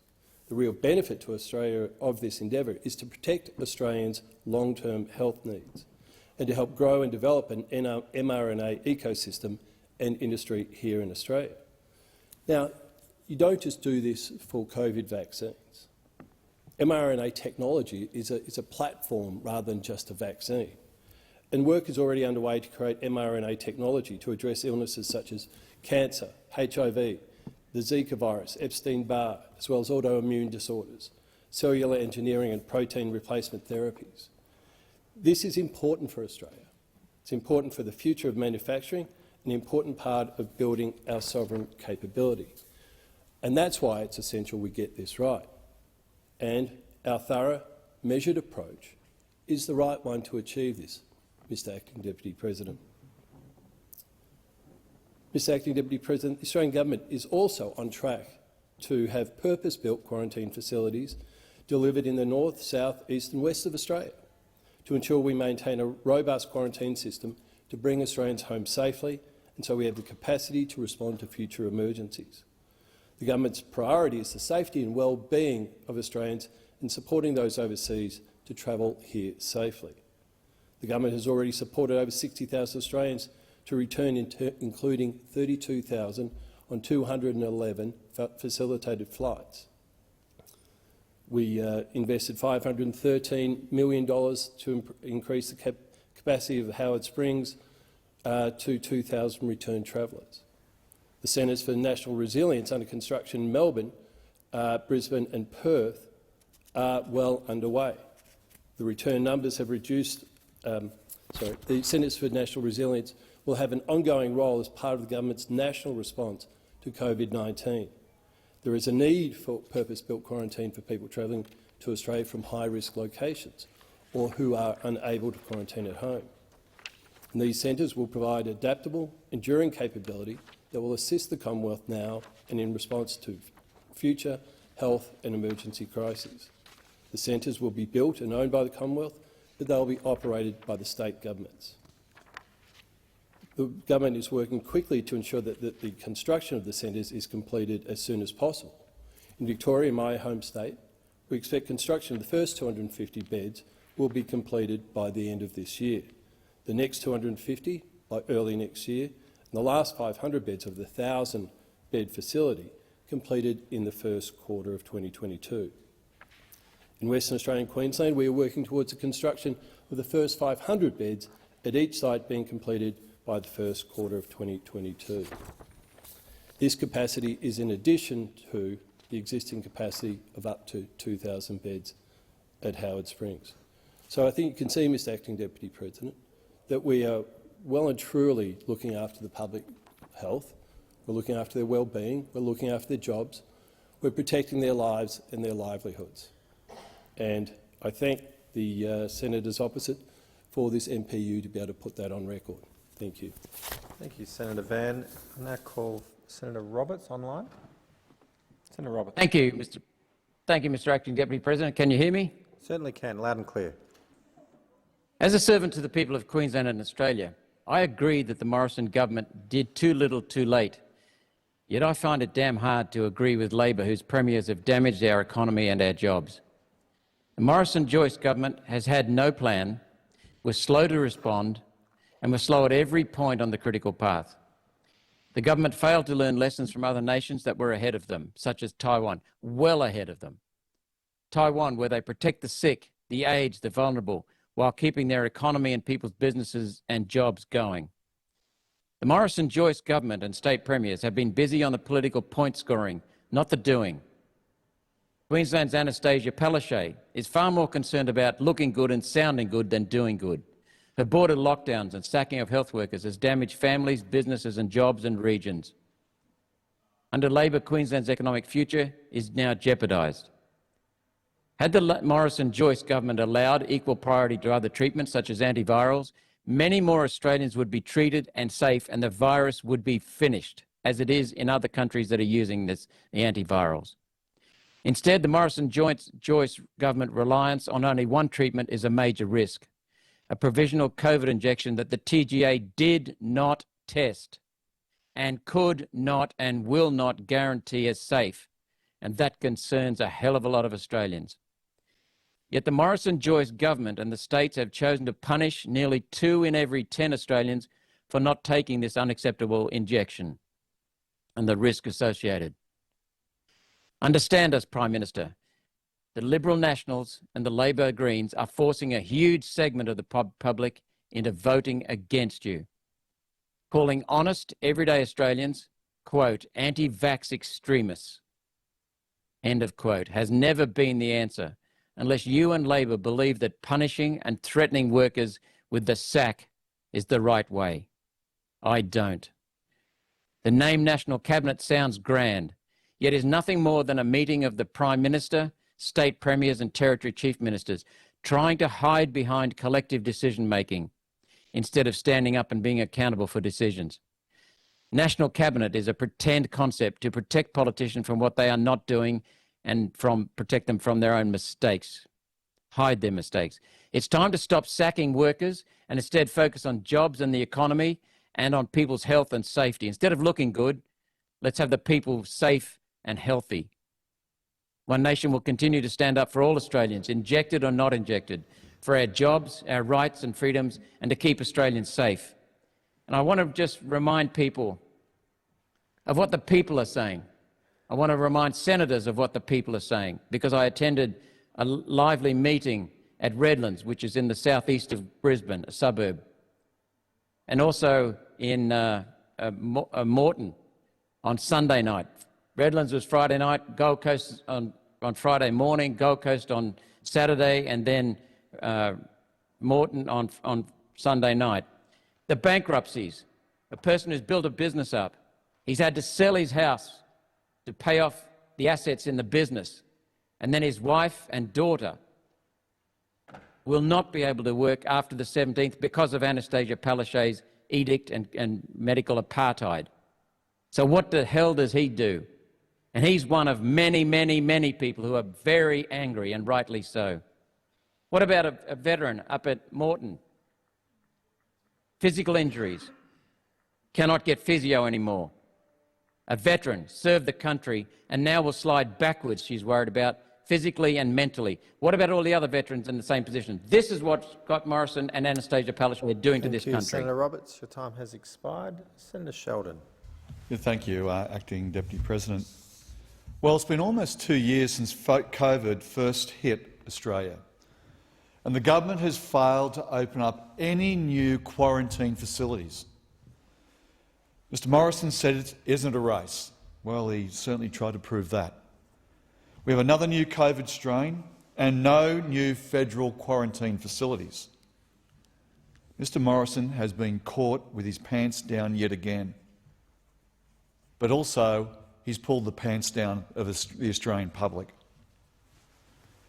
Prolonged border closures will now have a cascading effect across Australian society and the Australian economy. One essential area that will be disrupted is aged care, an area which has a massive crisis at the moment due to its very low wages and very poor working conditions.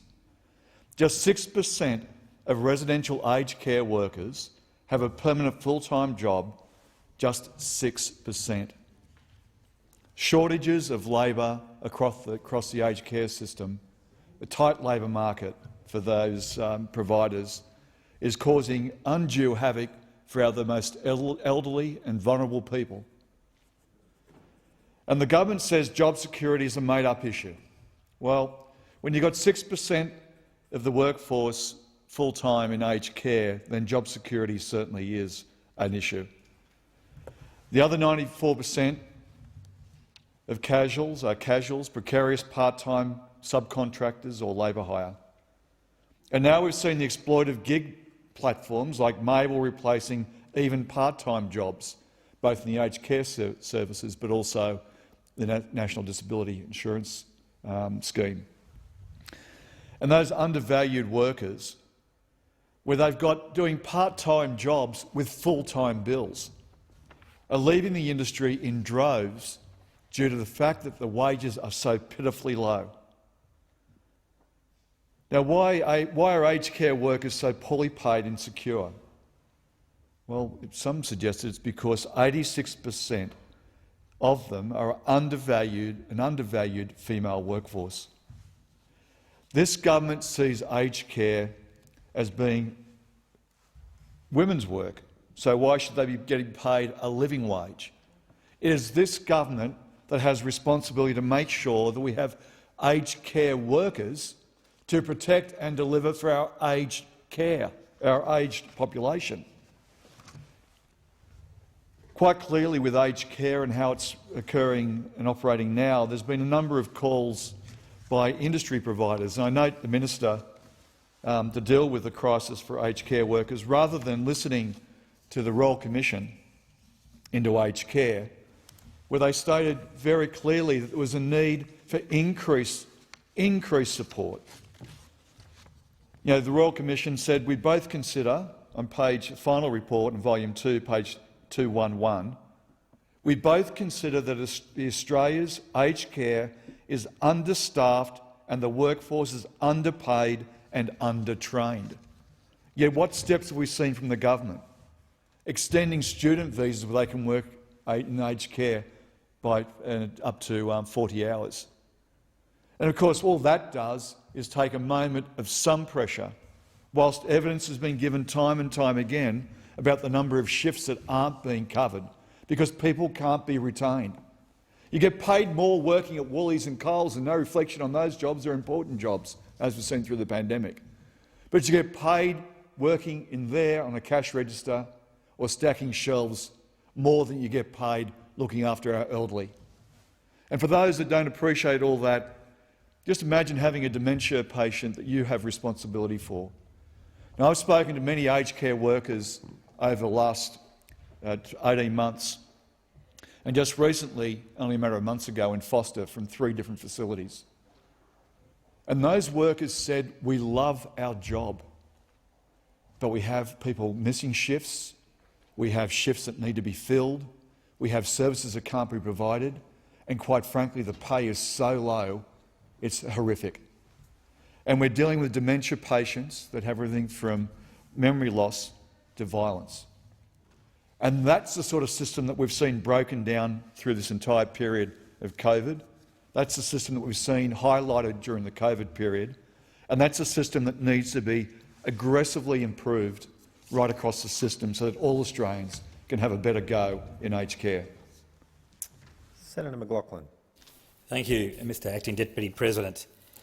Well, the Labor senator's contribution to these debates reminded me of a saying of a Jacobean playwright: of all the forms of wisdom, hindsight is by general consent the least merciful and the most unforgiving.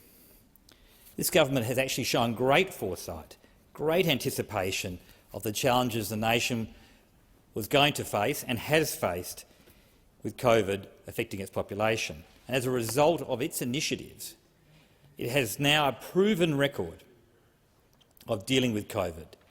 And as a result, we've had one of the lowest fatality rates and highest vaccination rates and strongest economies in the world. That is success.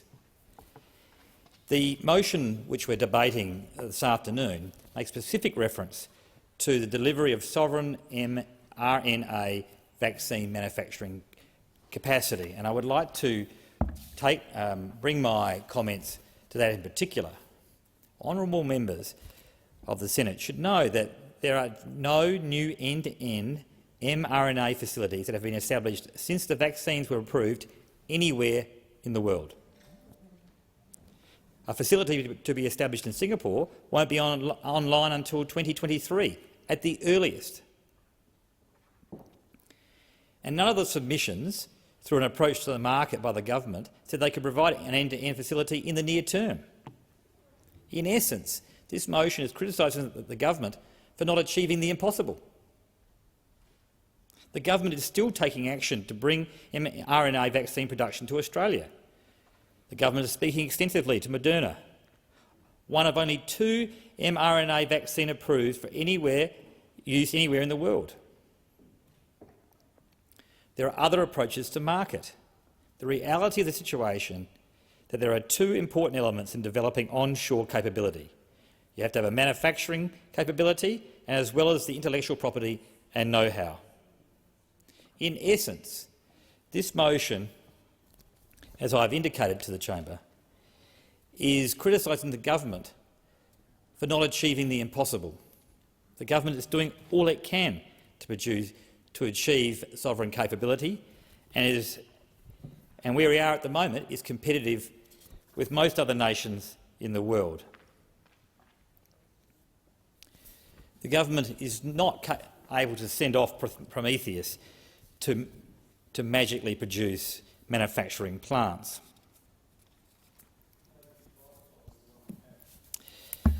Now, honourable members should be aware that more than 99% of over 70s are protected with a first dose, and more than 97% have received a second dose. Success. More than 97% of those over 50 are protected with the first dose, with more than 93% have received a second dose. Success. More than 92% of eligible population aged over 16 and protected with the first dose. That's just over 92%. And more than 86% of the eligible population aged over 16 are fully vaccinated with both doses. Success. So I'd encourage senators to take a more realistic approach rather than the miserable contributions to the Senate, dragging down efforts of a government that has worked collaboratively with states, even those states which have governments of a different political persuasion, to keep Australians safe. We must remind ourselves that we have one of the lowest death rates from COVID-19 anywhere in the world. This government has estimated, it can be estimated, this government has protected over 30,000 people from death, if you compare it against our rates with the OECD average. The government is establishing a national plan to reopen. It's committed $33 billion to a vaccine rollout and strengthened our health system in response to the disease. Mention has been made by senators on my side of the aisle of Howard Springs as a quarantine facility and the investment in new centres in Brisbane, Melbourne and Perth. We're beginning to establish overseas travel, although that has been paused out of an abundance of caution. Australia has fared magnificently compared to other countries. It should be a cause of celebration in the Senate, not denigration. The question is that the motion be agreed to. Those that have opinion say aye. Those against say no. I think the noes have it. The ayes have it. Division required. Division required. Ring the bells for 4 minutes.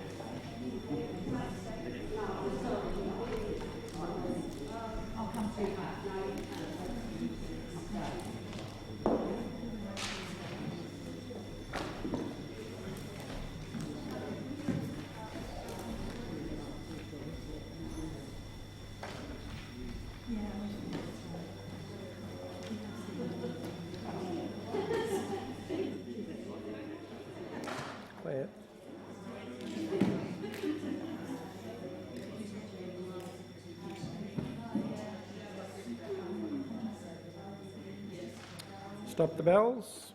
Question is the urgency motion moved by Senator Kitching be agreed to. Ayes will pass to the right of the chair, noes to the left. I appoint Senator McCarthy teller for the ayes, Senator Chandler teller for the noes.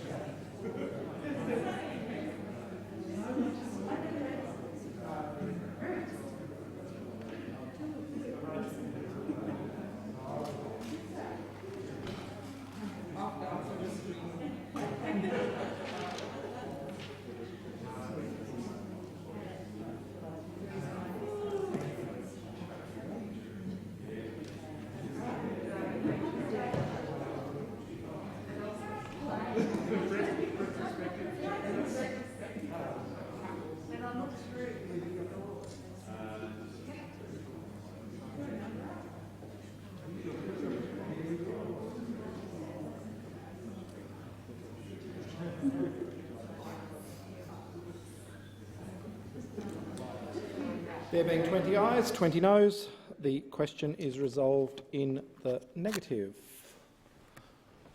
Just give senators a few moments to clear the chamber. We will be moving on to documents. Senator Askew? Is Senator Askew in the chamber? No. Oh, yes. I'll let Senator Askew just take the chair.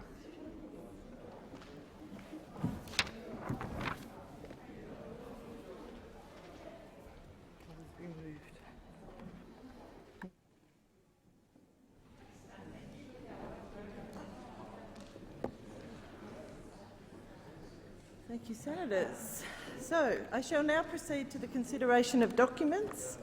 And the documents are listed on page 4 of today's order of business. Did anybody...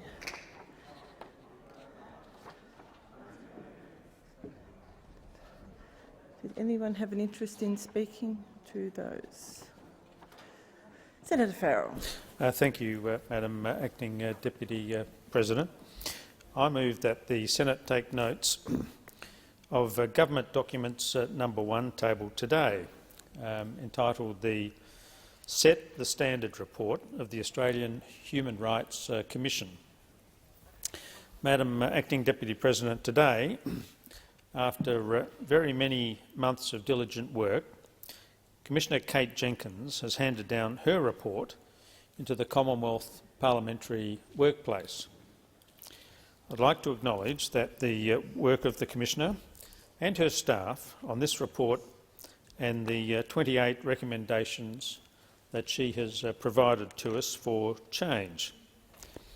Following the many issues that have surfaced in this building over the previous months, it was right that an independent review take place so that we can work to change the culture of Parliament House. Labor supported the independent review and encouraged participation and submissions from former and current staff, as well as former and current parliamentarians. Madam Deputy President, many reflections and opinions will be made on this report in coming days. Parliamentarians from all sides will rightly express their outrage and dismay at the culture of this building and the statistics, the troubling statistics that were published in this report.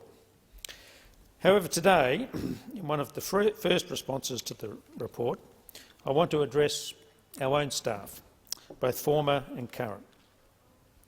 I entered this place in 2008 after decades as a union official, after decades focused on improving the conditions of working people. It's with that focus that I speak to this report today.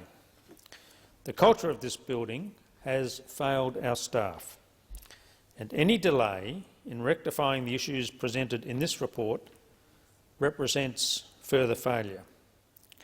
Should these statistics be published in any other workplace, we would be rightly and justifiably outraged.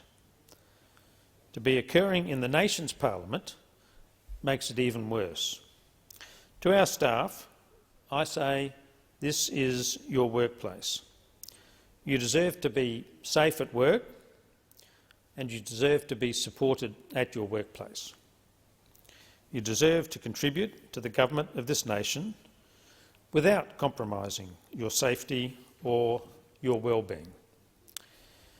To each of you that has been in contact with our staff, our officers, or contributed to the review through submissions and interviews, I want to say thank you. Whatever your contribution to this review, or through our officers, you have helped the culture change in this parliament and pushed it a little bit more in the right direction. Labor will review the recommendations published by the Commissioner thoroughly. We will consult with our staff and will continue to work in a bipartisan manner to improve the culture of this building wherever it is possible. I seek leave to continue my remarks. Thank you. Leave granted. Leave's granted. Senator Walters.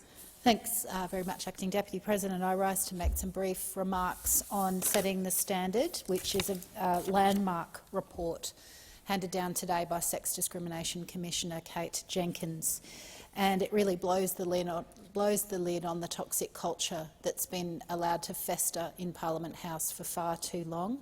And I want to again, as I did in question time, acknowledge the courage and the mettle of outstanding, brave, courageous young women like Brittany Higgins, like Chelsea Potter, like Dania Marnie, like Saxon Mullins, like Grace Tame, and so many others who have spoken out and who have led to this report being commissioned and being drafted. I also want to thank very sincerely everyone who participated. There was a very large number of participants, and that's very welcome, because one of the alarming statistics in this report was that 11% of people who experience bullying and harassment or assault report that. That's 89% of survivors who stay silent. And I'm very grateful that this inquiry and this report allowed many more people to speak up, to share their experiences, so that collectively as an institution we can learn from that and never ever repeat the mistakes of the past. I'm alarmed that the government haven't yet been unequivocal in saying whether they will adopt these recommendations. I did ask that in question time, and I just wasn't quite reassured that the government did in fact intend to adopt and implement all the recommendations, and I would love to be reassured of that, because you can't accept a report like this and then just say, oh, look, it's up to all of us, you know, we'll come back to you later. That's not good enough. We need the government to finally show some leadership and say, yes, we will adopt all of these 28 recommendations. We will do so in a fully funded way. We will do so in the time frame that Commissioner Jenkins recommended. That was a reassurance that I had hoped to hear, and I have not yet heard that, to express my concern that that's the case. When half of our staff in this building and in the MOPS Act employees more broadly have experienced harassment, bullying or actual assault, it is long past time that this issue was addressed, and long past time that the culture that underpins that was changed. We don't have enough women in this place. We certainly don't have enough women of colour in this place. We don't have enough women around the decision-making table, and we haven't had enough men in leadership positions, particularly in the governing party, who have called out this toxic culture. And I've been incredibly disheartened to see the conduct of the Prime Minister excuse and permit awful conduct from some of his male ministers. He's not brought former Minister Christian Porter to task. He's not removed committee roles from people who have been accused by constituents of harassment. He's not taken to task chiefs of staff of members of his own government who were allegedly harassing volunteers. And just last week, he used standover tactics when a female member of his own party crossed the floor. This is not the sort of leadership that the country deserves, and it is not the sort of leadership that will make for a safe workplace. The Prime Minister needs to read this report. Maybe he needs to have a chat to his wife about it, and he needs to then commit to implementing the 28 recommendations, all of them.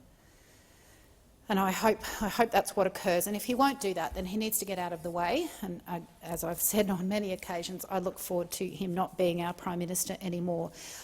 Very much support the recommendations in this report.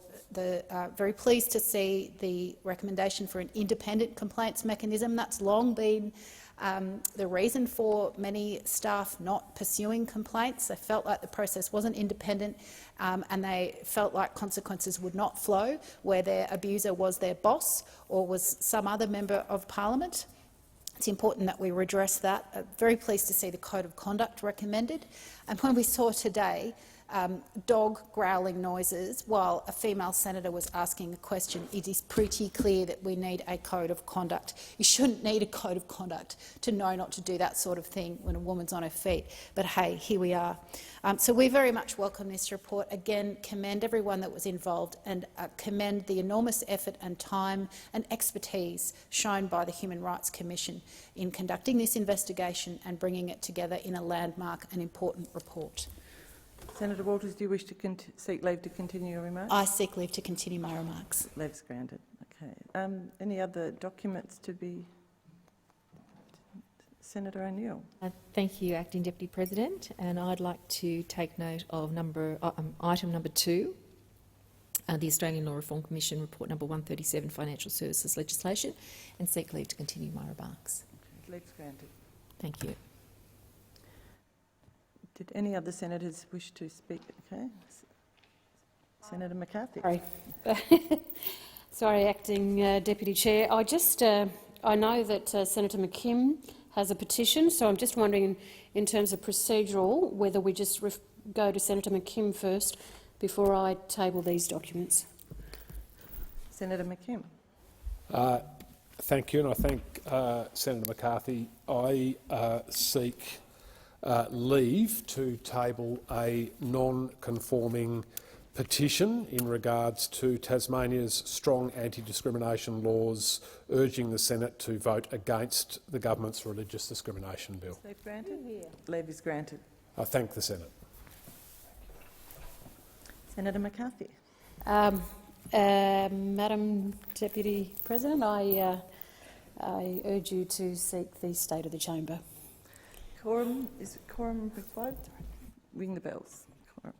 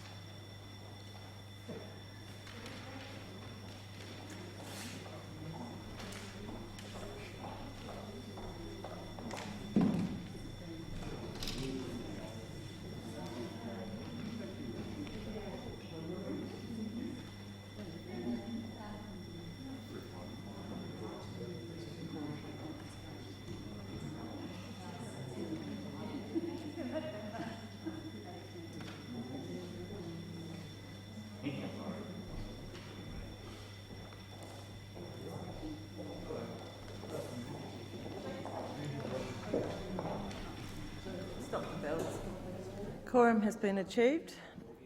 So continue on now with the documents as tabled on page 4. And Senator O'Neill. Could I take note of National Mental Health Commission item number 11, report for 2020-21, and seek leave to continue my remarks? Leave is granted. Thank you. Senator Sheldon. Are we? Sorry? So do we have any other senators wishing to speak to documents on page 4? Okay, so in that case we'll move on to the tabling and consideration of committee reports and government responses. Senator O'Neill. Thank you very much, Acting Deputy President. And I rise to present the 181st report of the Committee of Privileges regarding a possible contempt by the Commissioner of Taxation, and I move that the report be adopted.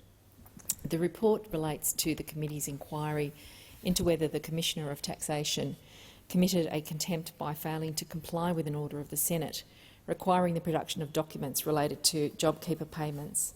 Specifically, the Senate required the committee to consider whether the Commissioner, without reasonable excuse, disobeyed a lawful order of the Senate, failed to produce documents in accordance with an order, or improperly interfered with the power of the Senate to obtain information. The committee sought and considered submissions provided by Senator Patrick, Minister Birmingham, as the Minister representing the Treasurer, and the Commissioner. As senators will recall, the Commissioner raised a public interest immunity claim in response to the Senate's original order for information about JobKeeper payments. The Senate explicitly rejected that claim and ordered the Commissioner to comply fully with the order. The Treasurer responded to this order, raising a public interest immunity claim. The Treasurer's claim did not identify any new basis for resisting production of the information beyond the grounds already raised by the Commissioner and rejected by the Senate. I'd like to put on the record now some words regarding the criteria for a finding of contempt. So the first criterion the committee must consider under Privilege Resolution 3 is whether the conduct of the Commissioner of Taxation could amount to a substantial obstruction of the Senate performing its functions. In determining whether the Senate has been obstructed, the committee is not required to evaluate the public interest claims raised by the Commissioner and the Treasurer. That is ultimately a matter for the Senate. For the purposes of this inquiry, it is sufficient to note that the inquiry powers of the Houses are essential to support the Houses obtaining the information they require to effectively perform their functions. It's clear that the Senate, being unable to obtain necessary information, could substantially obstruct the performance of its accountability functions. The second criterion the committee is required to consider is whether there is another, more appropriate remedy available other than the Senate's power to punish contempts. The Senate accepts that this power is undoubtedly a remedy available where a Senate order is not complied with. However, as a matter of practice, the Senate has generally pursued political and procedural remedies rather than immediately having recourse to the contempt power. The Commissioner suggested in his submission that it may be possible to supply information about JobKeeper recipients in a manner which provides sufficient detail to enable the Senate to fulfil its accountability function, but gives due regard to maintaining the privacy of taxpayer information. The committee's view is that this suggests there is a genuine prospect of resolving this matter through the usual approach of negotiation rather than through the exercise of the contempt powers of the Senate. The final criterion the committee is required to consider relates to culpability and, in particular, whether the Commissioner had a reasonable excuse for conduct which might otherwise amount to a contempt. The Commissioner acknowledged the power of a Senate order to require the production of the JobKeeper information, but submitted that there was a significant public interest in preserving the confidentiality of information collected by taxation officers for the purposes of administering tax laws. He also submitted that public disclosure of the information may cause commercial harm to the entities identified. Now to the committee's findings. While the committee will be circumspect about recommending the Senate make a finding of contempt, it stands ready to do so in cases involving intractable obstruction of the Senate. In this case, however, an independent statutory officer has advanced public interest grounds for withholding information which the committee accepts reflect genuine concerns related to the administration of the taxation system, rather than an attempt to shield government policies or administration from effective scrutiny. In his submission to the committee, the Commissioner has also proposed a potentially acceptable approach to providing the information the Senate requires. In these circumstances, it would be precipitous to have recourse to the ultimate remedies at the Senate's disposal to protect the integrity of its operations. Noting the Commissioner's proposal for resolving this matter, the committee considered that the Senate should have the opportunity to determine whether this would result in the Senate obtaining adequate information regarding expenditure under the JobKeeper program. While the committee is confident the Commissioner will meet his responsibilities to comply with the Senate order, in the event that he does not provide the required information in a manner which is acceptable to the Senate, it is open to the Senate to refer this matter back to the committee for further consideration. Accordingly, the committee has recommended that no contempt be found in relation to the matters referred. The committee noted that the Treasurer's intervention served to delay an acceptable resolution of this matter. A sounder approach in circumstances where an order is directed at an independent statutory officer would have been to allow time for that officer to engage in negotiations with the proponents of the Senate order to provide the information in a manner which addressed any legitimate public interest concerns. I commend the report to the Senate, but before I conclude, I note that the committee had hoped to be in a position to provide a report on the earlier matter referred to it concerning possible obstruction of the Naval Shipbuilding Inquiry of the Economics References Committee. Negotiations for provision of the documents required by that committee are occurring, but they have been, to say the least, protracted. In this regard, I would caution officials that further delay in this matter in and of itself be considered a substantial obstruction of the Economics Committee. So the question is that the motion to adopt the committee's report be agreed to. Those in favour say aye. Against say no. The ayes have it. Thank you. Senator Sheldon. Thank you very much, Acting Deputy President. I present the third interim report of the Select Committee on Job Security, on Labour Hire and Contracting, and I move that the Senate take note of the report. I'll later also seek leave for further comment remarks after I finish with this. Thank you. Well, before I even had the opportunity to table this report in the Senate, the Morrison government has already stated its position on labour hire.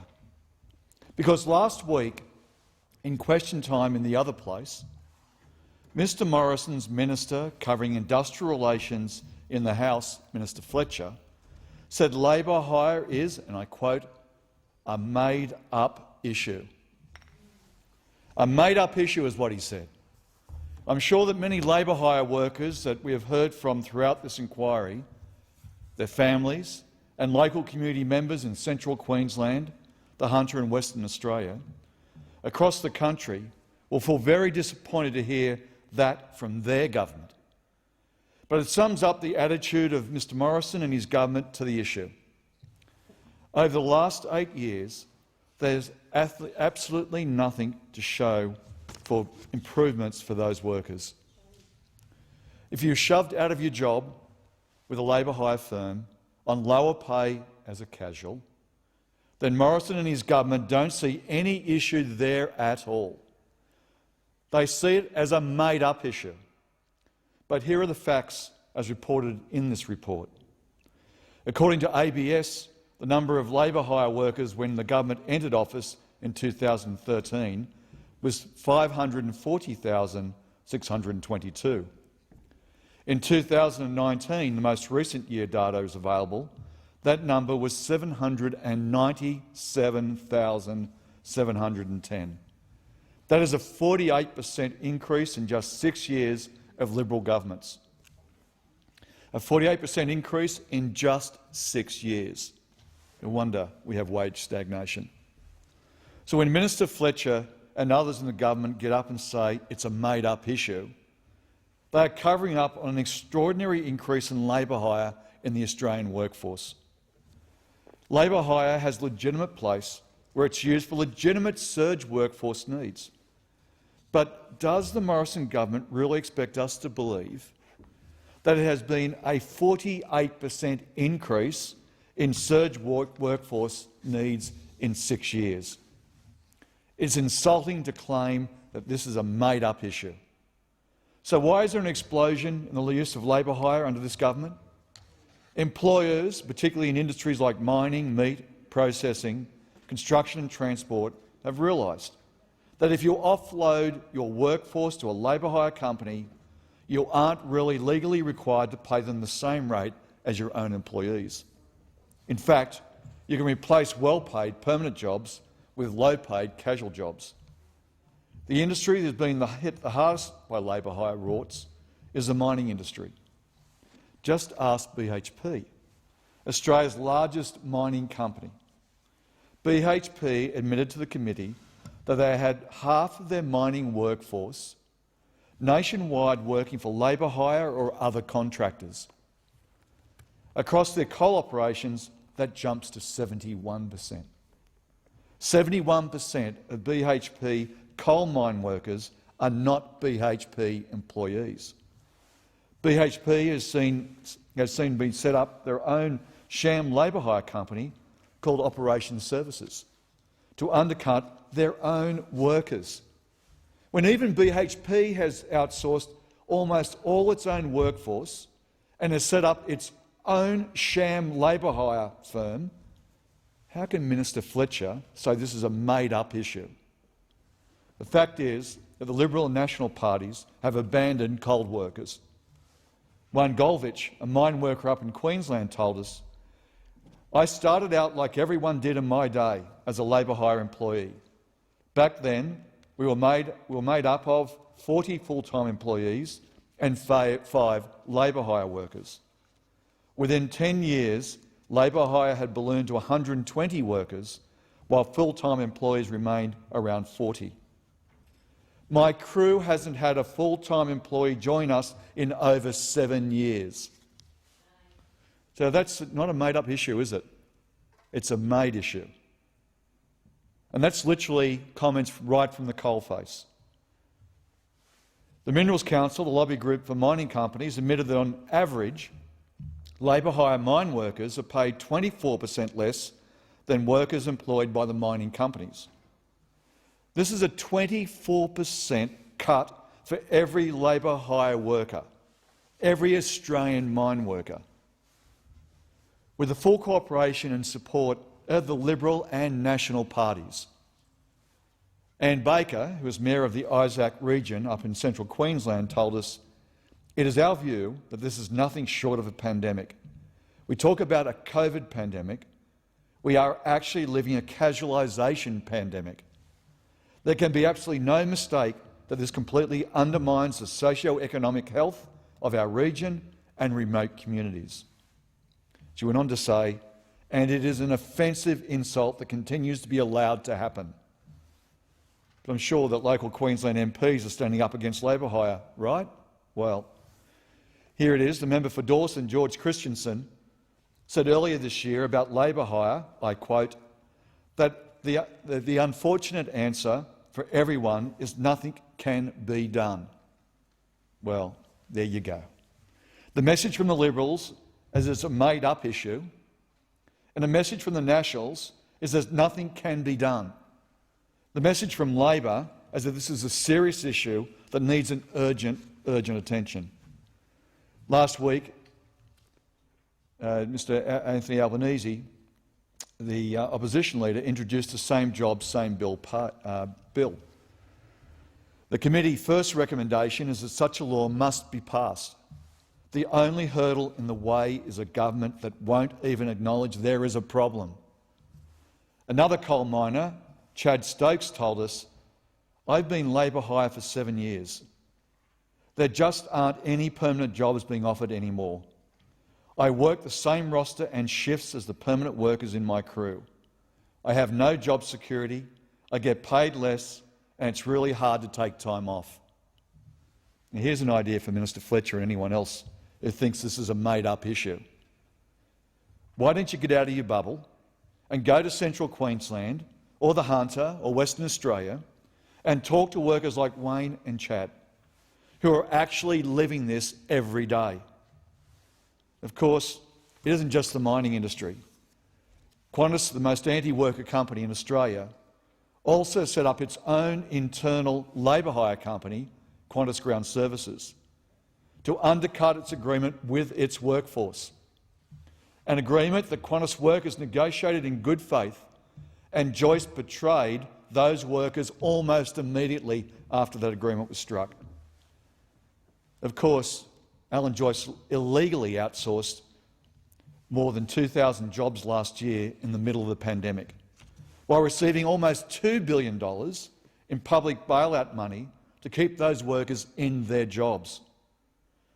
It's one of the dirtiest acts of corporate bastardry Australia has ever seen. One of the committee's recommendations makes clear that it can never be allowed to happen again. The final industry I want to talk about is horticulture and meat processing. Two industries now mostly staffed by underpaid and overworked temporary migrants, employed by shonky labour hire outfits. Since the report was drafted, we have learned that 9 Border Force agents have raided the home of Christian minister who was helping exploited farm workers near Bundaberg. The search warrant, amongst other things, demanded any correspondence with the High Commissioner of Vanuatu.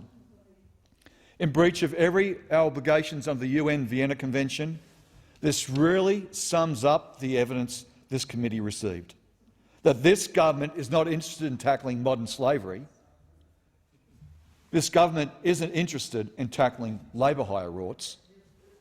This government is not interested in growing wages or making jobs secure. It's more interested in attacking unions and anyone else who tries to help.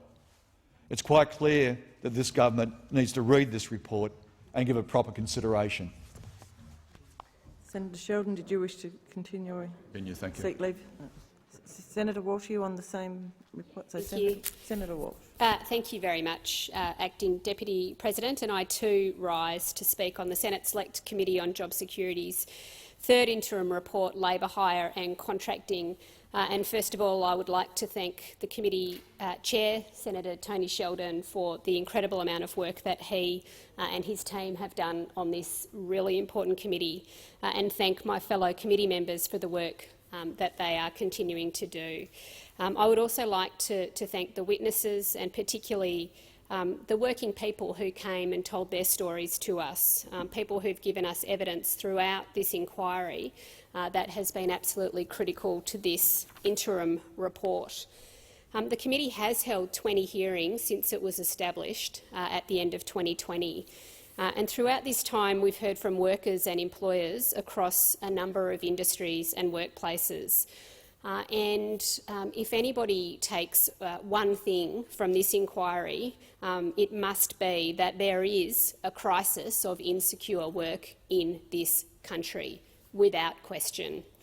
It's a crisis that is leaving Australian workers without good, secure jobs and decent pay, and it's leaving too many workers without the ability to even do the basics like get a loan or pay their bills, forcing workers to continue working when they are sick because they don't have any other option.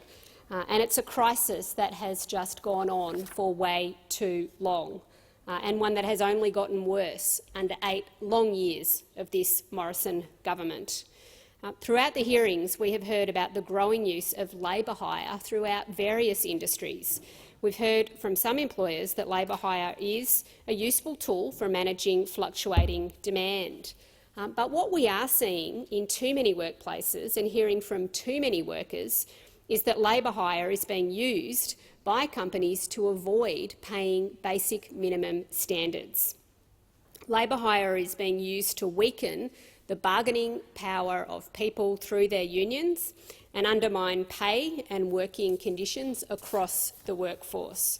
We've heard from casual labour hire workers that had been consistently employed for years but have not been offered a permanent role, required to work side by side with permanent workers of a parent company, doing the exact same job but for much less pay.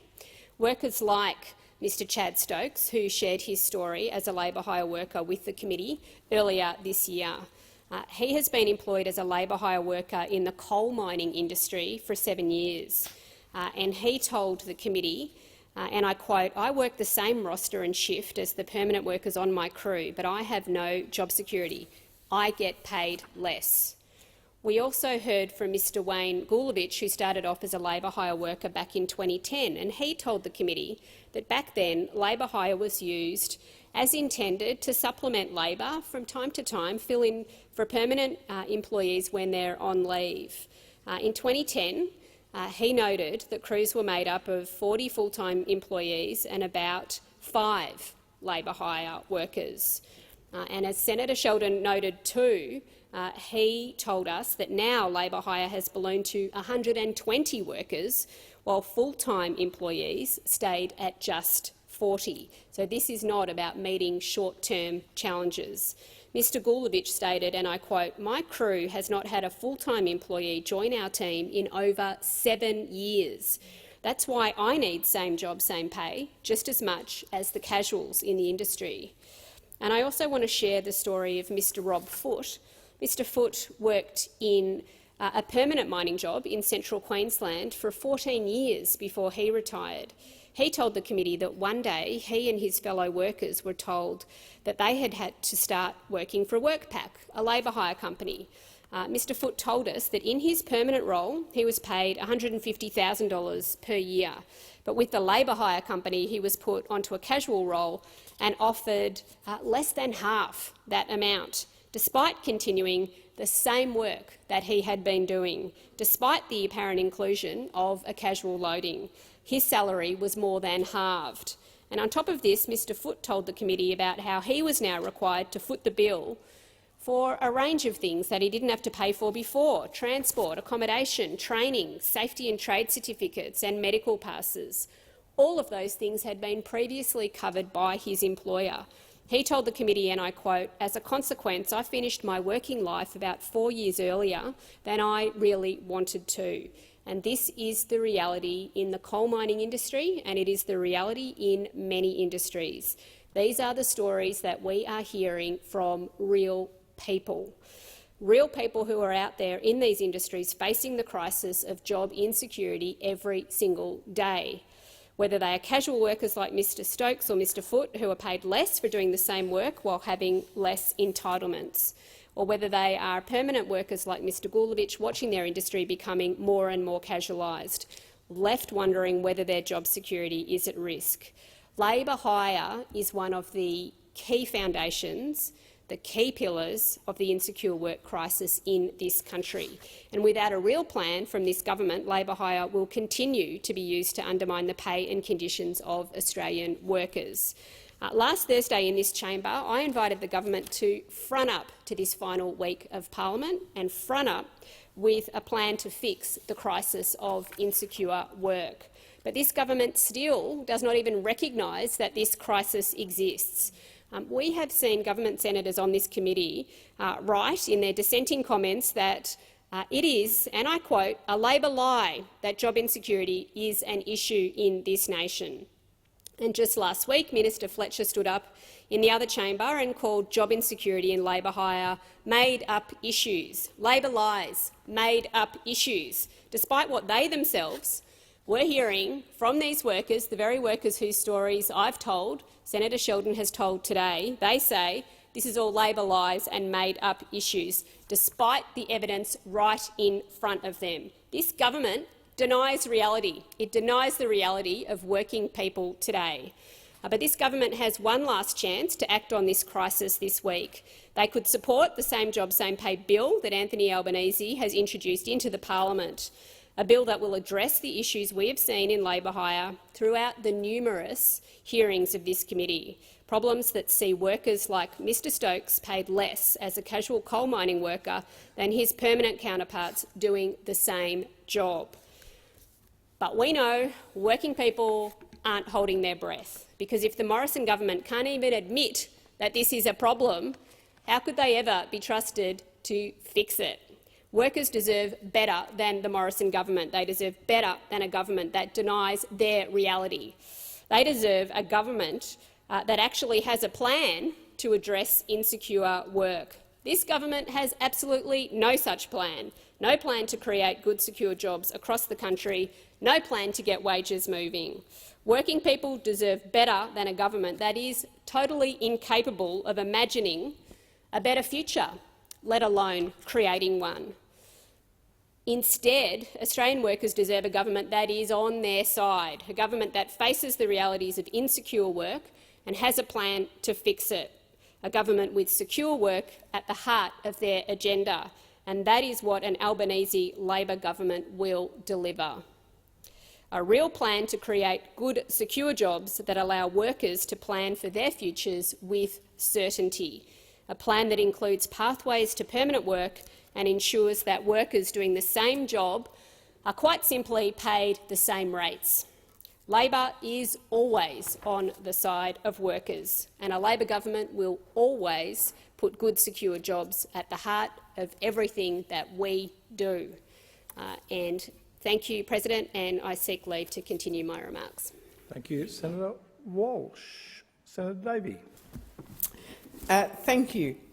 On behalf of the Chair of the Economics Legislation Committee, Senator Scarr, I present additional information received by the committee on its inquiry into the Coronavirus Economic Response Package Amendment Ending JobKeeper Profiteering Bill 2021. Senator Davey, you have further documents, I understand. Further documents, yes. On behalf of the Chair of the Joint Standing Committee on Foreign Affairs, Defence and Trade, I present the report of the Joint Standing Committee on Foreign Affairs, Defence and Trade on the human rights of women and girls in the Pacific, and I move that the Senate take note of the report and seek leave to continue my remarks. There being no objection, leave is granted. On behalf of the Chair of the Joint Standing Committee on Foreign Affairs, Defence and Trade, I present the report of the Joint Standing Committee on Foreign Affairs, Defence and Trade on its inquiry into the 2019-20 annual report of the Department of Defence. I move that the Senate take note of the report and I seek leave to continue my remarks. There being no objection, leave is granted. And finally, on behalf of the Parliamentary Standing Committee on Public Works, I present the committee's 9th and 10th reports of 2021. Senator Van, are you seeking the call?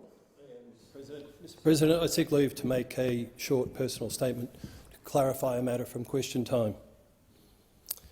Is leave granted? Leave is granted. Mr. President, as you asked us to reflect, I reflected on my behaviour in question time, and I acknowledge that interjections are always disorderly. I also acknowledge that I was making interjections while Senator Lambie was asking a question during question time.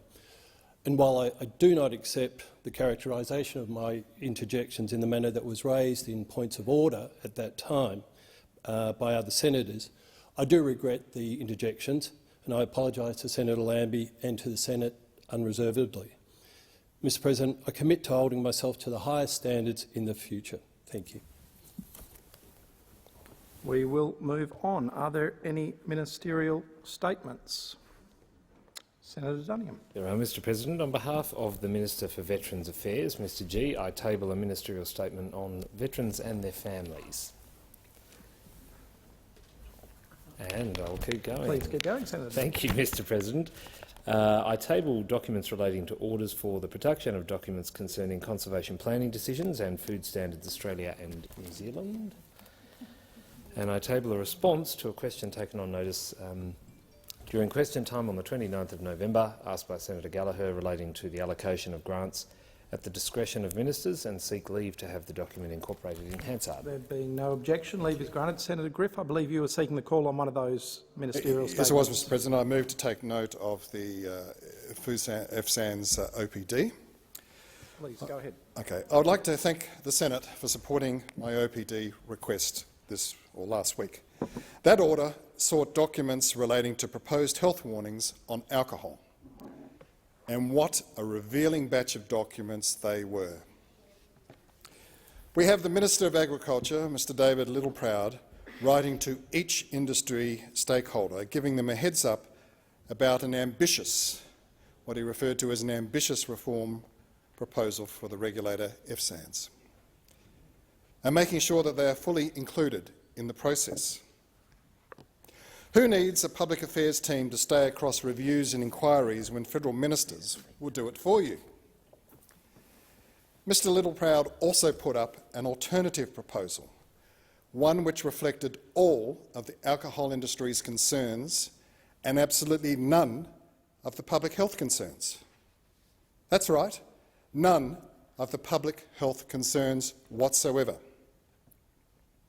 After the minister's proposal was defeated by a clear majority of state and territory ministers, the minister and his industry mates all agreed how disappointing it was. A number of them specifically targeted their criticisms of the regulator, FSANZ. One particular letter was sent by the leaders of Alcohol Beverages Australia, the Australian Food and Grocery Council, the National Farmers Federation and Beverages Australia. Curiously, the identity of Beverages Australia was redacted by Mr Littleproud's office, but the same unredacted document was shared by Senator Colbeck's office, and I thank the senator for that. This letter called for FSANZ to be stripped of its powers,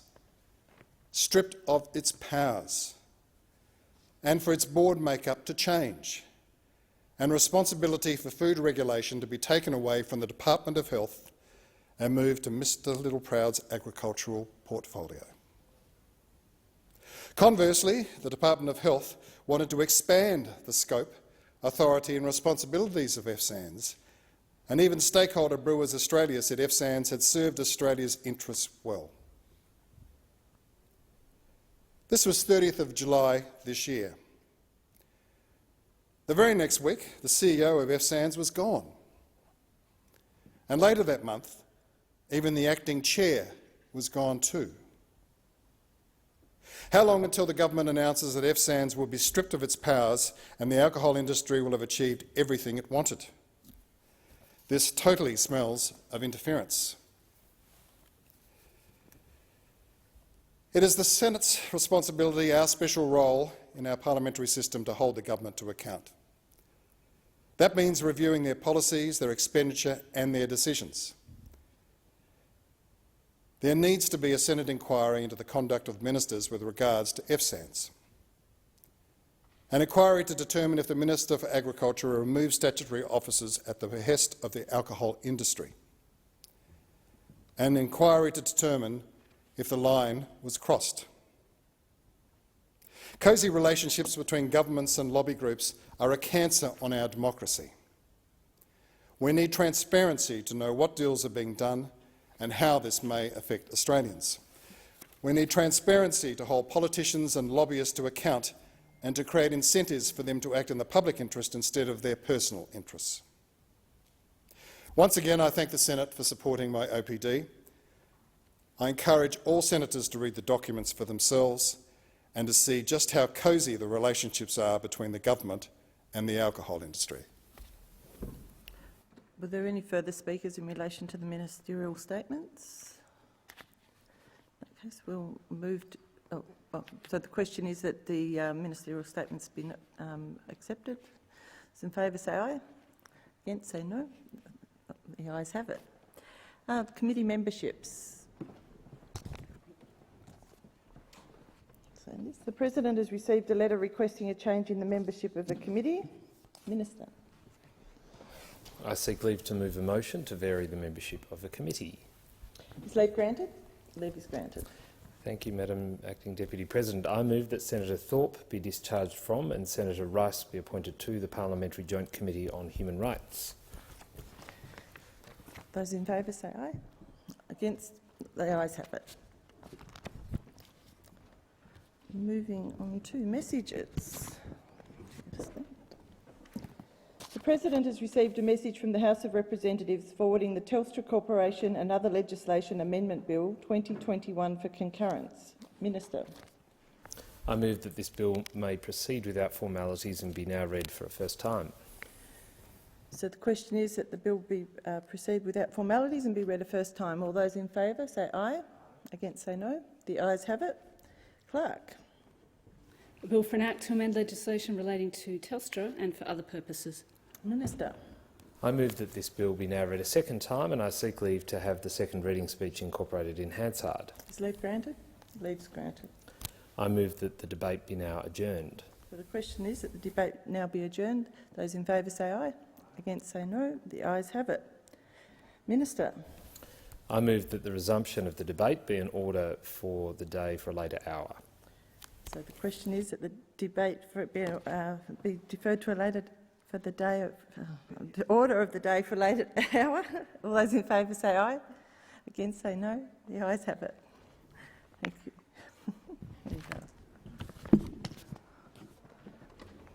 The President has received a message from the House of Representatives forwarding the National Health Amendment enhancing the Pharmaceutical Benefit Scheme Bill 2021 for concurrence. Minister. I move that this bill may proceed without formalities and be now read a first time. So the question is that the bill proceed without formalities and be read a first time. Those in favour say aye. Against say no. The ayes have it. Clerk. A bill for an act to amend the National Health Act 1953 and for other purposes. Minister. I move that this bill be now read a second time, and I seek leave to have the second reading speech incorporated in Hansard. Leave granted. Leave is granted. I move that the debate be now adjourned. So the question is that the debate be now adjourned. Those in favour say aye. Against say no. The ayes have it. Clerk. Business of the Senate Order of the Day number 1, a report of the Foreign Affairs, Defence and Trade Legislation Committee. Senator Davey. Thank you. On behalf of the Chair of the Foreign Affairs, Defence and Trade Legislation Committee, Senator Abetz, I present the report of the Committee on the Defence Amendment Parliamentary Approval of Overseas Service Bill 2020, together with accompanying documents.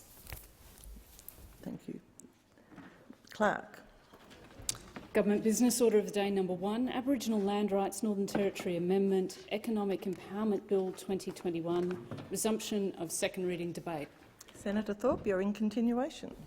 Thank you, Acting Deputy President. The bill before you today, on the other hand, does not achieve what it set out to do, to strengthen our land rights and lead to economic empowerment. If you want to honestly benefit First Nations people in the Northern Territory, then include them in the changes that concern them. Listen properly and work from that. And I don't just mean the land councils and the various native title corporations. No, I mean the communities and the people themselves on the ground. Acting Deputy President, I foreshadow my second reading amendment. Senator Thorpe, would you like to move your second reading amendment?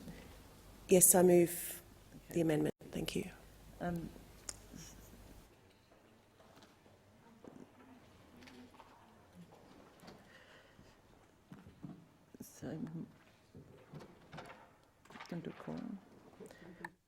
So the question is that the second reading amendment be moved. Those in favour say aye. Those against?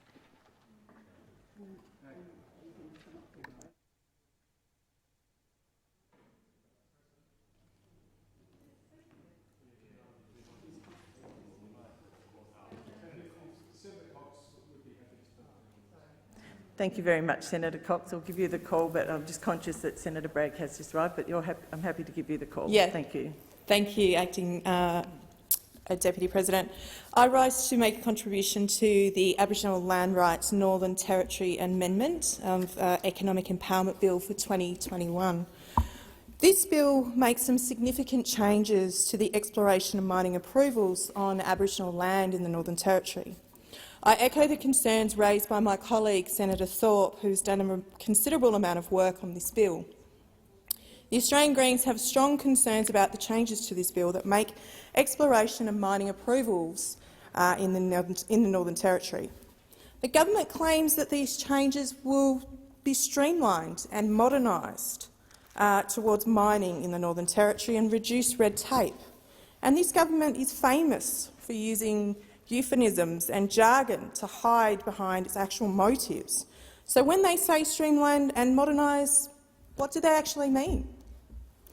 There's no doubt this bill is being rushed through Parliament at the expense of proper consultation with First Nations communities. At the moment, the Northern Territory has some of the strongest cultural heritage protections in the country.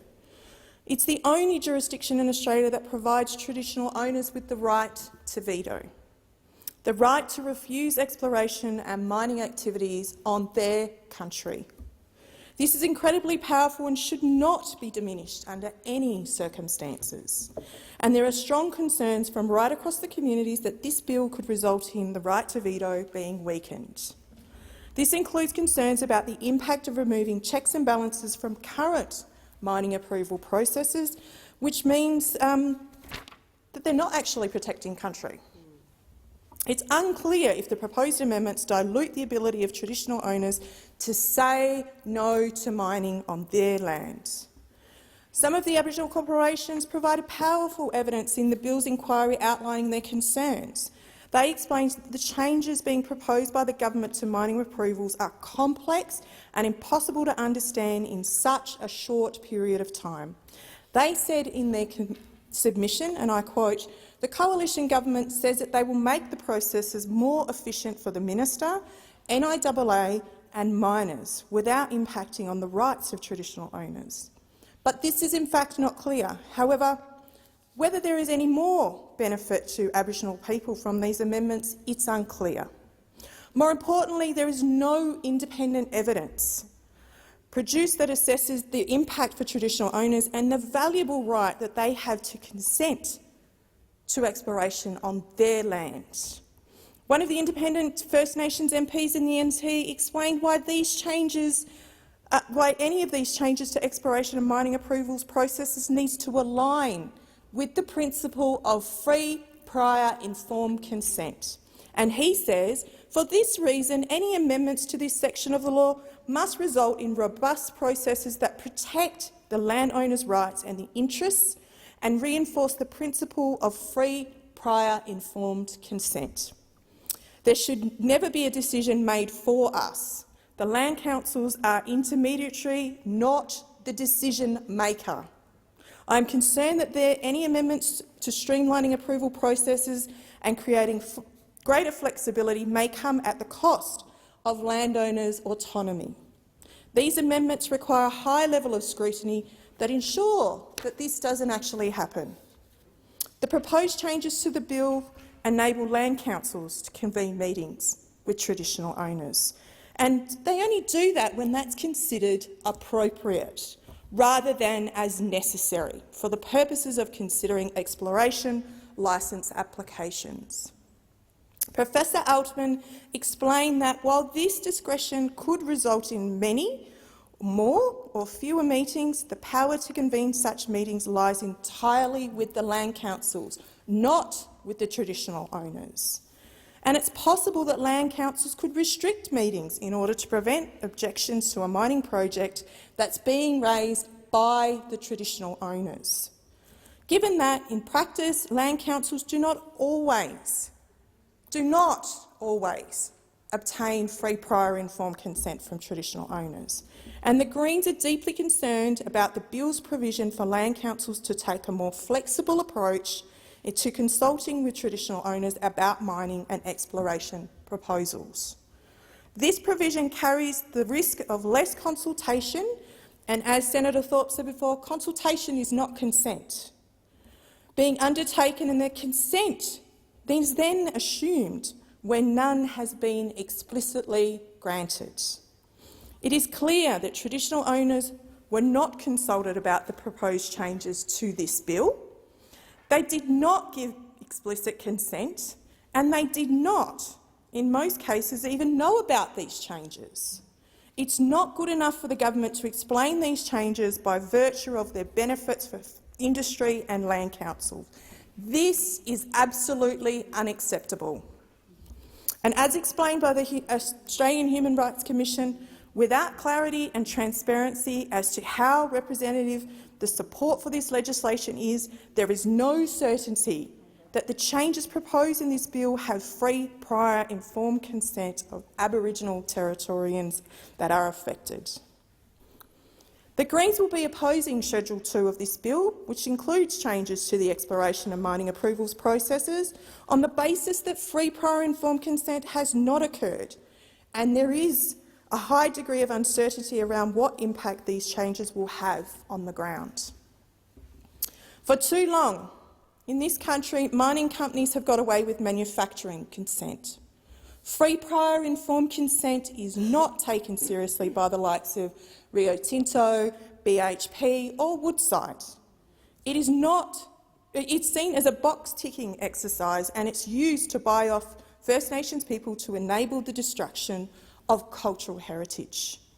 We see this happening right across the country, from Western Australia to Queensland to Victoria to the Northern Territory. In Beetaloo, we saw consent being manufactured when First Nations families were left out of the consultation processes on purpose. In fact, the committee heard evidence that NLC and Origin Energy did not properly communicate or consult with native title holders from 11 determinations of the native title across the Beetaloo.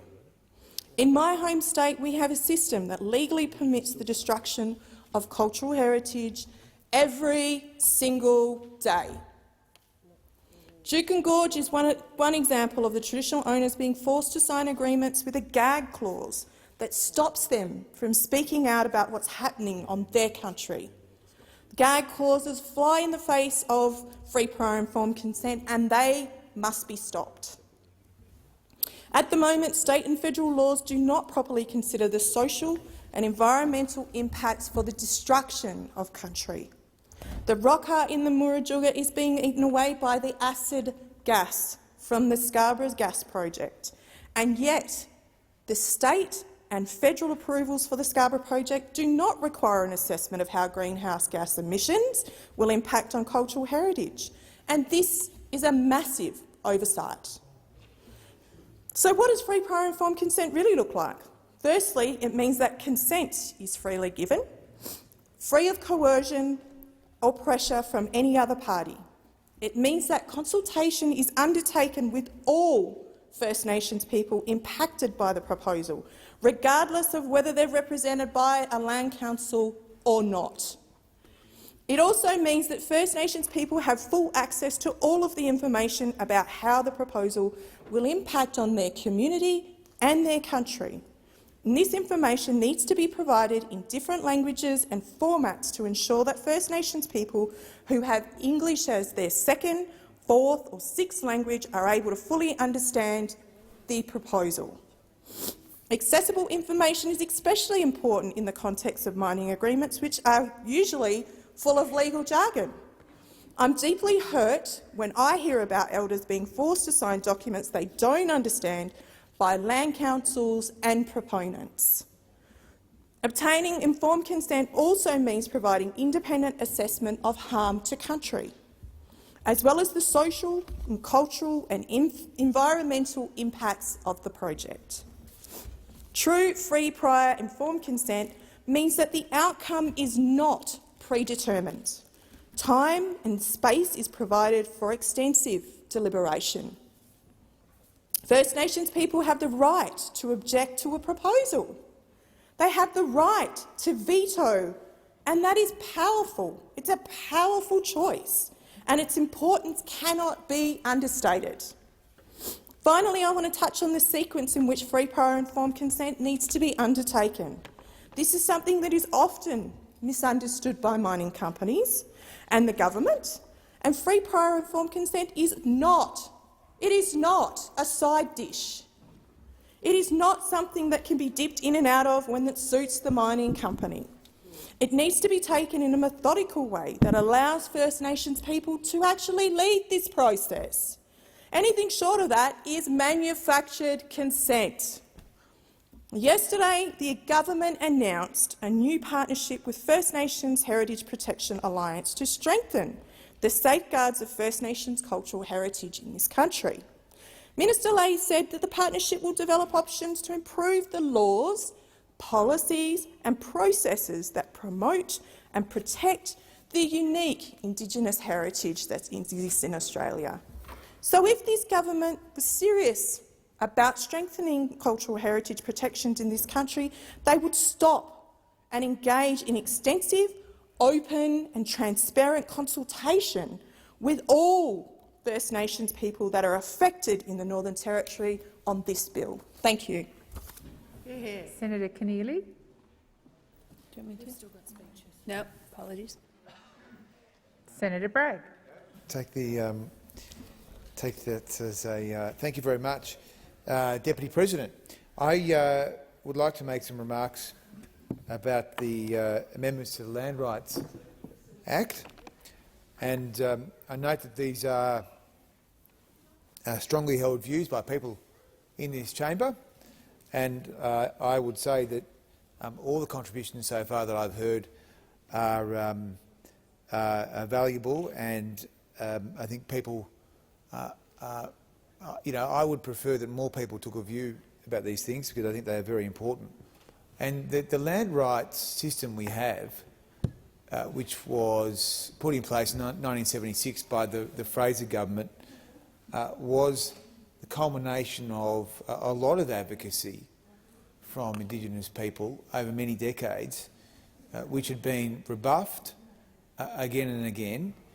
And when you go back and you talk to people like Ian Viner, who was the minister at the time in the Fraser government who put in place the 76 Land Rights Act with bipartisan support from the Labor Party, I don't know that it would have been any prospect that you come to 2021 and more than half the Northern Territory is controlled by Indigenous people through these land councils. I mean, that is a very, very significant turnaround over just a few decades.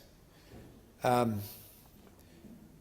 have to say that in preparing this contribution, it did occur to me that when this parliament does make laws for Indigenous people, and Indigenous people are the only group of Australians that have an extensive set of laws made by this parliament for them, we could do a better job of consulting with them. I don't know that we get all the information that we should have when we consider these amendments, and that has been my view since I've been here for these past 2 years. Last year we considered a bill to amend the Native Title Act, and I'm really not sure that we really knew what the views were about that on the ground, and I think that is a great shame, and that is one of the reasons that I have been of the view that we should put in place a formal consultation mechanism, a voice, call it whatever you like, that is clearly missing in the system of government in Australia. And I am anxious and keen that we get that right, because we should hear the voices of people on the ground. There should be the opportunity for people that have special laws made for them to have their say. I would say in relation to this particular bill, and I understand that this has been the culmination of 3 or 4 years' work, that there has been a significant consultation with the land councils, with the 2 major land councils in the Northern Territory, but also with the 14 constituent bodies. And there is very strong support from these land councils. There is, as far as I can see, strong support from their constituents as well. I note that there are mixed views about this that have been expressed in the parliament today, and I respect that. That has not been raised with me prior to this contribution. In fact, the information I have is that there is strong support amongst the land councils, and I understand that the land councils aren't the traditional owners, but my understanding is that they have undertaken significant consultation. And the Minister, Minister White, who is the first Indigenous person to serve in the Cabinet of Australia and to serve in this portfolio, I know is very committed to consultation and is very committed to co-design, as has been his mantra whilst in office. And so this particular bill effectively does three things. It does establish a new entity, the Aboriginal Investment Corporation. It puts in place some corporate governance changes and does amend the control and consent arrangements for access to land. I think it's a very good concept to move to an investment approach. I think it's a very good opportunity for Indigenous people to take more control of their assets, their land and their capital, and the removal of ministerial discretion and the removal of ministerial oversight for some of these things is exactly what we should be doing. If one thing is for sure in this area is that paternalism has not worked, and so anything we can do to empower people on the ground to run their own affairs in the way that they would wish is absolutely desirable. And I think these will be seen as landmark reforms in the years to come. Of course, there are different rules and laws which apply to the Land Council system. It has often been said that people should have access to freehold, people should have access to the same economic opportunities as as non-Indigenous Australians, and I think that's right. I think we want to ensure that Indigenous people have every opportunity to fully participate in the economy of Australia and the world, and anything we can do to drive control of these investments, which is what they will be, is a good thing. But we also want to make sure that individuals can access freehold title, I would say, in time. And so these particular laws build on a very important tradition in the Australian legal system, which commenced in 1976 with land rights, which is that the Parliament will enact laws for the benefit of Indigenous people. I think that has been a long-held commitment. What we have failed to do in the past has been to properly consult Indigenous people on how those laws are to be made and are to be amended. And I believe that this is a very good example of why you need to have an Indigenous voice, why you need to formalise consultation on these special laws, because there are no other Australians that have laws like this. There are no other Australians that have special laws like this.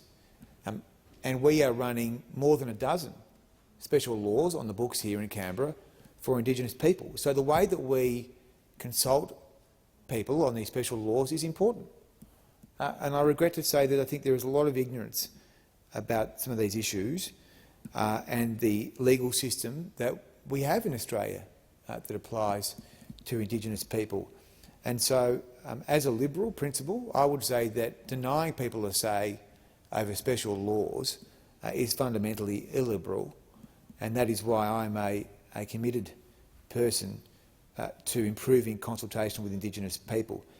But having said all that, these particular provisions, I think, will improve opportunities for people on the ground in the Northern Territory, and I look forward to more commitment to consultation and co-design in the future.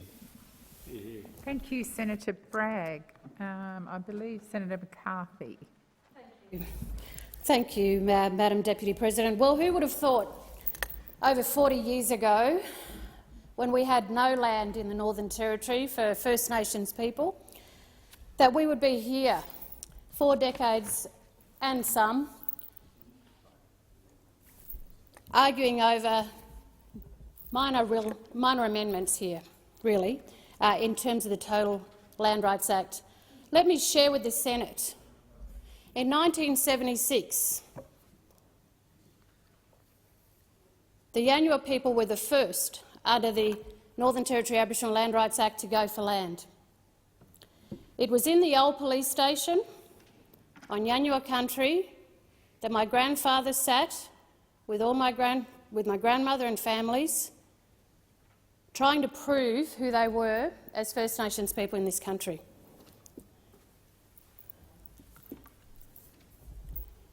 It took Vincent Lingiari 8 years, and the people, the Gurindji people of that country,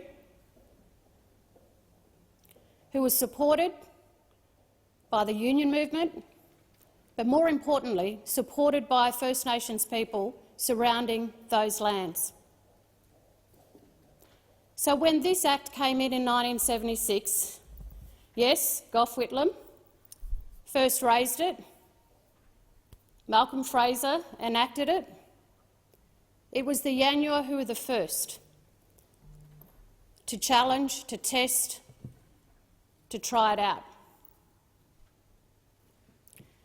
And so those elders stood in the witness box in an old police station which had remnants of members being caught in the cells, horrible memories, and very recent, of the massacres of that area. And so there was indeed an absolute passion and hope that lives would change. But it was not to be. Why?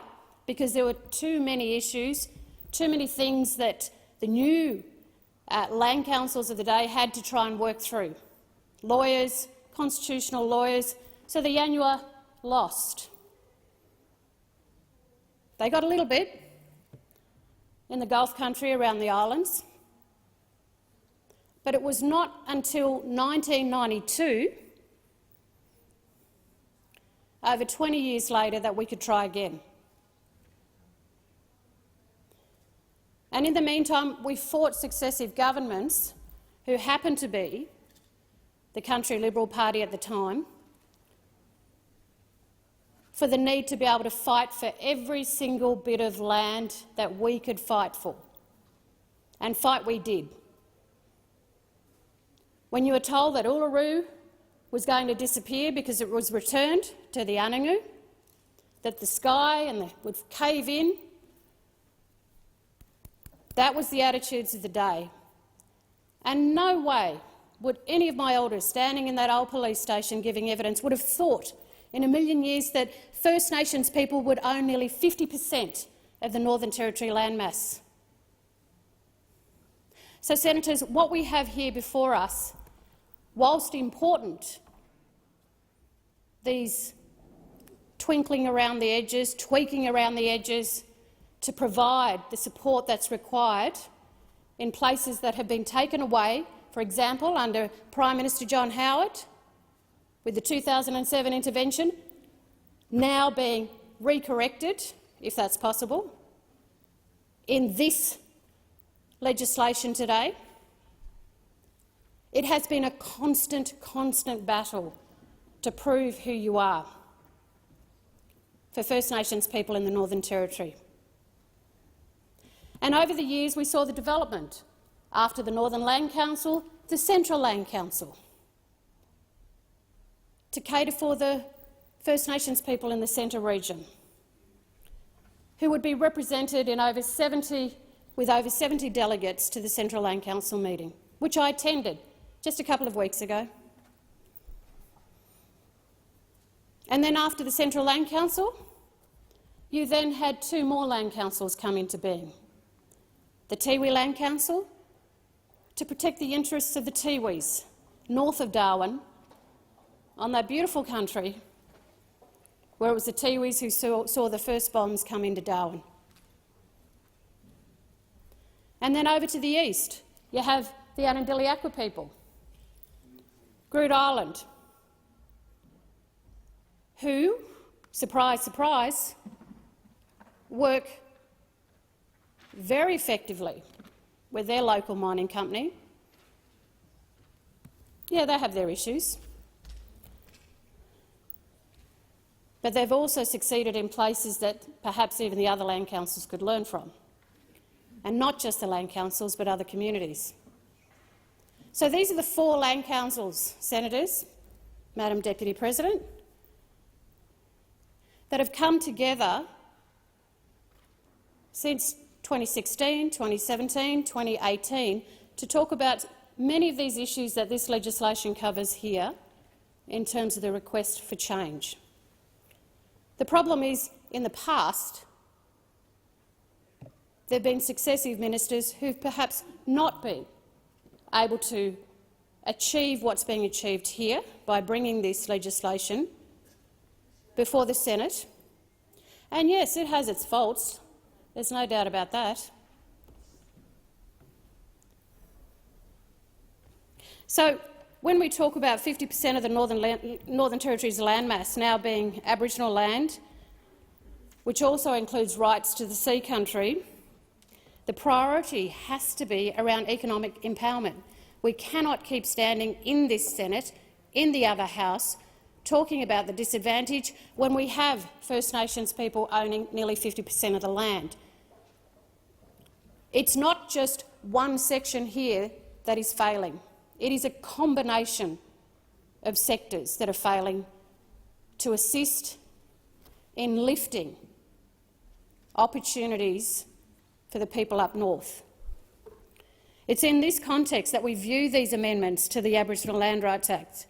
These amendments have been a long time coming and are made with the strong support of those 4 land councils. Those 4 land councils that didn't exist 4 decades ago. Does that mean that they are above reproach? No, it does not. Does that mean that they are perfect? No, they most certainly are not. Does that mean that they cannot themselves improve in order to assist the very constituents that they are there to support? Yes, they most certainly can do that. But we can do that too, as the Australian Parliament. It works hand in hand when this Act is a product of this Parliament. The support of the land councils is significant, because there are those of us who remember the battles, and let me tell you, if there were no land councils, those battles would return quick and fast. So there is a history of amendments to this very Act without the consultation of land councils. We only have to refer to reviews of the past where papers were burned because no traditional owners in those 4 land councils were a part of that. It's interesting to see that we've come this far, where now we have the questions around consent and the questions around inclusion. Well, we need to listen to those questions as a parliament, and the land councils need to listen to that, because it is an example of how far you have grown and the growth and maturity of First Nations people in the Northern Territory through the land councils, but also those who feel they are missing out. Why are they feeling they're missing out? What is it about their hopes and dreams as traditional owners who are not a part of these land councils at the moment? Why is it that they feel so disenfranchised? Who is asking those questions within the land councils? Who is asking those questions beyond the land councils? We know that there are 83 members of the Northern Land Council, 78 members are elected, 5 co-opted, every 3 years. Let's have a look at the question of how those elections take place. Is that something the Parliament, the land councils, traditional owners need to ask ourselves? Is that a fair process? Is it a process that still reflects how this Act began? Usually, parliaments review acts. The 1976 Aboriginal Land Rights Act, in terms of elections of its people, may also need at some point to be looked at. in fairness to the growth and the development of all those families across the Northern Territory, but also in fairness to the growth and development of the land councils themselves. If we are to achieve true economic empowerment, we must open ourselves up to the very strong, realistic position of transparency and accountability, not just to ourselves in the Senate as the Australian Parliament, but also as I stand before you as a traditional owner of those lands. We as traditional owners need to be open and transparent too. We need to be able to feel confident in a system that enables us to have a voice within that system. And I know that there are so many who do not feel they have that. Why? Perhaps because they weren't around in 1976. Perhaps that, unlike me, I was only a little girl. They were not even born. But that does not mean that they are not important. In fact, for Yanyuwa, we are known as Djungai and Yimringi. My sons, they are the Djungai for me.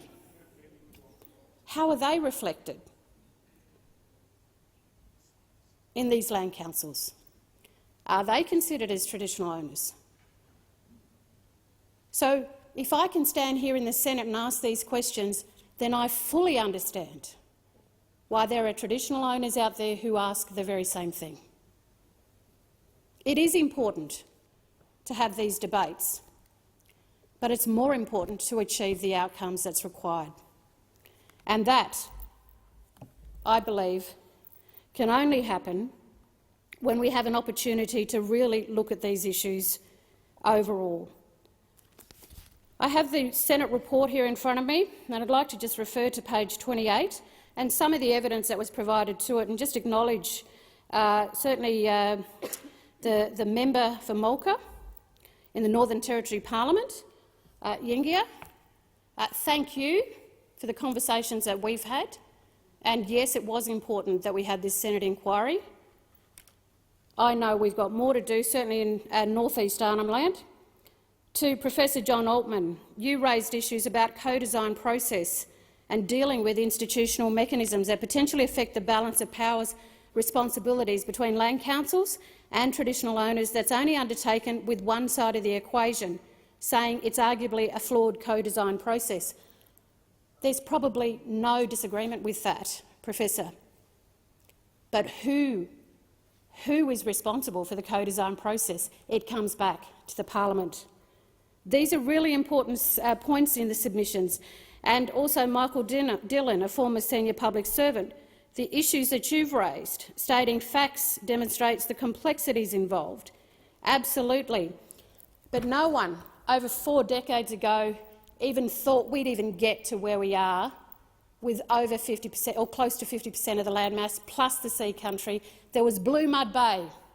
There still is Blue Mud Bay. And the work that has to be done with the fishing industry, the commercial fishing industry, the ranger groups. How amazing is it that we can stand here and even talk about that? So, Senators, this is a critical piece of discussion around the Aboriginal Land Rights Act, but it is not the only discussion. There is far more comprehensive work that is required, and I welcome the input from senators here today. As a TO myself, and knowing this Act from the very beginning, that there is a long way to go. But for now, those 4 land councils do need the support of this Australian Parliament, and we must make sure that all of those other traditional owners who are not yet included are very much included into the future. Thank you, Senator McCarthy. Minister. Thank you, Madam Deputy President. I want to thank senators for their contributions to this debate from places of experience, and certainly Senator McCarthy's contribution there, one well worth listening to. So I thank senators for those contributions to the Aboriginal Land Rights Northern Territory Amendment Economic Empowerment Bill 2021. The government welcomes the Senate Finance and Public Administration Committee's report on its inquiry into the bill, and notes the recommendation in that report that the bill be passed unamended. In responding to the committee's report, I note the recommendations raised also by the Australian Greens. Aboriginal people in the Northern Territory, through their land councils, have asked for and been partners in the changes proposed by this bill. The government has co-designed the reforms in partnership over nearly 4 years. The bill establishes the new corporation with a best practice governance model, including a board with a majority of Aboriginal members, and the new corporation will be reviewed after 7 years to consider the corporation's performance against its 3 to 5 year strategic investment plan. The Aboriginal Benefit Account Advisory Committee will continue to advise government on beneficial payments until the new corporation is fully established, ensuring no gap in access to beneficial payments. The Aboriginal Land Rights Northern Territory Act 1976, the Land Rights Act, retains its existing provisions that guarantee the free, prior and informed consent of traditional Aboriginal owners. As such, the government is confident the bill adequately addresses the recommendations raised by the Australian Greens. The passing of the iconic Land Rights Act in 1976 was indeed a great moment of bipartisanship in this parliament. I'm pleased that this spirit of bipartisanship remains as we look beyond party politics to recognise the intrinsic value of these amendments. This is an important day for Aboriginal people in the Northern Territory, as they see their ideas to modernise the Land Rights Act become a reality. And it's an important day for the Parliament as we seize this opportunity to support amendments that will support Aboriginal wealth creation for generations to come. And in conclusion, I table an addendum to the explanatory memorandum relating to this bill. This addendum responds to the concerns raised by the Scrutiny of Bills Committee. I commend the bill to the Senate. Thank you, Minister. And I believe there's a second reading amendment standing in the name of Senator Thorpe. So the question is that the second reading amendment, as moved by Senator Thorpe, be agreed to. Those of that opinion say aye. Those against? I believe the noes have it. Division required. Ring the bells for 4 minutes.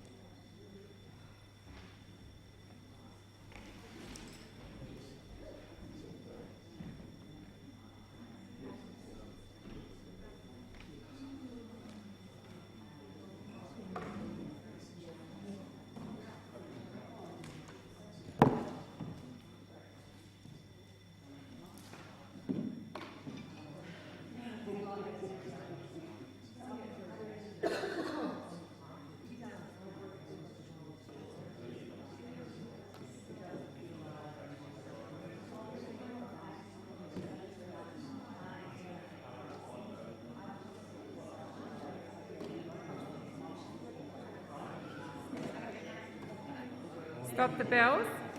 So the question is that the second reading amendment as moved by Senator Thorpe be agreed to. The ayes shall move to the right of the chair, the noes to the left. I appoint Senator McKim as teller for the ayes and Senator McCarthy. Order! As teller for the noes.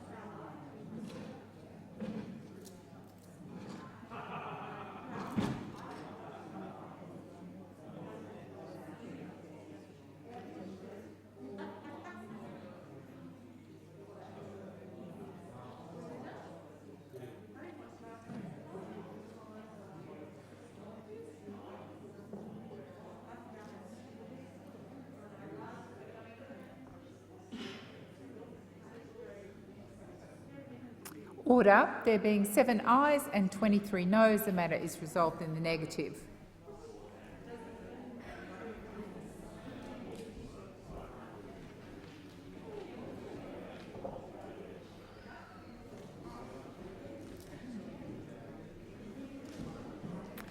Minister. So the question now is that the bill be read a second time. I'll call the Minister. Yeah, so the question is that those of that opinion say aye. Against, I believe the ayes have it. The ayes have it. I call the clerk. A bill for an act to amend the Aboriginal Land Rights Northern Territory Act 1976 and for related purposes. And I believe there is a committee stage. So is it the wish of the committee that the bills be taken together as a whole, there being no objection? It is so ordered. Senator Thorpe. Thank you, Deputy President. I seek leave to move amendment in sheet 1510 in my name. Yep, so is that sheet 1 and 2? Are you seeking leave to move them together, or yes? Okay, so is leave agreed to move them together? Leave is agreed, Senator Thorpe? Yeah. Thank you. I seek the Senate's support for my amendment, which would remove the streamlining for mining destruction on country in Schedule 2.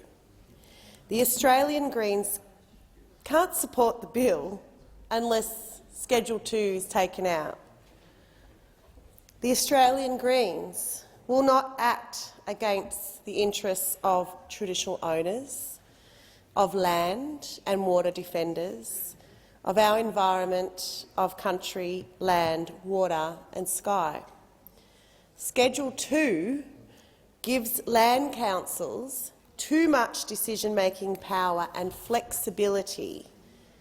We will not do it. We have not seen any evidence of free, prior and informed consent.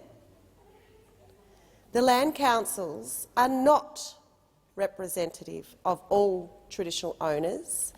In fact, in some instances, the land councils are only representatives of themselves. Listen to the people.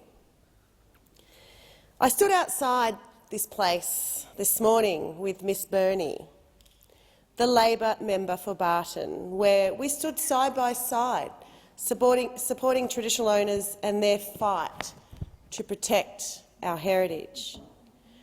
I thank Ms Burney for being there this morning and for her staunch words about protecting culture and First Nations heritage.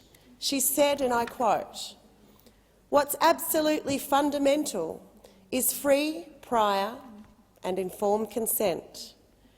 And I have to say that this is a priority for Labor. Cultural heritage is a living thing. It's not static. And Labor will enter into a proper consultation process. I agree with the member for Barton. Free, prior and informed consent is what we need. I could not have said it better.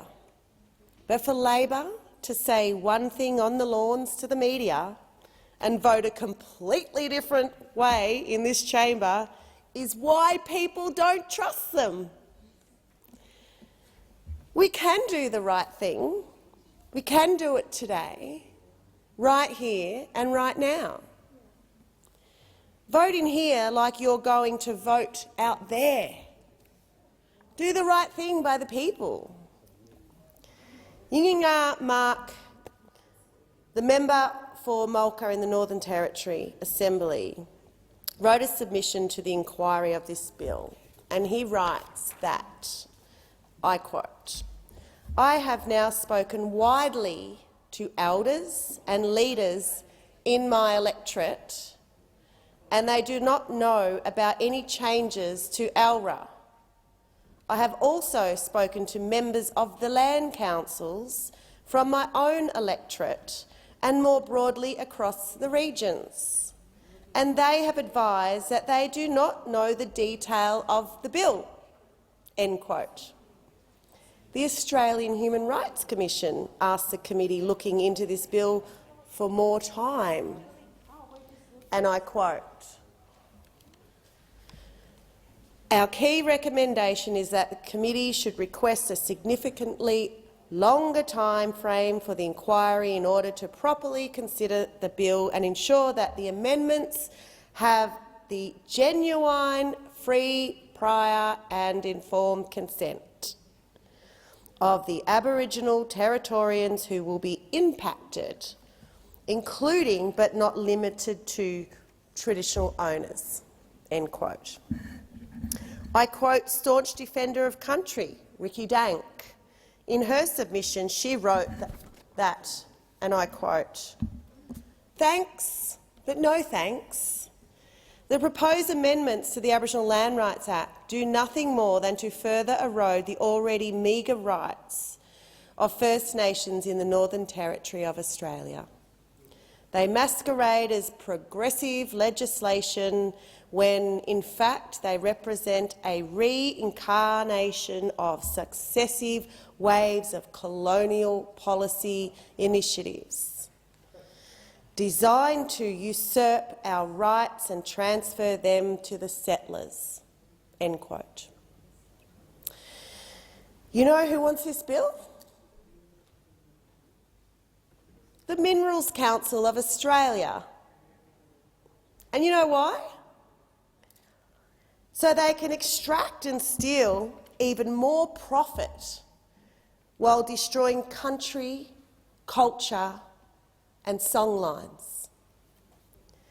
That should tell you everything you need to know about who this bill is really meant to serve. The Australian Greens cannot support the bill unless Schedule 2 is removed. It's as simple as that.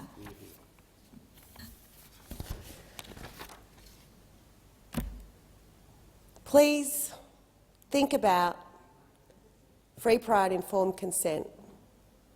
Every time you look at your dot paintings and every time you come to a rally and scream out Black Lives Matter. Thank you. Senator Kitching. Thank you, Deputy President. Labor opposes this amendment. The amendments in Schedule 2 of the bill are largely administrative and technical in nature. They are designed to increase efficiency for all parties, including traditional owners.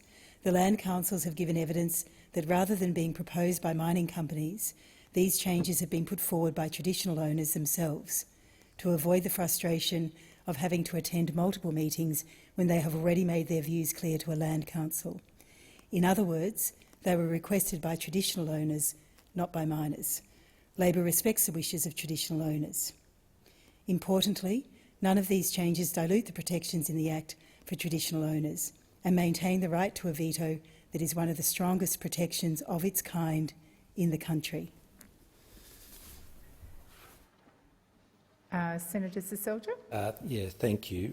The government does not support amendment on sheet 1510. The proposed amendment would omit the commencement date for the entire Schedule 2 mining, and the changes to Part 4 proposed in the bill would not take effect. These amendments follow from an independent review in 2013 and have the agreement of the Northern Territory Government and the 4 Northern Territory Land Councils in consultation with key resource sector peak bodies. Importantly, the reforms preserve existing strong protections for traditional owners, including their right to free, prior and informed consent and their right to veto exploration and mining proposals on their land. The proposed amendment would not achieve the increased confidence and clarity for all stakeholders and would not empower traditional owners to take advantage of opportunities on their land. So just for the clarity of the Senate, I'm going to put item 2 on sheet 510, but I also, beg your pardon, 1510, but I also alert the Senate that Senator Thorpe has moved by leave, also 1 on sheet 1510. So the first question is, and because the questions are separate, so the first question is... Deputy President, I'm just confirming there'll be 2 divisions. Well, it depends on the outcome of the first. Potentially, there could be only 1 division depending on the outcome, because if, for example, that was voted down, Schedule 2 stand as printed, the second one would fall away. So the question is that Schedule 2 stand as printed. Those of that opinion say aye. Aye. Against? I believe the ayes have it. Division required. Ring the bells for 4 minutes.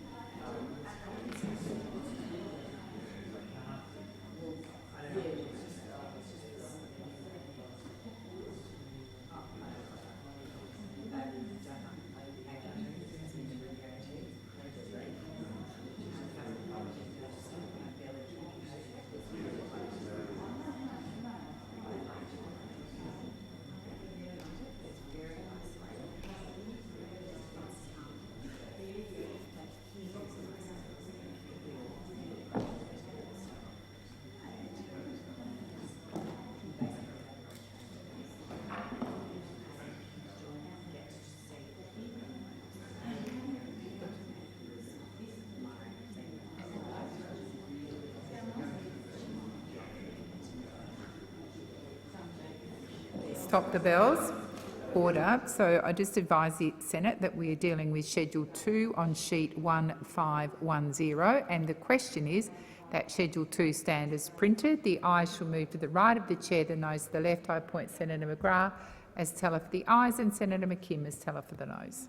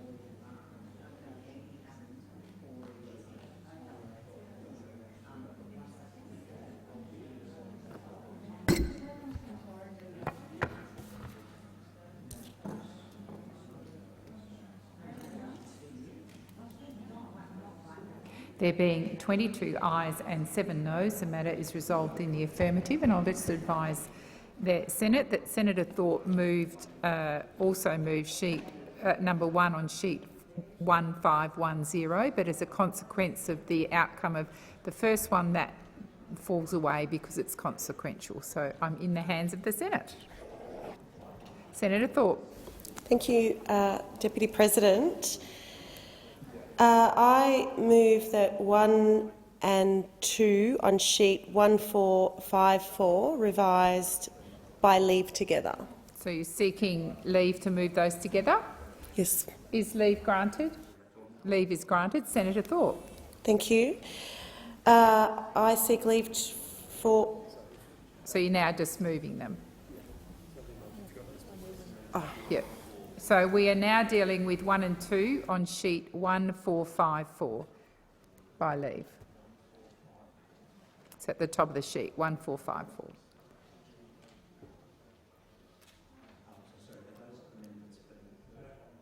Yes, by leave. Oh no, they haven't been moved. Leave's been granted to move them together, but Senator Thorpe hasn't moved them. I move the amendments. Thank you. Minister. Thank you. The government does not support amendment sheet 1454, requiring the corporation to advise the minister on beneficial payments will entrench the current system of government approval of beneficial payments from the ABA. The corporation is moving decisions about Aboriginal money out of Canberra and into the Northern Territory from government into Aboriginal hands. Thank you, Minister. Senator Kitching. Thank you, Deputy President. Labor will not be supporting these amendments. As stated in the explanatory memorandum, the bill has been designed to transfer responsibility for making beneficial payments under the Land Rights Act from the Minister to the NTAI Corporation. Conferring an advisory role on the NTAI Corporation could potentially undermine this intention and give rise to confusion about its function. Thank you, Senator Kitchen. So the question is that 1 and 2 on sheet 1454 as moved by Senator Thorpe. The question is that the amendments be agreed to. Those of that opinion say aye. Against? Believe the noes have it. The noes have it. Senator Thorpe. Deputy President.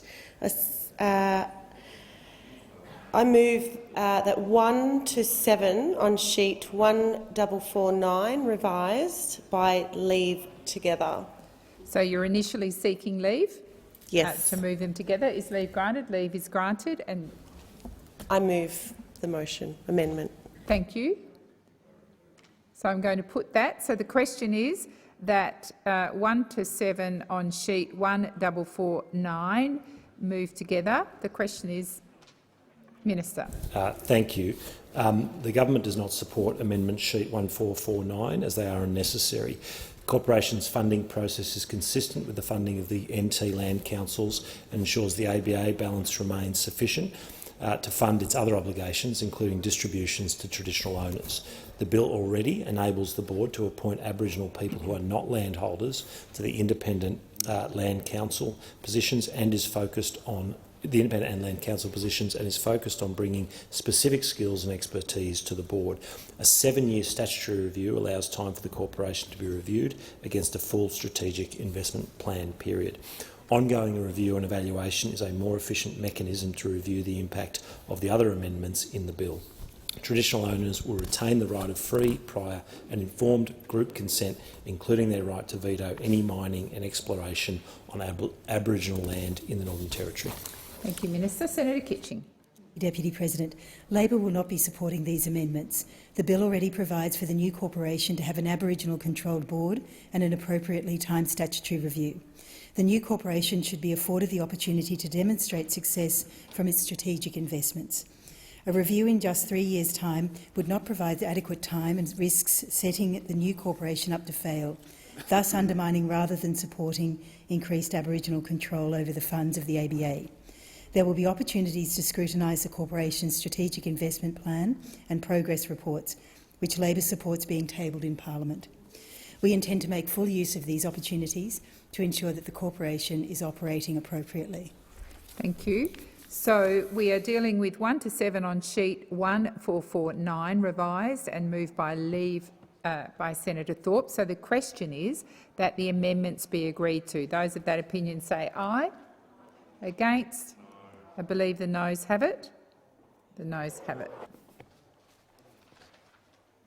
I'm in the hands of the Senate. Senator Thorpe. Thank you, Deputy President. I seek leave to move 1 and 2, sheet 1514 by leave together. Is leave granted? There being no objection, leave is granted. Senator Thorpe. I move the amendment. Thank you. Senator Kitching. Thank you, Deputy President. Labor supports this amendment, which would require the Minister to request progress reports on the NTAI Corporation's strategic investment plan. We note that this was a recommendation of the Scrutiny of Bills Committee. It is appropriate and consistent with principles of transparency that progress reports should be open to parliamentary scrutiny. There are various options available to the Minister to allow for the removal or confidentiality of any genuinely sensitive material. Thank you, Senator Kitching. Minister. Thank you. The government opposes this amendment, or these amendments. The bill includes strong transparency arrangements, including tabling a strategic investment plan in Parliament. The strategic investment plan will include consultation with Aboriginal people and organisations in the Northern Territory. Thank you. So we're dealing with 1 and 2 on sheet 1514 by leave, as moved by Senator Thorpe, and the question is that the amendments be agreed to. Those of that opinion say aye. Against? I believe the noes have it. Division required. Ring the bells for 4 minutes.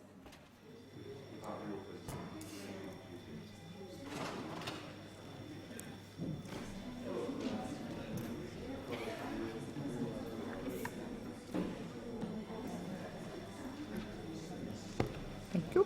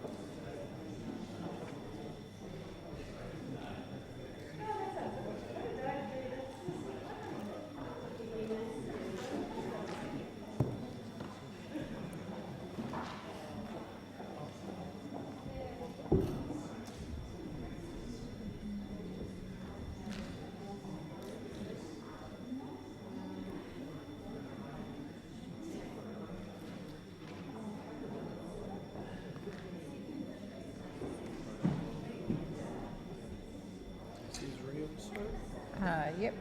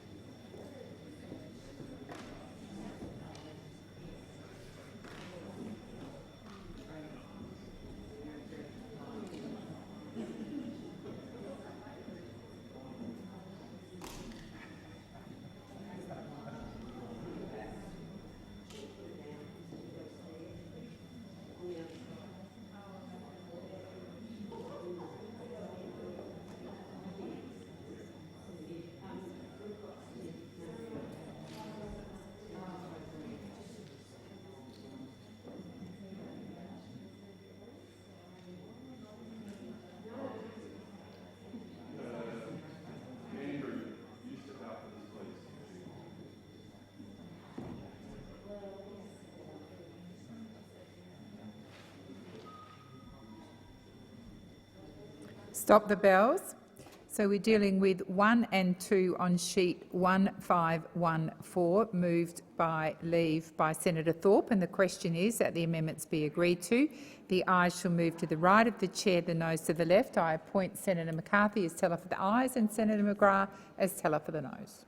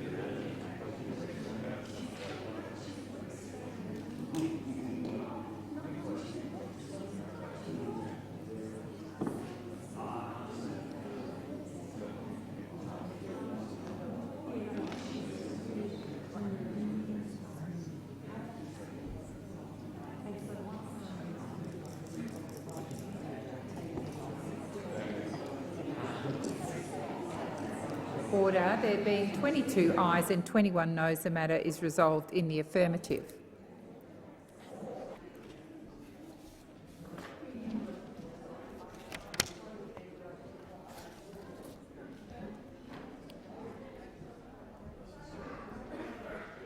And Senator Thorpe, I believe you're seeking the call. Senator Thorpe. Thank you, Deputy President. I seek leave to move 1, 2, 4, sheet 1477 by leave together. Is leave granted? There being no objection, leave is granted. Senator Thorpe. I move the amendments. Minister. Thank you. Sorry, this was 1477, was it? Did I hear that correctly? Yes, thank you. The government does not support amendment sheet 1477. The existing Land Rights Act includes provisions to guarantee the free, prior and informed consent of traditional Aboriginal owners. Existing section 77A outlines the processes to be followed where traditional Aboriginal owners are required to have consented. To omit the requirement for a land council to be satisfied in relation to endorsing this consent would be contrary to the operation of the Act and have unintended consequences. Senator. Thank you, Mr Acting Deputy President. Labor will not be supporting these amendments, which seek to amend multiple provisions of the Land Rights Act. No concerns have been raised about these existing provisions. The Land Rights Act contains some of the strongest protections in the country to ensure the consent of traditional owners to activities on their land. It would be unwise to tamper with these provisions without a thorough process of consultation and review.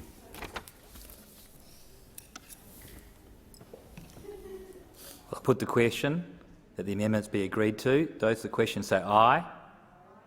Against, no. I think the noes have it.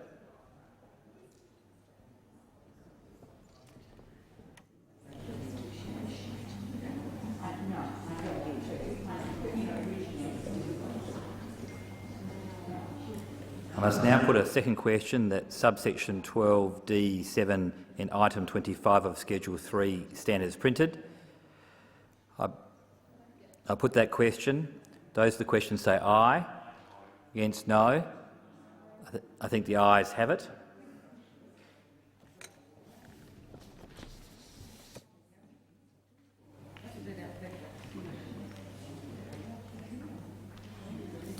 I now put the question the bill as amended stand as printed. Those to the question say aye. Against, no. The ayes have it. The question now is that the bill be reported. Those to the question say aye. Against, no. The ayes have it.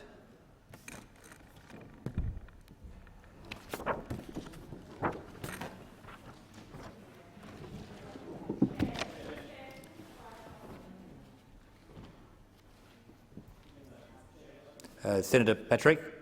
Just to clarify, I think you said that the bill stand as printed. I think there was an amendment that passed. No, I said as amended, stand as printed. As amended. Thank you. Thank you for your assistance, Senator Patrick. Got it under control. The committee has considered the Aboriginal Land Rights Northern Territory Amendment Economic Empowerment Bill 2021 and agreed to it with amendments. Minister. I move that the report of the committee be adopted.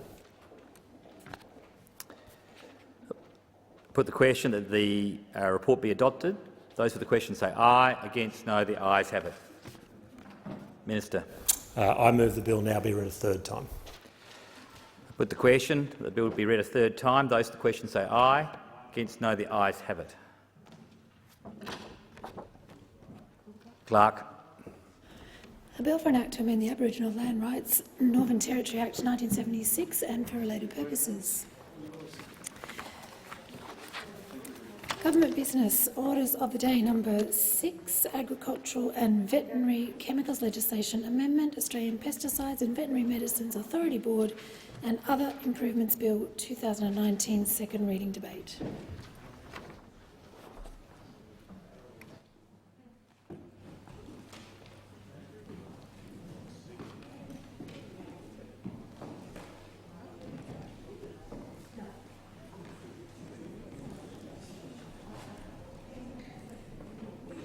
Senator Farrell, you have the call. Thank you, Acting Deputy President. Labor will be supporting this bill. We note that this bill has been around for some time. It was first introduced into the Parliament back in September 2019. The stated purpose of the bill is to improve the effectiveness and efficiency of the national system for regulating AGVET chemical products.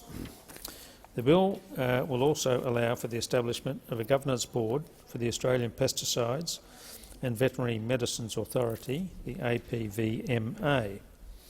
It is submitted that the establishment of the APVMA board would strengthen the organisation's governance arrangements and provide the necessary oversight to help the regulator manage operational, financial and performance matters. I think it is important to note that the government has been slow to implement it. It's like so many other things in this government, they're just slow. I know you're laughing about it, and it sometimes can be funny, Mr Acting Deputy President, but no, look, I know you're still laughing about it, but they are slow to implement the necessary reforms which were expected from industry stakeholders following the introduction of significant legislative reforms introduced by the Labor government in 2013 to improve the efficiency of the PVMA. Mr Acting Deputy President, on the 19th of September 2019, the Senate referred the bill to the Rural and Regional Affairs and Transport Committee. I note the work undertaken by Labor senators during this inquiry. The Deputy Chair of the RRATT, Senator Sterle, a very fine fellow who we heard from yesterday, provided some dissenting comments as part of this inquiry to raise the number of valid points in relation to this bill. On the whole, Labor senators supported the majority of this bill, but there were some concerns around the governance board, specifically in relation to the cost of establishing such a regulatory body. During the inquiry, key stakeholders raised a number of issues, including the cost of the farming sector for the board to operate, and that there was no clear policy rationale as to how the industry would benefit from implementing the board. Mr Acting Deputy President, the RRAT inquiry, since that inquiry, an independent panel has reviewed the regulatory framework of the AGVET chemicals. The final report of the Matthews review was submitted to the government in May 2021 and included 58 recommendations. One of those recommendations supported the establishment of 5-member skills-based board, including the CEO of the APVMA as an ex officio member. The independent panel stated this would strengthen the APVMA in relation to its governance arrangements, provided the necessary oversight to support it in managing operational, financial and performance matters and drive the reform agenda. The Matthews report stated that the APVMA is one of the only few corporate Commonwealth entities without a board. Very unusual. All the other Commonwealth regulatory entities with direct responsibility for protecting human life and or health, such as the Food Standards Australia, New Zealand and the Australian Maritime Safety Authority and the Civil Aviation Safety Authority, they all have boards. And in regards to the makeup of the board, it will include a mix of regulatory, legal, financial, science and related public health and occupational health and safety skills. The Minister for Agriculture will appoint the board members through a transparent, merit-based process, and the Department of Agriculture, Water and Environment will be responsible for undertaking the recruitment processes. I wanted to take this opportunity to thank the Minister for Agriculture and his office for extending bipartisan support on this bill with the Shadow Minister. That's an example of how things ought to work in this place, Mr Acting Deputy President, as I'm sure you would agree. It's important to gain some assurances from the Minister for Agriculture before Labor could support this bill. Firstly, I note the government's intention to move the already circulated amendments in relation to computerised decision-making. Secondly, the structure of the board will mirror the one recommended in the Matthews report that includes 5 members. The Shadow Minister has also received assurances from the Minister for Agriculture that the board will be merit-based. Thirdly, given the concerns of stakeholders around the cost, the Minister for Agriculture has proposed to the Shadow Minister that the government would provide $1 million over 2 years, $600,000 in the first year and $400,000 in the second year to assist with establishing the board. Labor is supportive of the funding promised and think that this will help with some of the concerns raised by stakeholders. Given these assurances, Labor will not be proceeding with our amendments circulated in sheet 8846. Mr Acting President, I wanted to spend some time on some of the other related agricultural issues that are currently plaguing the Morrison-Joyce government. It's hard to trust the government and support Australian farmers and regional communities when there hasn't been a lot of action going on. Under this Prime Minister, there's been a history of epic failures. I'll repeat that, Mr Acting Deputy President. Under this Prime Minister, there's been a history of epic failures when it comes to Aussie farmers and the ag sector. Well, yeah, well, I repeated it twice, so that. No, I didn't. No, I repeated it twice. I'm sure. All banter must go through the chair. I'm sure Senator McMahon from the Northern Territory understands that I repeated it twice. Don't you? Yes, she's even like she heard me, Mr Acting Deputy President. Yeah, that's right. Yeah, some people in the National Party do understand these things better than others. And you wait and see. You wait and see. There's been no action on climate change. The industry is miles ahead, and it's already set down its own targets, some of which have been set to achieve by 2030. There's a crippling workforce shortage, another bumper summer crop on the way, and the ag sector is short of tens of thousands of workers. A horrific mouse plague has caused devastation across multiple states. There's severe timber shortages, we all know about that, and the government's $1 billion trees in a decade is never going to be reached. And Australia's biosecurity system has been slammed by the Inspector-General of Biosecurity and the Auditor-General. And then we have the APVMA. The government indicated that the APVMA to Armidale, relocated the APVMA to Armidale, New South Wales in 2018. We all know what a fiasco that was. The relocation was turbulent, challenging, and it disrupted the efficiency and effectiveness of the APVMA. Basically, it's been 8 long years from a tired government that should have done more for Australian farmers and regional communities. In conclusion, Mr Acting Deputy President, good regulation and good governance is essential when it comes to the AGVET chemicals. Again, Labor notes the assurances from the Morrison-Joyce government that this new board will be merit-based, something very unusual for this government, merit-based, and it will deliver on the funding as outlined earlier in my speech to establish the APVMA board. With these assurances, Labor can offer our support to the bill. Thank you. Well, Senator McMahon, you don't have long, but I'll give you the call. I think you've got just under a minute. All right, better make it good. Thank you, Mr Acting Deputy President. The APVMA is an important regulator. It regulates agricultural and veterinary chemicals, including medications. Now, we all understand the importance of agriculture. It is vital to Australia, absolutely vital. It produces our food, our fibre, and not just for us but for exports. And it is really important that Australia has access to high-quality chemicals that are needed to produce the quality food that we do. Also, with respect to the veterinary side of it, being a veterinary surgeon myself, all of the veterinary medications are registered and regulated by the APVMA.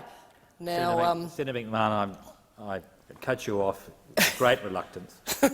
but I must obey the standing orders. You'll be in continuance. I propose that the Senate now adjourn, and I call Senator Betts. As we all know, GetUp is a discredited organisation. Not only has it misrepresented an independent statutory authority, namely our Australian Electoral Commission, it has also had 2 findings made against it for misleading the Joint Standing Committee on Electoral Matters, tantamount to lying under oath, reprehensible and indicative of its moral bankruptcy. Not to be deterred in its campaign of misrepresentations, GetUp's misnamed Human Rights Team set themselves the task of, and I quote, spreading joy to people in aged care last Christmas. To ensure people in aged care while in lockdown would, quote, feel the holiday cheer, GetUp members wrote self-described heartfelt letters, according to GetUp, to highlight the love and generosity of the GetUp movement. These were in a book delivered to aged care homes across the country. Who would have thought it? The bird doggers and hardcore Marxists that GetUp are really softies at heart. Their self-described heartwarming book titled Some Love from Our Community to Yours was to make sure you folks in aged care get the love you deserve this holiday season. Love, GetUp. But unsurprisingly for those familiar with GetUp, their heartwarming offering to aged care residents containing beautiful letters was laced with political poison. Here are some excerpts. I've generally seen the best in people, state and federal Liberal politicians aside. Apologies for my language, but the federal government have been absolute bastards towards those they've been required to care for, whether they're refugees, senior citizens or Aussies, also trying to get home along the predictable racial and financial lines. This gives you a flavour of GetUp's insensitive, base and ugly offerings with complete disregard for the aged. No Christmas cheer, no goodwill, no joy, no peace. Just 100% hardcore political propaganda seeking to relentlessly attack the coalition government under the dishonest guise of Christmas greetings. There's no depth to which GetUp will not sink if it perceives some benefit for its perverse extreme left-wing worldview. Another offering in the book reads as follows: aged care should never be a place one is put in readiness for the end, but a place where life, both long and eventful, can be celebrated. Pity our federal government doesn't value this, but there we are. Let me repeat, distasteful writ large. Aged care should never be a place one is put in readiness for the end. Can you imagine the sensitivity level for such a statement? Negative infinity. Callous, brutal, anything for a cheap political advantage at the expense of aged care residents. How do these people sleep at night or show their face? Another ugly offering. It appalls me the lack of federal government care for our ageing population, but that's the government and mostly they are useless twits. Really? Again, this is indicative of the standards and behaviour of GetUp.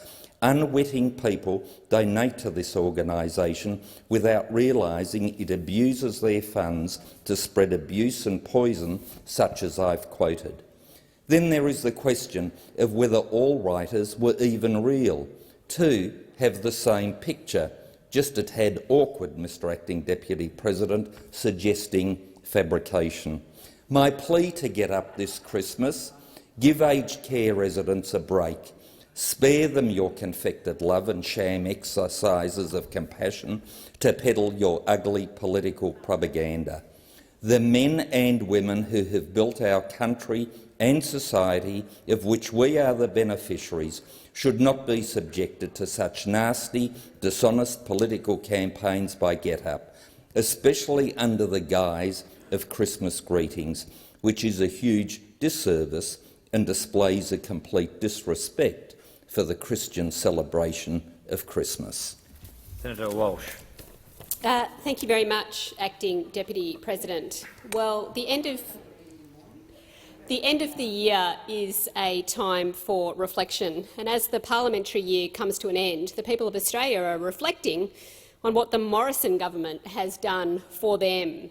And what they see is a government which, instead of focusing on delivering for the people of this country, is simply a mess of dishonesty, disunity and desperation. Instead of delivering for communities, we have a government caught out in dishonesty, exposed again and again, even as recently as this week, for their blatant rorting, spending hundreds of millions of taxpayer dollars like it's Liberal Party money, caught out by saying one thing one day and something completely different the next. This is a government where the truth always comes second to spin. Instead of delivering the legislation needed to make a real difference in people's lives, we have a government that is hamstrung by disunity, held hostage on climate by its own coalition partners, failing to even hold their own numbers with splits left, right and centre, in the thralls of crossbenchers who are playing to fear at a time when we should be celebrating the unity of millions of ordinary Australians doing the right thing to get us through this pandemic. Instead of delivering a plan for our recovery, we have a government getting increasingly desperate.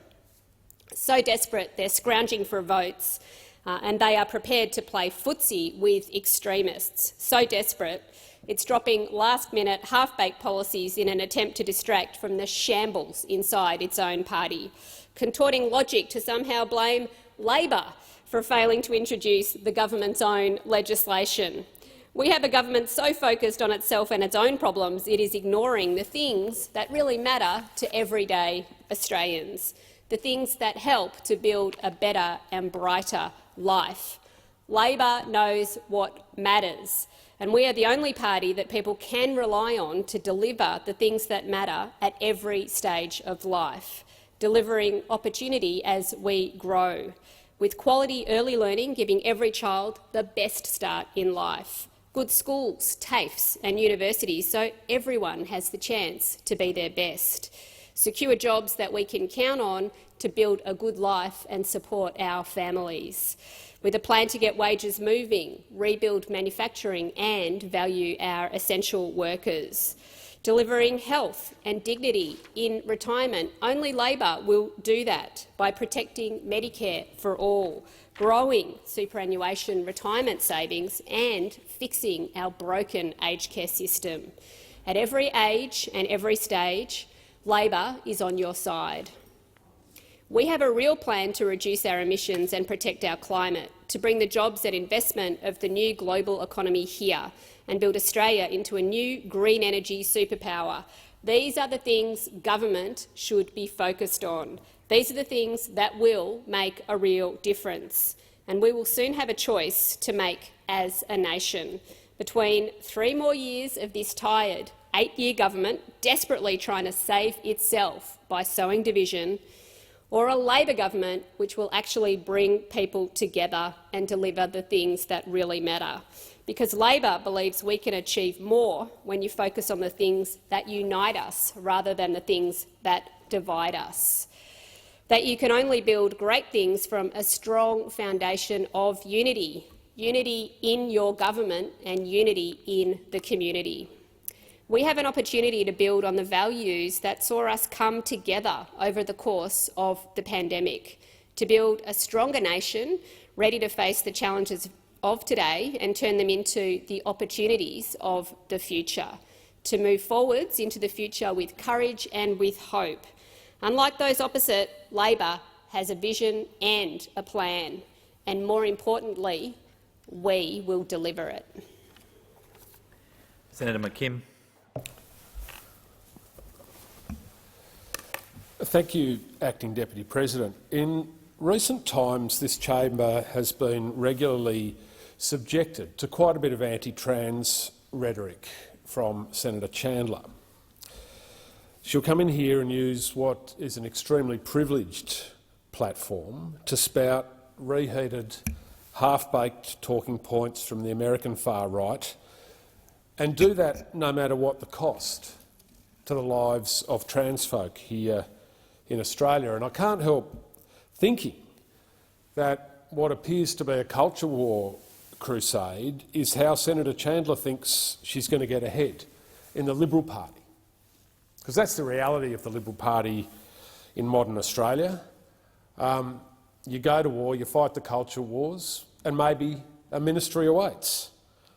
And it's not like there are any real consequences for bigotry in the modern Liberal Party in Australia. We see racism and colonialism writ large, and the people who espouse those causes keep on getting ahead in the modern Liberal Party. And it's like Senator Chandler got up one day and said, I know how I'll get ahead in the Liberal Party. I'll make a name for myself as an anti-trans senator. But the truth is that in doing so, Senator Chandler is exposing trans folk to harm in order to make that name for herself. And I want to talk about Jasper Lees, my stepson, a fantastic young trans man who I love very much, and he's a great bloke. And I use the words man and bloke because that's what he is. But Jasper is a trans man, which means he's a man like all other trans men are men. And like all trans women are women. And no amount of anti-trans diatribe from anybody in this chamber is going to change that reality, that trans men are men and trans women are women. So this isn't a cost-free campaign from Senator Chandler. It's a deeply damaging and a deeply hurtful and a deeply corrosive campaign. And it's damaging and harmful and corrosive on trans people. And many trans folk have had to deal in their lives with and grapple in their lives with really complex and complicated and difficult issues. And for many of them, it's made them really vulnerable and able to be easily hurt. And what we should all be doing in this place is giving them our love and support, not trying to weaponise who they are to make a political point or build a political career. And I just urge folks in this chamber to think, next time you want to play the hate card against trans people, think about the harm and the hurt and the damage that you are causing, and think about the impact on them, and maybe make a choice to give them some love and support rather than pour hatred onto them. Now, this is just writ large from the far right in the US, this kind of rhetoric, this kind of diatribe that we see creeping in to this place from a small number, thankfully, at the moment only a small number of senators. But I won't go quietly on this, and neither will my colleagues in the Greens. I know that for a fact. And we will stand up for trans folk like we stood up for other queer folk in this chamber when no other party was standing up for them. 15-odd years ago, when we were the only party campaigning for marriage equality and the only party with a position of supporting marriage equality. So please, just as that was a hard debate for queer folk in this country, so are some of the debates that we're having now difficult and potentially harmful for trans folk. So please, please, find it within your hearts to give them a bit of love and support rather than trying to weaponise who they are as people with the risk of causing them such grievous harm. Senator Ciccone. Thank you very much, Acting Deputy President. And as we get closer to another Christmas, this Sunday, December 5, is International Volunteers Day. And volunteers have always played a very important role in shaping our great nation. But their essential role in our communities has been particularly highlighted over the last 2 years. Through the terrible bushfires that ravaged our nation in the 2019-2020 summer, we were reminded that the bravery of volunteer firefighters is often all that stands between disaster and our homes and even our lives. In my home state of Victoria, the CFA is a fantastic example of the pivotal role that volunteers play in the Australian story. And it's those CFA volunteers who fight the fires, perform those essential road checks and rescues, and emergency medical responses. And they are just simple volunteers, just making a contribution, something that they want to give back to the community, as well as also running community education and engagement activities. These CFA brigades are often the backbone of many regional communities throughout Victoria and right around Australia too. Obviously not as CFA, but under the name of other organisations.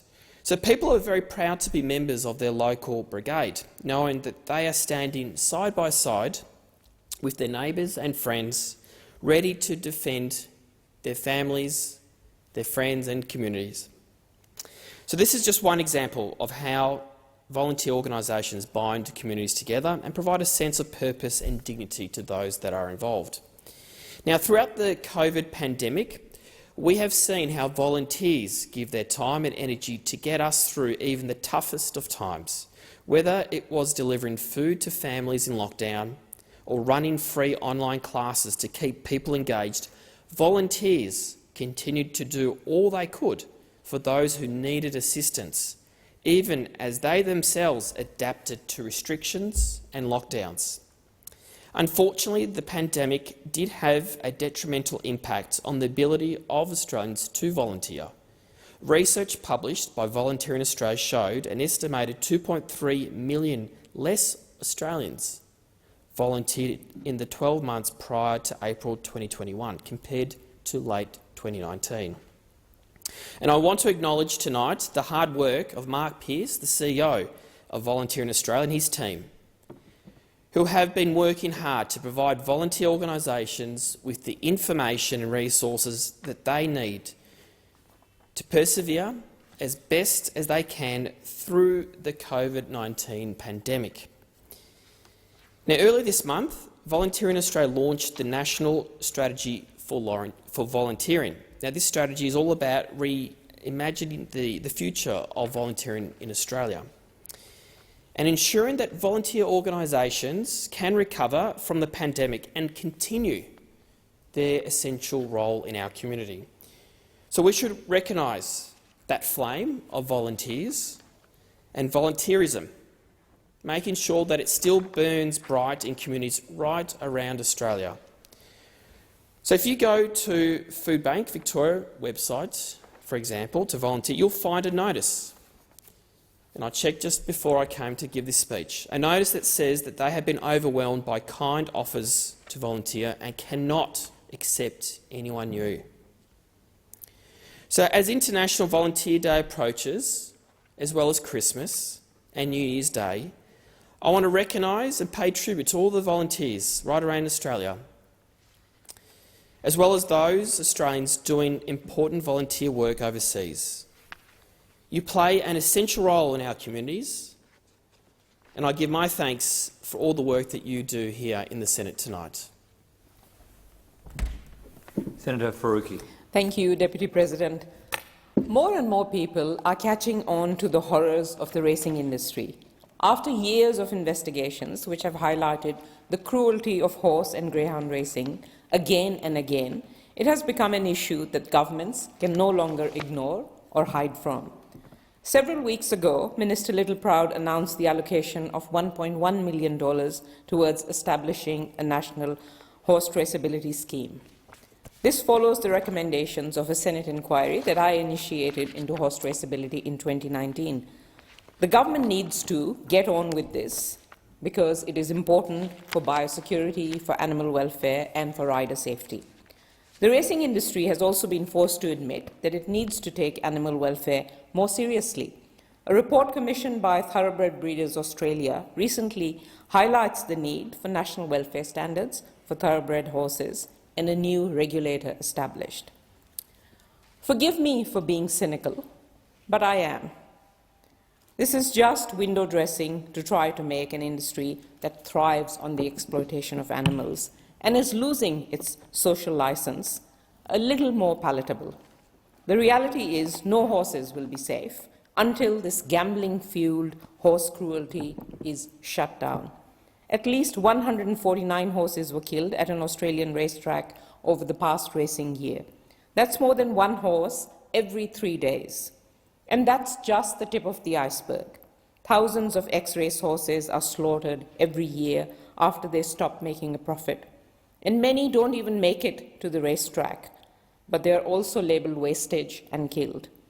The public is increasingly becoming aware of this cruelty, and they don't like it. While horse betting donations to the major political parties have skyrocketed over the last few years, public interest in the Melbourne Cup has declined dramatically, and more businesses are boycotting the event. There is an assumption that voters don't usually consider animal welfare when they vote. However, recent independent and statistically significant polling commissioned by the Greens found that 80% of respondents were concerned about animal welfare, and 46% of voters are more likely to vote for a candidate with strong animal welfare policies. This shows how out of touch both Labor and the Coalition are with the majority of voters who want to see much stronger animal welfare standards, while these two major parties continue to prop up animal cruelty. The Greens recognise the racing industry for what it is, a deadly industry kept alive by the powerful gambling interests and the cowardly politicians who pander to them. Well, the Greens don't take these dirty donations, and we are not influenced by the racing and gambling industry. Earlier this month, I launched our horse racing transition plan. There is an opportunity here to shut down a cruel industry, deliver new jobs in regions and cities, and repurpose racetracks for community facilities and green spaces. The plan would establish a horse racing transition task force and be funded through a horse betting levy of 1%.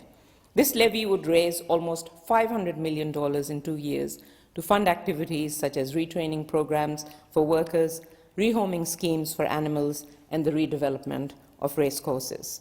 Our horse racing transition plan sits alongside our commitment to shut down greyhound racing, including banning the export of greyhounds for racing and breeding. Despite the intense spotlight on dog drugging, the injuries, the deaths, they continue to be relentlessly raced, drugged, injured, and killed. In 2021 alone, there have been 160 track deaths and more than 9,000 track injuries. These beautiful dogs should be running for fun, not for their lives. I want to acknowledge and thank from the bottom of my heart the many animal welfare advocates and activists who expose the cruelty of horse and greyhound racing, the many rescue groups and individuals who save, rehabilitate, and give love and a good life to these animals that they deserve. But they shouldn't have to do this. Racing dogs and horses for gambling and entertainment is barbaric, it's inhumane, and it's deadly. Shut it down. Senator McGrath. Thank you, Mr Acting Deputy President. The ABC is out of touch. The ABC has a willful disregard for the majority of the Australian people who fund its operations. The ABC, like the surly teenager it is, has no regard for the consequences of its reporting, even if it is inaccurate, false or misleading, so much so that their own complaints process is a dodgy cover-up act in disguise that would make Alan Bond blush. While respecting the role the media plays in our democracy, it does not mean the ABC has a free licence to willfully persecute individuals on a whim without factual basis and then prosecute on the assumption of guilt, especially when it comes to the slandering of the brave men and women who have served our country. In October last year, the ABC alleged members of the November Platoon had been committed war crimes by executing a prisoner in Afghanistan. Members of the November platoon have strenuously denied the allegations, and they have suffered in their mental health, reputation and welfare from the reporting. ABC journalists made these allegations based on the accounts of an unnamed US Marine. Arguably, such an allegation would warrant further investigation, but at the time, the ABC would not afford members of the November platoon the right to reply. In recent weeks, damning evidence has emerged against this allegation. It has emerged that this US Marine was in fact not a witness, but instead based their conclusions upon a popping sound on the radio that was assumed to be a gunshot. In light of this reporting, former November platoon commando Heston Russell sent a 10-page letter to the ABC detailing the impossibilities around the broadcaster's allegation and requested a review.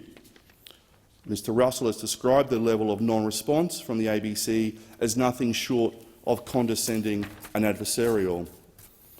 Mr Russell believes it appears that the response has been provided without the ABC even reviewing the 10-page letter of justifications. Not only does this seem irresponsible and unprofessional, but is nothing short of malfeasance, which highlights the absolute shambles of the ABC's complaints process. The ABC can be no longer trusted to internally manage complaints made against it. Mr Russell has also asked for a live interview on the ABC so he can defend the members of November Platoon. The ABC are refusing. Currently, the ABC Fox is guarding the truth henhouse, as the ABC only ever protects itself. There are more effective and responsible ways for handling taxpayers' complaints, especially when the taxpayer is the one funding it. Currently, the ABC Fox is guarding the henhouse and truth is on the menu. But even the Senate has seen firsthand the protection racket being run for the ABC by Labor and the Greens, as seen in the voting down of a Senate inquiry into the ABC complaints process. Shame. Of course, Heston Russell and the other members of November Platoon are not the first Australians to have complaints mishandled by the ABC. Australians recently witnessed in horror as up to $200,000 of taxpayer money was dished out to pay for the legal costs of the ABC journalist Louise Milligan. I don't know the men of November Platoon. I know of them. I know they and all who serve do so with honour. I know they risked all for freedom, and I thank them and their families for that. I speak freely in this parliament because of those who serve. I do know the ABC, with spite, malice and falsehoods, have used freedom to attack, defile and denigrate the service record of men who cannot defend themselves. Shame, ABC, shame. I call upon the ABC to deal with the complaints process properly and to deal with the concerns of Mr Russell and the members of the November Platoon. Or is the ABC really another country and is no longer our national broadcaster, but the un-Australian national broadcaster? Senator Thorpe. Thank you, Acting Deputy President. We are all affected by COVID-19. We are in the same storm, but we are not in the same ship. Decisions made by Labor and Liberal governments have kept our people back. Long-term systemic racism has made this pandemic worse for our people. Our healthcare, our public homes and social infrastructure hasn't been prioritised, despite decades of our people demanding change. Our people did not create the injustices, but we are strong in spite of them. We are stronger than ever. We are no strangers to dealing with infectious diseases that we aren't immune to. This is why our people had the best responses and outcomes to the first wave of this pandemic. Our communities and our organisations mobilised better and faster than anyone. Remote communities organised big return-to-country efforts to keep their people well on country. Our language centres produced health promotion material in language when governments wouldn't or couldn't. When we are in the driver's seat, everyone wins. That's what self-determination means. It means letting us be in control of our own lives. Our people will be hit hardest by every other wave of this pandemic because our services have been starved of resources by Labor and Liberal governments. When governments have let us down, we cannot and we must not let each other down. Right now, people who do not care about us are spreading lies in our communities. Lies about vaccines, lies about the army, lies about the virus. Lies. They are lies. We must not fail each other at this moment.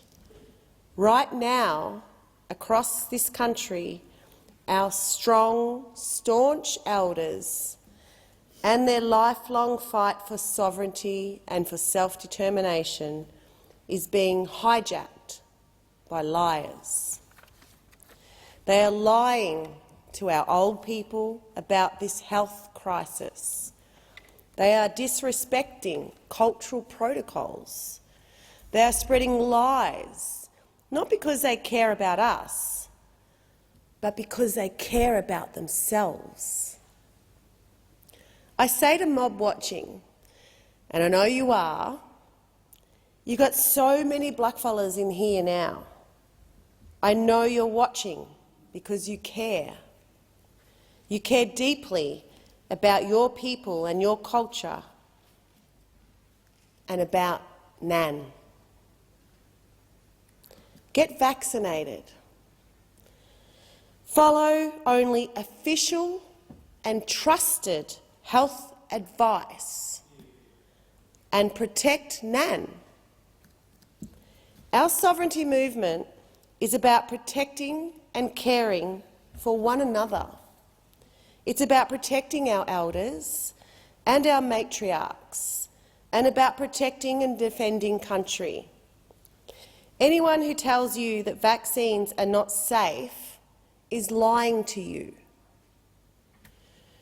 Talk to your local Aboriginal medical service, talk to a doctor or an Aboriginal health worker. Talk to people who care about you more than they care about themselves.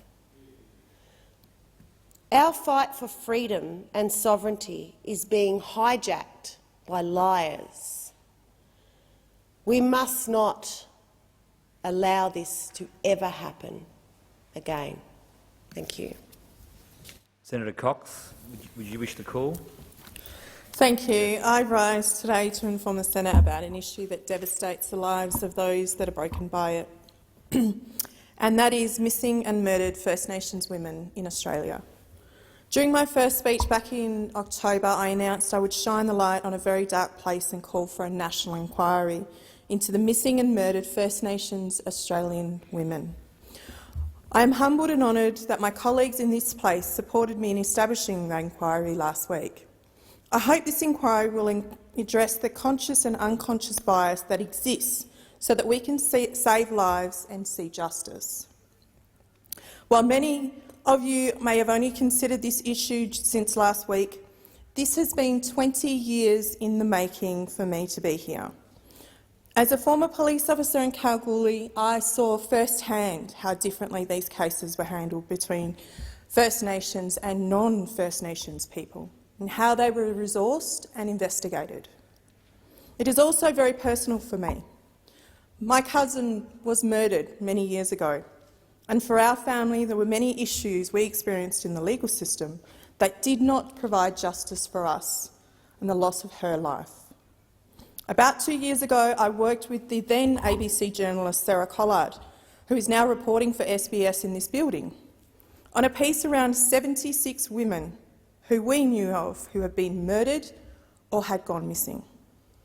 The common theme for many of the families left behind is, why do they go unnoticed? Why are these cases continually unsolved, and why don't they take these cases seriously? This inquiry would be similar to the one that the First Nations Canadian brothers and sisters have, that is into the unacceptable rates of deaths of women. On my trip to Canada in 2018, I met with the Native Women's Association in Ottawa. During this meeting, First Nations women told me of the 582 cases, mostly via media articles, that they provided to their federal government to trigger their inquiry. I heard from them directly the stories of families running fundraising activities to raise money for boats. Yes, that's right, for boats. The boats were used to go into the rivers to search for these women. And yes, you heard me right, families were doing this because absolutely no one was looking for these women. One of the key issues raised in the Canadian inquiry was the response and investigation by police into these cases, with some appalling examples of the justification not to conduct inquiries and investigations into the same level of missing and murdered other Canadian people. Here in Australia, we don't even know the real figures.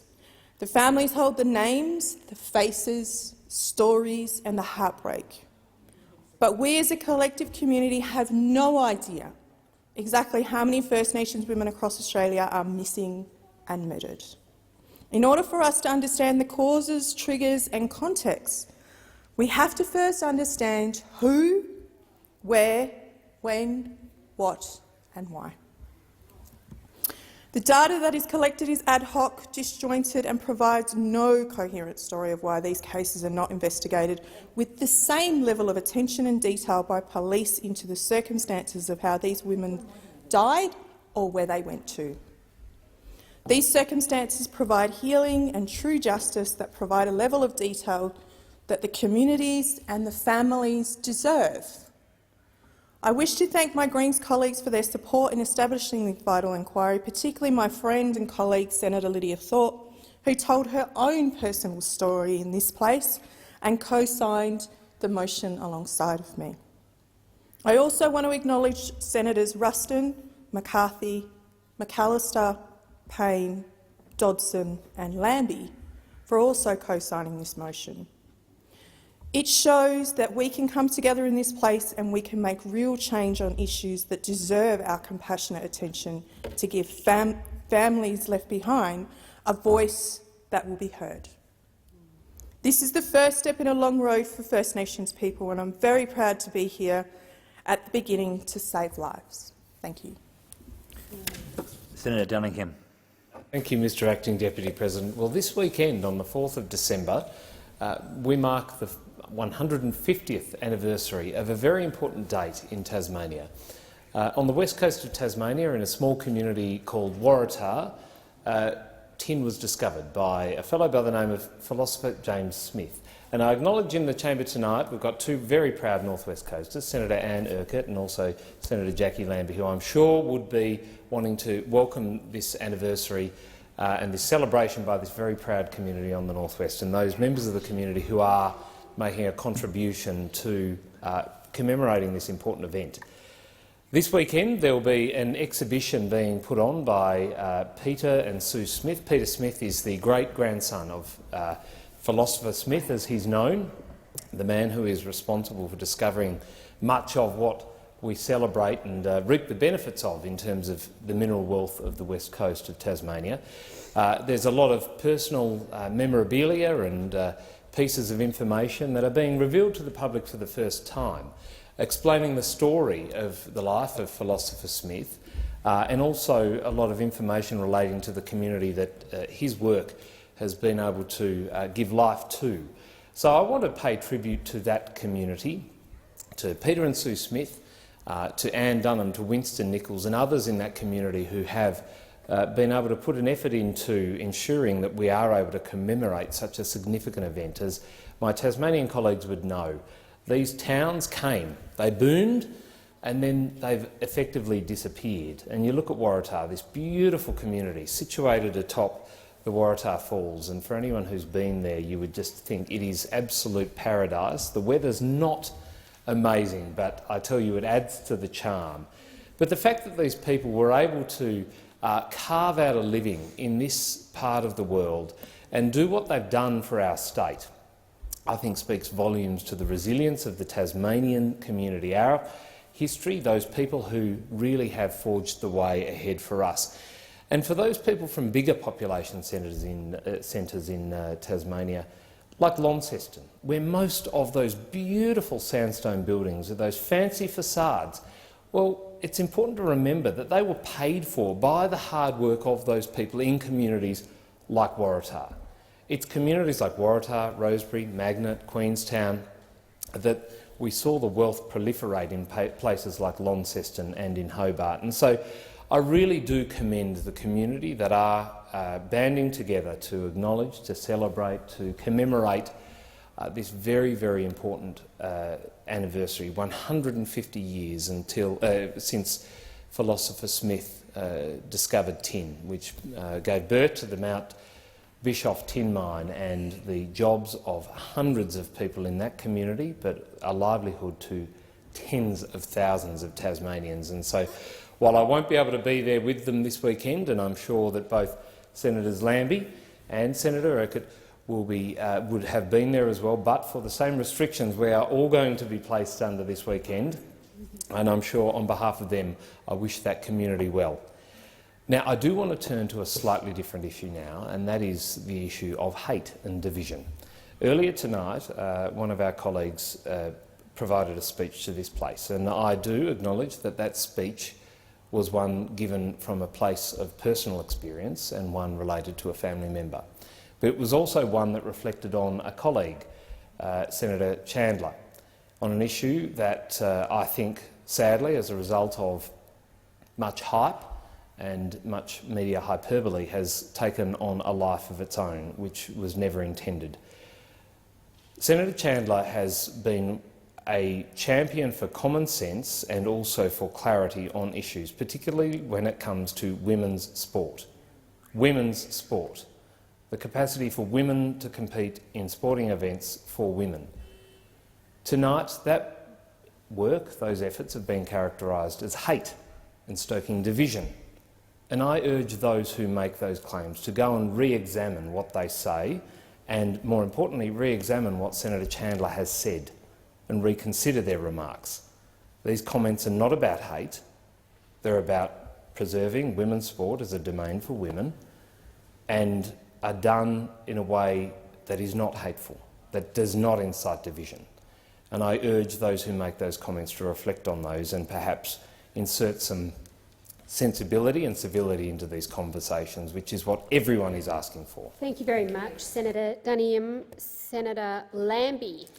Thank you, Acting Madam Deputy President.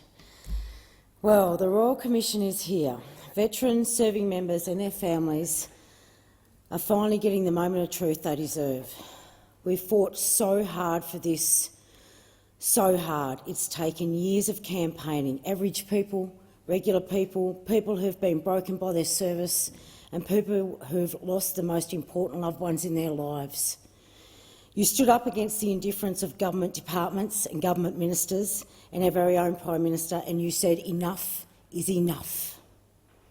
You weren't going to lie down and be quiet anymore when the government tried to sell us out with a cut-rate commissioner, the National Commissioner, the Defence Minister's mate, the supposedly better than a Royal Commission convenient solution that was designed by the very departments we knew needed to be investigated. You weren't going to let Defence and DVA control the narrative, control the story and continue to cover their own backsides at all costs. Those days were over. You weren't going to let up until we solved the very serious issues that have destroyed families and livelihoods again and again for far too long. This fight started 10 years ago, and I could never name everyone who has been involved with this to push for the Royal Commission for the past decade. We had the Peacekeepers and Peacemakers Associations standing outside DVA offices with placards 8 years ago, protesting what was going on. Until the very day we got that Royal Commission, they were still out there. We've had soldiers show as much bravery having to call out their own as they would show on a battlefield. We've had mums and dads and friends and loved ones and advocates, families who've been in the ADF for generations and generations, and Aussies who we've never had anything to do with, but who still know we needed to fix what was going on. This Royal Commission is thanks to all of you, every single one of you, over the last 8 to 10 years. Whether you come in for a day out there at a rally or whatever, it's to every single one of you, all of you, we thank you. We thank you for your support along the way. You're the people who made this happen, and you should be so, so proud. But I have something that I need to tell you now. This fight isn't over. This fight has only just begun. We got a Royal Commission, but we can't stop here. We have to make this Royal Commission one that will change the country forever, one the government can't ignore, because this is our chance to fix what's gone so wrong for our defence personnel and our veterans. This is our last shot. No more inquiries, no more reviews. Once this is over, we should never have to have another inquiry into veteran suicide ever again. This is our last time. One last push. So I need you to give it everything you've got left. The Royal Commissioner needs to hear every story. Those commissioners need to know what's going on out there. Here's reality, here's the truth. If you don't tell them, they won't know. They are not mind readers. So to those of you who have loved your mates, put in a submission. To those of you who have lost your loved ones, put in a submission. To those of you who are being terrorised and bullied at the hands of high-ranking soldiers right now, then please come forward, put in a submission. Because if the commissioners don't hear from you, they won't know.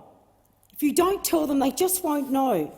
And if you're worried about retribution or backlash from your superiors, know that you will be protected. You can do a submission without putting your name on it. You can go in camera and give evidence behind closed doors. That is the choice you have. These are protections for you to speak out, and those protections will never be as strong as they are right now with this Royal Commission ever, ever again. Ever. So to all of you out there who have a story to tell, now is your time. It is now or never. Now or never. Do it for your country. Do it for your mates. But better still, do it for yourselves. Do it for yourselves. Senator Scarr. Thank you, Madam Acting Deputy President. If I can firstly acknowledge Senator Lambie's contribution there. You thanked a lot of people for their contribution, but Senator Lambie, I hope you do have an opportunity to reflect on your contribution in relation to this area.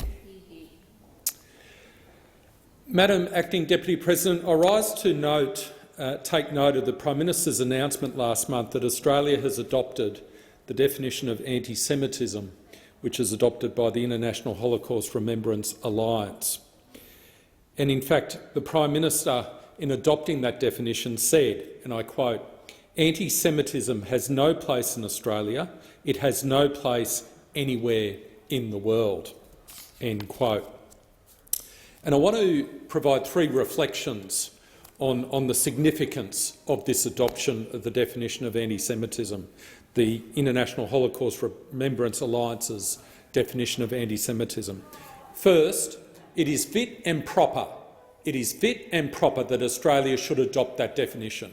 And the reason for that is that this country has had a long and proud history of standing up and fighting anti-Semitism. In fact, in 1975, on the 10th of November 1975, when a vile resolution, Resolution 3379, was adopted by the United Nations, which stated, and I quote, that Zionism is a form of racism, Australia was one of the 35 nations, only 35 nations, who voted against that resolution. And secondly, when Resolution 4686 of the United Nations was adopted in 1991, revoking that hideous Resolution 3379, Australia was one of the 111 nations which supported the revocation of that previous resolution. So it is fit and proper that Australia adopt the definition of anti-Semitism adopted by the International Holocaust Remembrance Alliance. Second reflection I want to make is in relation to the actual words of the definition. We should all reflect on this. The definition is as follows. Anti-Semitism is a certain perception of Jews which may be expressed as hatred toward Jews. Rhetorical and physical manifestations of anti-Semitism are directed toward Jewish or non-Jewish individuals and or their property, toward Jewish community institutions and religious facilities." End quote. The Alliance then provides some examples, some contemporary examples of anti-Semitism, and we should all reflect on these. And I'll refer to 3 of the 11 examples. The first, making mendacious, dehumanising, demonising or stereotypical allegations about Jews as such, or the power of Jews as a collective, or the power of Jews as a collective. And we should all reflect on that definition. Secondly, accusing the Jews as a people or Israel as a state of inventing or exaggerating the Holocaust. Third example, denying the Jewish people their right to self-determination, e.g. by claiming that the existence of a state of Israel is a racist endeavour, end quote. And that is extremely important to note, that the mere act of denying the state of Israel its right of existence is in itself an act of anti-Semitism, because to do that is to deny the right of the Jewish people their right of self-determination. And the third point I'd like to make, third reflection in relation to this, is to echo the comments of Gillian Segal, who is a senior representative of the Executive Council of the Australian Jewry. And Gillian Segal called upon both the public and the private sector, all of our institutions across Australia, including our universities, to adopt this definition of anti-Semitism. And that is important. It is extremely important, and I will certainly be looking at those institutions, including our universities, to see if they actually formally adopt the resolution as they should. And can I congratulate the Executive Council of Australian Jewry for their work in calling out anti-Semitism, and finally say that that is an obligation upon all of us, to call out anti-Semitism wherever we see it. Thank you, Senator Scarr. Senator Fierravanti-Wells. Thank you, Madam Acting Deputy President. Earlier this year I distributed a publication in which I stated that perceptions of corruption in Australia are increasing the erosion of public trust in institutions, and with the advent of more political scandals, there are growing calls for a better Commonwealth Integrity Commission than the one proposed by the government. I further noted that, being from New South Wales, I was conscious of the need to heed the shortcomings of the New South Wales Independent Commission Against Corruption, which on occasions was used to settle factional scores and destroy careers. I stated, however, that the role of such a body needs to be able to uncover corruption and expose it publicly. Some state bodies have powers which the police and prosecuting authorities do not have, including the power to force people to answer questions which may incriminate them, but which was often inadmissible in court. Clearly, this is overreach and not synonymous with the intent of our justice system. I maintain that public hearings with appropriate safeguards are important, but most importantly, I stress that there be no special treatment for politicians and their staff. I continue to hold the view that public trust will continue to be eroded unless members of Parliament are subject to full and proper scrutiny. Much has happened this year which has only reinforced my view that a federal integrity body is overdue. I manage my own APH email account, and hence, judging by the sheer volume of emails and communications received from constituents on this issue, it confirms to me that it is an important matter for Australians. In November 2020, a report was issued by Griffith University and Transparency International Australia, which sets out how Australia should build a stronger, fairer and more accountable system of government. Its lead author was Professor A.J. Brown from the Centre of Governance and Public Policy. It was funded through the Australian Research Council and included contributing researchers and authors from across Australia. The introduction to the report reads as follows. In every country, a strong system of public integrity and accountability is essential to meet the public's expectations of trustworthy, ethical and effective governance. Once an international leader, Australia's efforts to fight corruption, undue influence and protect the integrity of democracy have been slipping. Nationally, even when individual states or territories are showing the way, Australia is now failing to keep pace. A new Federal Integrity Commission is a crucial step in creating a better and world-leading system. The report finds that, despite increased trust in the performance of governments during COVID-19, citizen belief that corruption in government is a problem and has also arisen from 61% in 2018 to 66% in late October 2020, confirming the imperative for action. Furthermore, Professor Brown asserts that the lack of a federal anti-corruption watchdog is confirmed as the biggest institutional gap in our integrity system. He also, and most particularly, cautions, however, it is not a silver bullet. We need political consensus on a strong national commission, but also action to strengthen the integrity of politics and government at all levels, including more effective regulation of lobbying, checks on undue influence and fairer, more honest election campaigns. We also must value the contribution of whistleblowers and public interest journalism to the integrity of our democracy. Lead partner Transparency International Australia CEO Serena Lillywhite, in welcoming the report, said Australians are loudly demanding that our politicians and public servants act with honesty, transparency and integrity. She further states the assessment strongly endorses the need for a strong, independent Commonwealth Integrity Agency with scope to review criminal or non-criminal conduct that undermines integrity of public decision-making and points the way forward for new best practice investigation and public hearing powers. Her warnings about our international standing should also be heeded. While Australia has a strong past record for integrity in public decision-making, democratic innovation and multi-agency frameworks for controlling corruption, Transparency International's Corruption Perception Index confirms we've been slipping. Her assessment is that this comprehensive blueprint for Australia to have a strong anti-corruption and pro-integrity framework shows us the path towards a fairer and healthier democracy. Coming as I do from New South Wales, I have observed over the years the New South Wales ICAC claim political scalps. Political hit jobs saw innocent people tried in the court of public opinion. However, those examples are outweighed by the investigations that led to criminal prosecution and jail for perpetrators.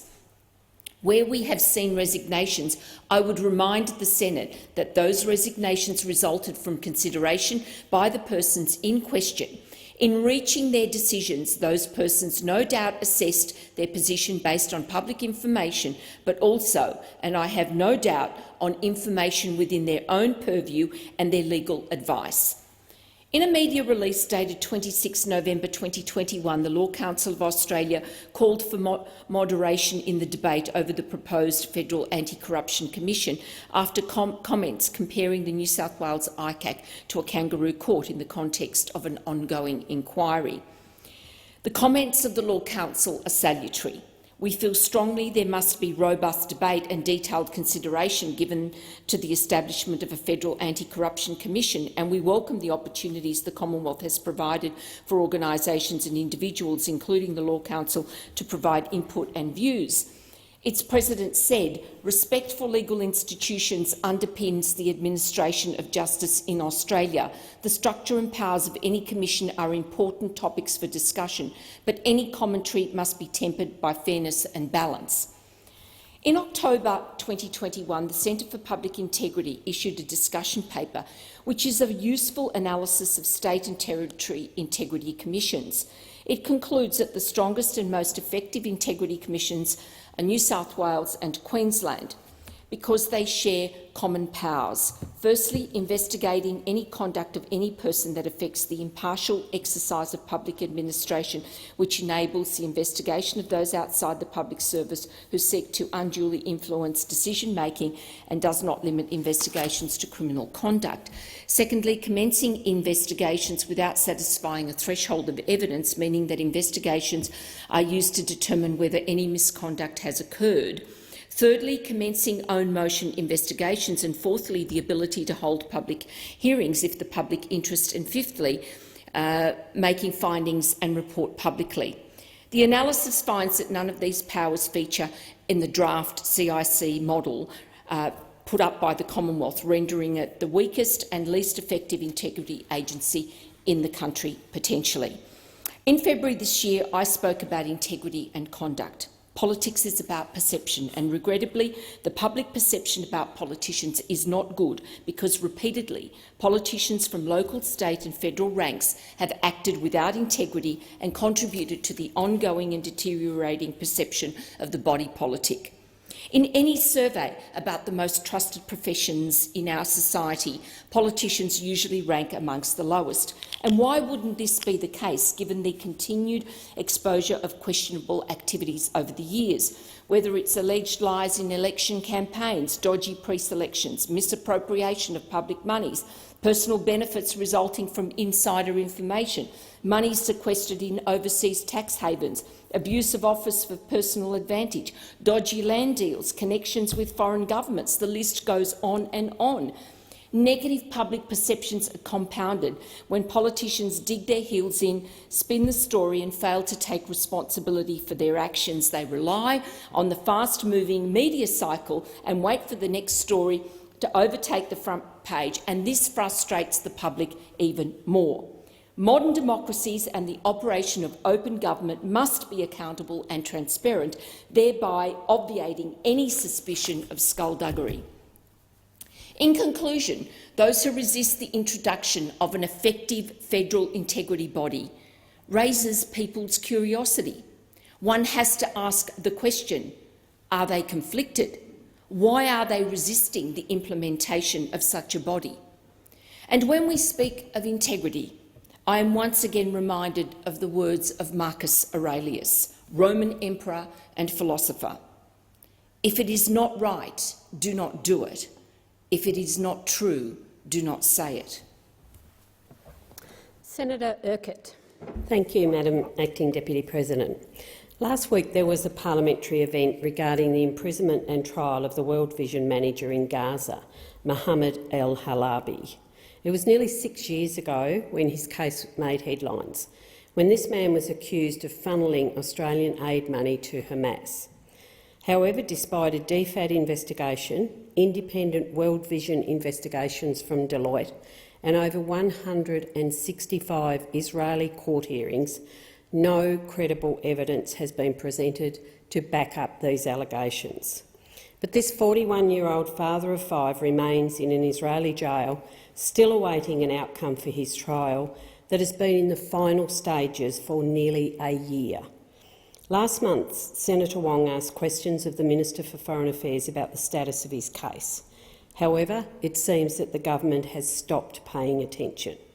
This is despite DFAT initially sending observers along to the trial of Mr Halabi, Australian Embassy staff who told reporters at the time the Australian government maintains an interest in the outcome of the case, but now they've walked away and washed their hands of this case. This is of deep concern. as this man continues to languish in jail, with Israel accusing him of taking our money and funnelling it to Hamas. The event in the Australian Parliament last week heard powerfully from human rights experts, as well as former World Vision Australian boss Tim Costello and Mohammed's own father.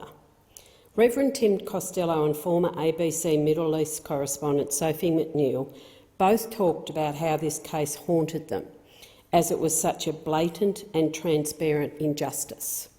Mr El Habib's former manager in World Vision, Connie Lenenberg, indicated that Mohammed El Halabi was assiduously neutral and independent, clearly not associated with any political party. He was effective in a complex environment, and she saw evidence of him skillfully implementing the farming and trauma support programs that World Vision was tasking with delivering. Connie Lenenberg shared how the Deloitte investigation commissioned by World Vision showed that Mohammed was proactive in minimising any risk of misappropriation of funds. She said the only evidence presented in the court case against Mr El Halabi was the testimony of an informant inside the jail, the evidence of what he said being vastly contested. While World Vision officers were raided at the time by heavily armed security, the copious amounts of material was confiscated. Not one skerrick of evidence from this material has been used in the court proceedings. Sophie McNeill was reporting for the ABC in 2017 in the early phases of Mohammed's court process. She told of how, when she arrived in court in January 2017, she was able to film Mohammed El Halabi in court, the first contact he'd had with outsiders since his arrest. She says, and I quote, "He looked straight into the lens and said, 'They tortured me.'" He was subsequently placed in solitary confinement by Israeli authorities for giving an unauthorised interview. In the same hearings, a judge stated to Mohammed that he had little chance of being found not guilty, stating, "You've read the numbers and you know the stats." The numbers that he was referring to is the conviction rate for Palestinians in the Israeli court system, which is about 99%. Most Palestinians accept a plea bargain because they know their chances of a fair trial are almost nothing. But in what court system does a process begin with a judge saying, "You have little chance of being found innocent"? Where is the basic presumption of innocence? Sophie McNeill, who now works with Human Rights Watch, says that Mohammed is ploughing a new course by refusing to plead guilty and instead insisting Israel present evidence. He is refusing the attempts to undermine not only his own integrity but that of World Vision by accepting a plea deal, a deal which he'd be free by now if he accepted.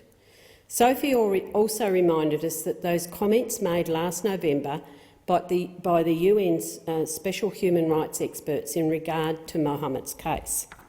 And they said, "Mr El Habib's arrest, interrogation and trial is not worthy of a democratic state," they said. "Israeli authorities must grant him the full rights of a fair trial, or else release him unconditionally. What is happening to Mr El Halabi bears no relation to the trial standards we expect from democracies and is part of a pattern where Israel uses secret evidence to indefinitely detain hundreds of Palestinians." Human Rights Watch says that the decades-long failure of the international community to challenge Israeli human rights abuses and impose meaningful consequences for them has emboldened Israeli authorities to act in such a brazen manner, labelling a man like Mr Halabi as a terrorist and providing absolutely no evidence to back up their accusations. And we have recently seen them use the same tactics with civil society organisations in the West Bank, with 6 of the most respected Palestinian NGOs now officially classified as terrorist organisations, their staff at risk of arrest and imprisonment by Israeli authorities. Amnesty International also provided a range of grave concerns about Mr El Halabi's case, emphasising that the allegations against Halabi are extremely serious, and it is therefore crucial that his rights are fully respected and that his trial is fair and transparent. I want to finish with the words of Khalal, Mohammed El Halabi's father, a man who worked for the UN himself for 42 years, including in senior roles. He spoke of the deep grief of the whole community of having someone so committed to their humanitarian work suddenly arrested and jailed for years. He reminded us that Mohammed's son was only a few months old when he was arrested. That child is now 5 years old and would not even recognise his own father today. Khalil says this injustice that Mohammed is being subjected to isn't the ideal way for building peace between the Palestinian and the Israeli people. I echo Mr Halabi Senior's comments. If Australia is truly committed to a just peace between Israel and Palestine, then we need to ensure the very basics of the rule of law are followed, including the basic rights of Palestinians to a fair trial and for humanitarian work not to be criminalised. Senator Rice. Thanks, Acting Deputy President. The Australian Greens believe that universal human rights are fundamental and must be respected and protected in all countries and for all people, and that must inform our approach to foreign policy, including our approach to bilateral relationships, as well as broader foreign policy approaches. Tomorrow is West Papua Flag Day. It's the 60th anniversary of the 1st of December 1961, when the Morning Star flag was first raised, when the Indigenous people of the former Dutch New Guinea declared independence. Following this act of self-determination, Indonesia invaded the territory, and many West Papuans have been killed or imprisoned by the occupying Indonesian military ever since. This flag is seen as the national flag of West Papua and continues to stand as a symbol of hope for a free West Papua. And I'm proud that tomorrow morning I'm going to be attending and speaking at a flag raising of the Morning Star flag that's going to be held at the Aboriginal Tent Embassy here in Canberra, organised by the Free West Papua campaign. There is significant connection and support between our First Nations peoples and West Papuans, who are both working for sovereignty of their traditional lands. Raising the Morning Star flag is a really potent and moving thing to do, because it is illegal to do so in West Papua. Anyone who raises the Morning Star flag in West Papua faces arrest, torture and a long jail sentence. And hundreds, if not thousands, of people have been arrested over the years for raising the flag, including dozens in 2019. And just last month, there was a Catholic brother who was arrested by the Jayapura City District Police for wearing a banned Morning Star flag T-shirt while watching a soccer match between Papua and East Nusa Tenggara at Indonesia's National Games at Mandala Stadium. And sadly, the Indonesian government's oppression of the West Papuan people doesn't stop at arresting people who are attempting to assert freedom of speech or freedom to peaceful protest. There have been ongoing attacks in West Papua that have displaced thousands of people and resulted in multiple civilian deaths. We've heard the awful reports of rockets fired from helicopters, and those displaced in the forest face the risk of disease and starvation, even when they are able to find shelter from the attacks. These attacks in West Papua are horrific, and they must cease. And it's particularly concerning that the Australian government has been so unwilling to call out these attacks, and in fact has been training Indonesian security forces at the Jakarta Centre for Law Enforcement. However, there has been no willingness to provide accountability of whether our government is enabling these human rights abuses. And And Australia has also provided 15 Bushmaster vehicles to the Indonesian government, again without transparency or accountability about how they are being used and whether they are being used in support of human rights abuse and attacks on West Papuan people. The Australian Greens support the right of the people of West Papua to self-determination. We call on the Australian government to cease training or enabling those who are committing human rights abuses. The Australian government should support the proposed UN human rights visit to Indonesia to investigate human rights abuses. We call for humanitarian aid to reach those who need it, especially to support the health and the safety of internally displaced West Papuan refugees, especially women and children who have had to flee their homes due to the ongoing conflict. And we call on the Indonesian government to cease its attacks on the civilians in West Papua and to withdraw all military troops. As well as talking about human rights in West Papua, I want to touch on some different approaches that we can take to ensuring human rights are protected and central to our foreign policy approaches. After the 1994 Rwandan genocide and the 1995 Srebrenica massacre, the world became powerfully aware of the urgent need for timely, decisive and coordinated international responses to mass atrocities. An agreement was reached through the United Nations for the Responsibility to Protect, or R2P, a norm encouraging states to take action to ensure that the horrors of Rwanda and Srebrenica would never occur again. Now, at the 2005 World Summit, all UN member states made a commitment to R2P, recognising our shared responsibility to protect populations who are being violently and systematically targeted and to halt mass atrocities regardless of where they are happening in the world. As R2P provides a mandate for coercive as well as diplomatic measures, it's important that it be used appropriately and that we do not forget nor overreach its sole purpose of civilian protection. And while we should be wary of when we use R2P to justify coercive measures, we should embrace its ideas of atrocity prevention, of mutual assistance, of international solidarity against grievous human rights violations. R2P gives us an avenue to act, to halt atrocities and to protect human life. Australia should be actively supporting R2P, both through advocacy and policy routes, by developing an atrocity prevention unit and improving our ability to prevent and respond to regional atrocities, and clarifying our national atrocity response strategy. Australia can become a global leader in R2P, advocating for human rights and protecting populations across the globe. Finally this evening, I want to move on to some end-of-the-year things. I want to take, first of all, this opportunity to wish all Jewish Australians who will be lighting the menorah over the week a very happy Hanukkah. It's been a tough couple of years, especially for people in my home state of Victoria, but I hope that the lights of Hanukkah bring brightness and renewed hope to all those celebrating. Hag Samayah. And finally, it's 2 days, of course, until we break for the year, and it has been a huge year.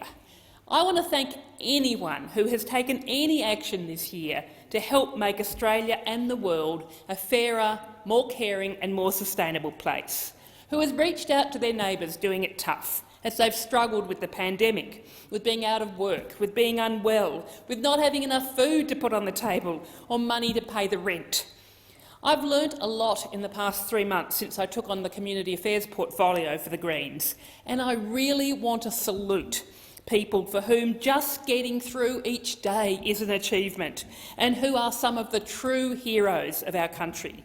And I want to thank everyone working for and supporting the most amazing advocacy and campaigning organisations who are working to help people live their lives with dignity and respect. I want to thank everyone who has taken action to protect nature and the places we love, from pulling out weeds in their local park to being heroes, protecting our forests and putting their bodies on the line in protest actions. And I want to thank people who have given their all, working for peace and disarmament and for democracy here and around the world. And finally, I want to thank everyone who has made our jobs here possible as senators. Me personally, I want to thank my amazing staff.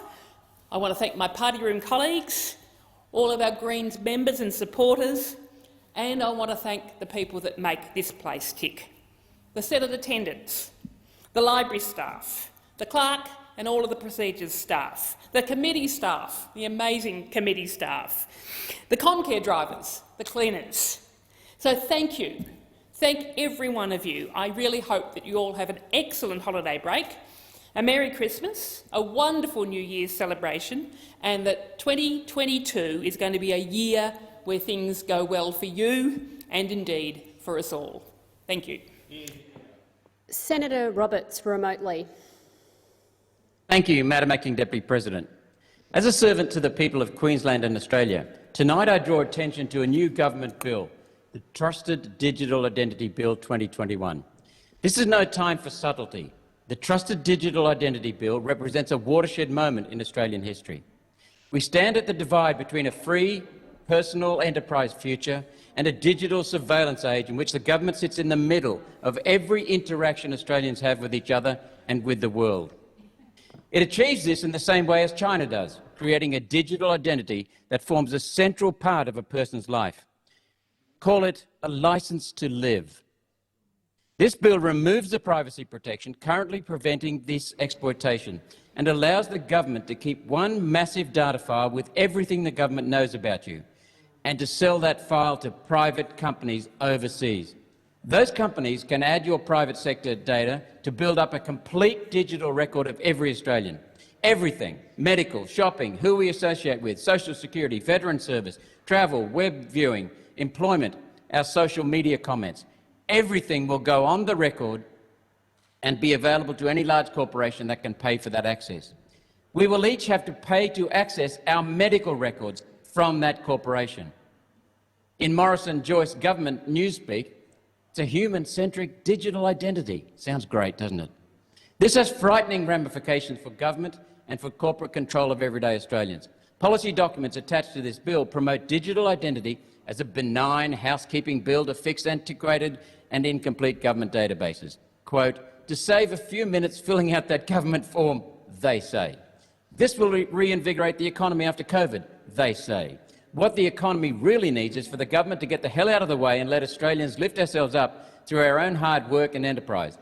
Remove vaccine passports, or as I call them, digital prisons. Ditch QR codes and stop spreading fear. Stop spreading fear. Let the Australian spirit do the rest. One Nation believes in technological advancements and in streamlining services. We would love to see a bill come forward to clean up the government's databases and improve the online experience for Australians trying to access our own data. This is not what the Digital Identity Bill does.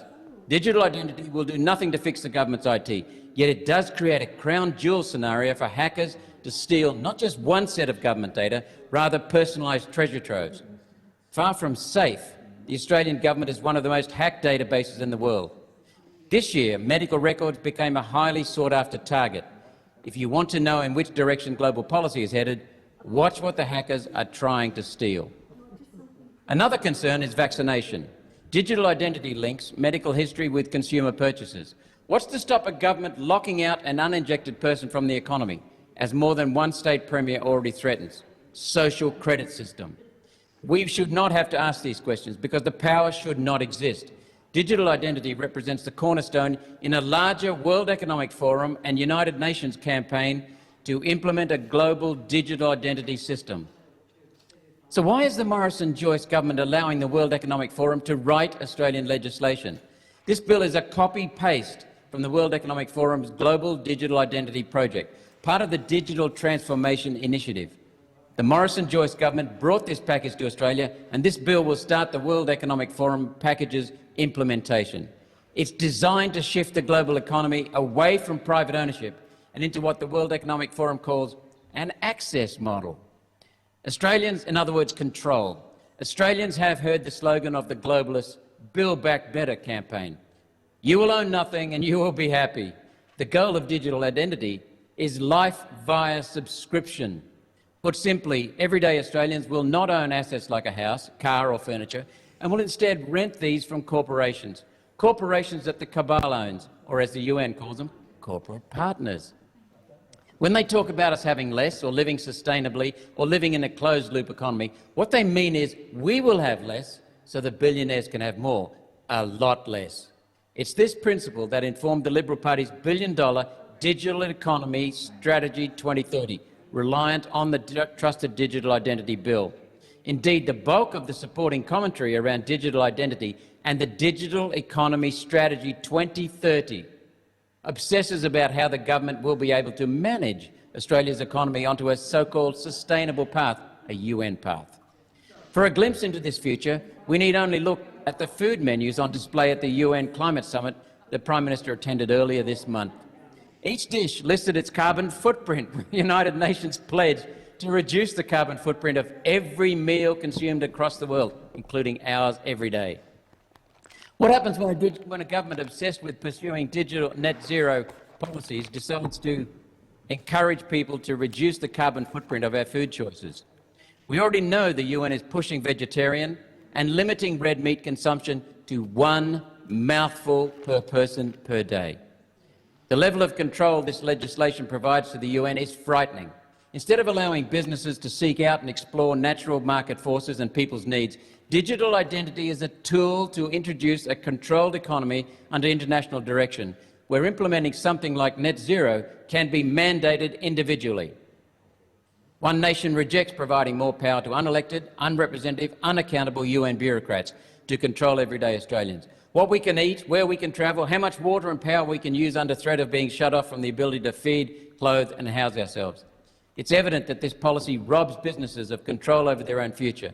The government will dictate each and every business's future interactions with customers and suppliers. Small and medium businesses will have to contend with a massive technology overhead and be forced into an unfair David versus Goliath fight against large, incredibly well-informed businesses that are in the globalist information sharing club. More Australian businesses will fall to foreign multinationals. Digital identity is the end of personal privacy, anonymity, confidentiality, sovereignty and choice. Despite the bill repeatedly insisting that it offers a voluntary service to make life easier, it's clear from the full documentation that digital identity will be made compulsory in the same way that vaccine mandates are now. With this bill, once again Prime Minister Morrison is trying to ban cash. One Nation was successful in striking the government's cash ban bill from the Senate notice paper last year after public outrage. Cashless payments are popular, but the complete loss of cash opens up an entirely different conversation. Cash is a safeguard. When we have cash, we have purchasing power. A digital identity, though, could easily limit our individual purchases based on government or corporate policy. So under this bill, cash has to go, and under this legislation, cash will go.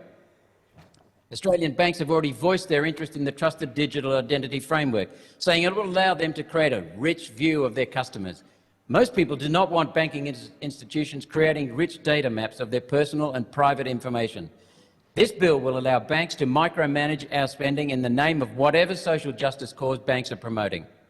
The design of the new payment platform that the Reserve Bank of Australia introduced in 2018 and forced on all Australian banks allows for the addition of a digital identity.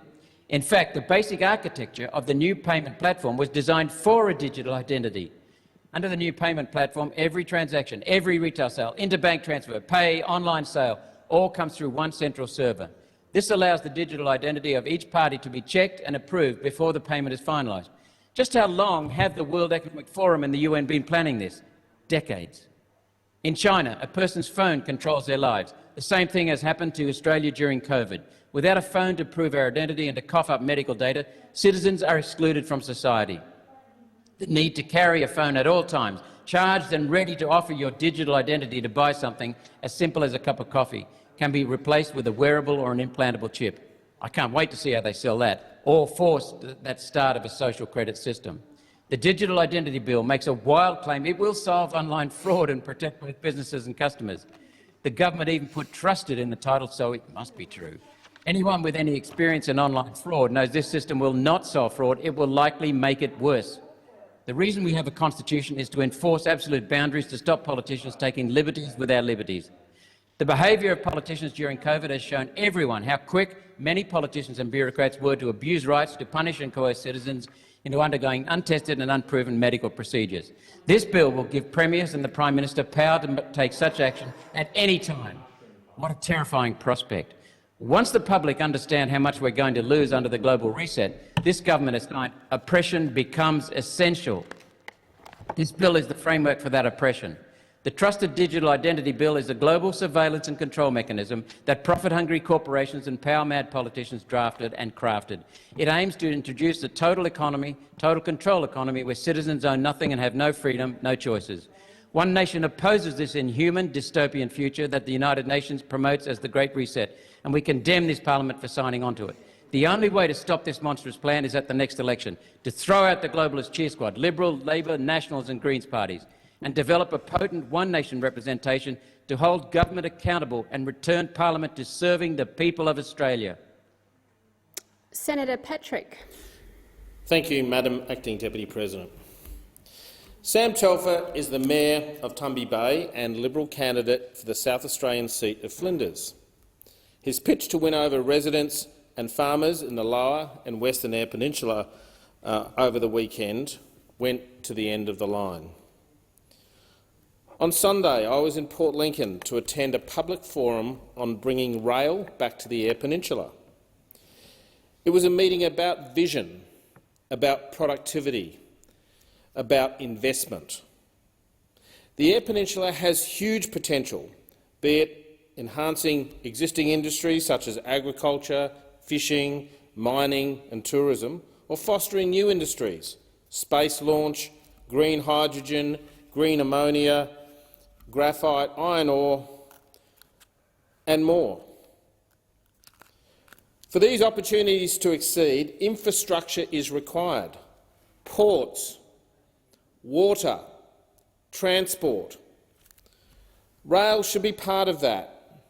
For more than 110 years, the Eyre Peninsula was serviced by a rail network that moved the region's grains from the farms to the ports. The first segment of the Port Lincoln to Cummins rail line opened in 1907, and the network eventually peaked at some 777 kilometres of track. In November 1997, Australia National sold South Australian freight businesses to Genesee and Wyoming, which included a 50-year lease on the rail network from the state government until 2047. 2 years ago, that American company, having run the rail infrastructure to the ground contrary to their contractual or leasing requirements, shut up all of its operations on the Eyre Peninsula, with the one exception of gypsum trains running from Lake McDonald Mine at Kevin to Thevenard. At a time when rail is undergoing a renaissance across many parts of Australia, the shutters were pulled down on the Eyre Peninsula. That sad state of affairs was largely brought about by the refusal of state and federal governments to invest in the rail infrastructure on the peninsula, to switch it to standard gauge, to connect it back to the Australian standard gauge network, to increase the number of users on the rail network. But refusal to invest was the case. And that should be seen for what it is, and that is a political choice. The South Australian state government is happy to spend $700 million on a stadium in Adelaide, but their enthusiasm for investment steadily dwindles as one moves north of Gepps Cross. The federal government is happy to spend $10 billion on a Brisbane to Melbourne inland rail system. $4 billion is being spent to deal with urban congestion, huge capital works to shave a few minutes off commuter journeys in capital cities, in Sydney, Melbourne and Brisbane, and even in Adelaide. That $4 billion includes the $650 million program to build car parks in marginal Liberal electorates. What a rort that's been. But there's not a single dollar on rail on the Eyre Peninsula, a region that produces 40% of South Australia's wheat crop, 24% of the barley crop and 22% of canola. 97% of the region's grain crop is exported, shipped from farm to port, and for a century much of that went by rail. Now, Sam Telfer turned up to the Port Lincoln Railway meeting on Sunday not to listen to the locals, not to carry their message back to Adelaide, but to preach the word of his party's Adelaide-focused leadership. "You can't have a viable train line that runs to the end of the line," said Sam. His view was trucks. Trucks, trucks, trucks. I mean, why not have an additional 30,000 truck movements on the Eyre Peninsula's narrow and dilapidated roads? A danger to locals and visitors alike, a great inefficiency to farmers, and at a cost to the environment in terms of carbon emissions. Sam didn't listen to the business case. He didn't explore the possibilities. He has no ambition. He's quite content with rail investment to be restricted to the Port Augusta to Perth line, a line that actually bypasses his electorate. I guess I do have to give him credit for turning up. The federal Liberal member, Mr Rowan Ramsey, wasn't there, and maybe that was for the best, because he was asked about the issue in a radio interview yesterday, and he was wholly negative. He blathered on about the tyranny of distance, declared his long-standing view that rail had no future on the Eyre Peninsula, said that if there'd been investment in rail going to Port Lincoln 10 years ago, it might have been different, but it's a lost cause now, and ticked the box for road freight. Well, Rowan Ramsey was the member for Grey 10 years ago. He had no vision, no ambition then. He didn't have any in 2019 when the railway faced closure, and he certainly hasn't got any vision or any ambition for Grey now. We have to have vision. We have to have investment in this critical South Australian export region. We can't get that while purported parliamentary representatives sing from their Adelaide and East Coast-centric party hymn sheets. Maybe the federal seat of Grey and the state seat of Flinders needs to shift from being safe Liberals seats into marginal seats. Then the Eyre Peninsula might get some of the attention and investment we really need, and all of South Australia will benefit. Perhaps it should be the end of the line for Sam and Rowan. Thank you. Thank you, Senator Patrick. The Senate stands adjourned and will meet again tomorrow at 9:30 a.m.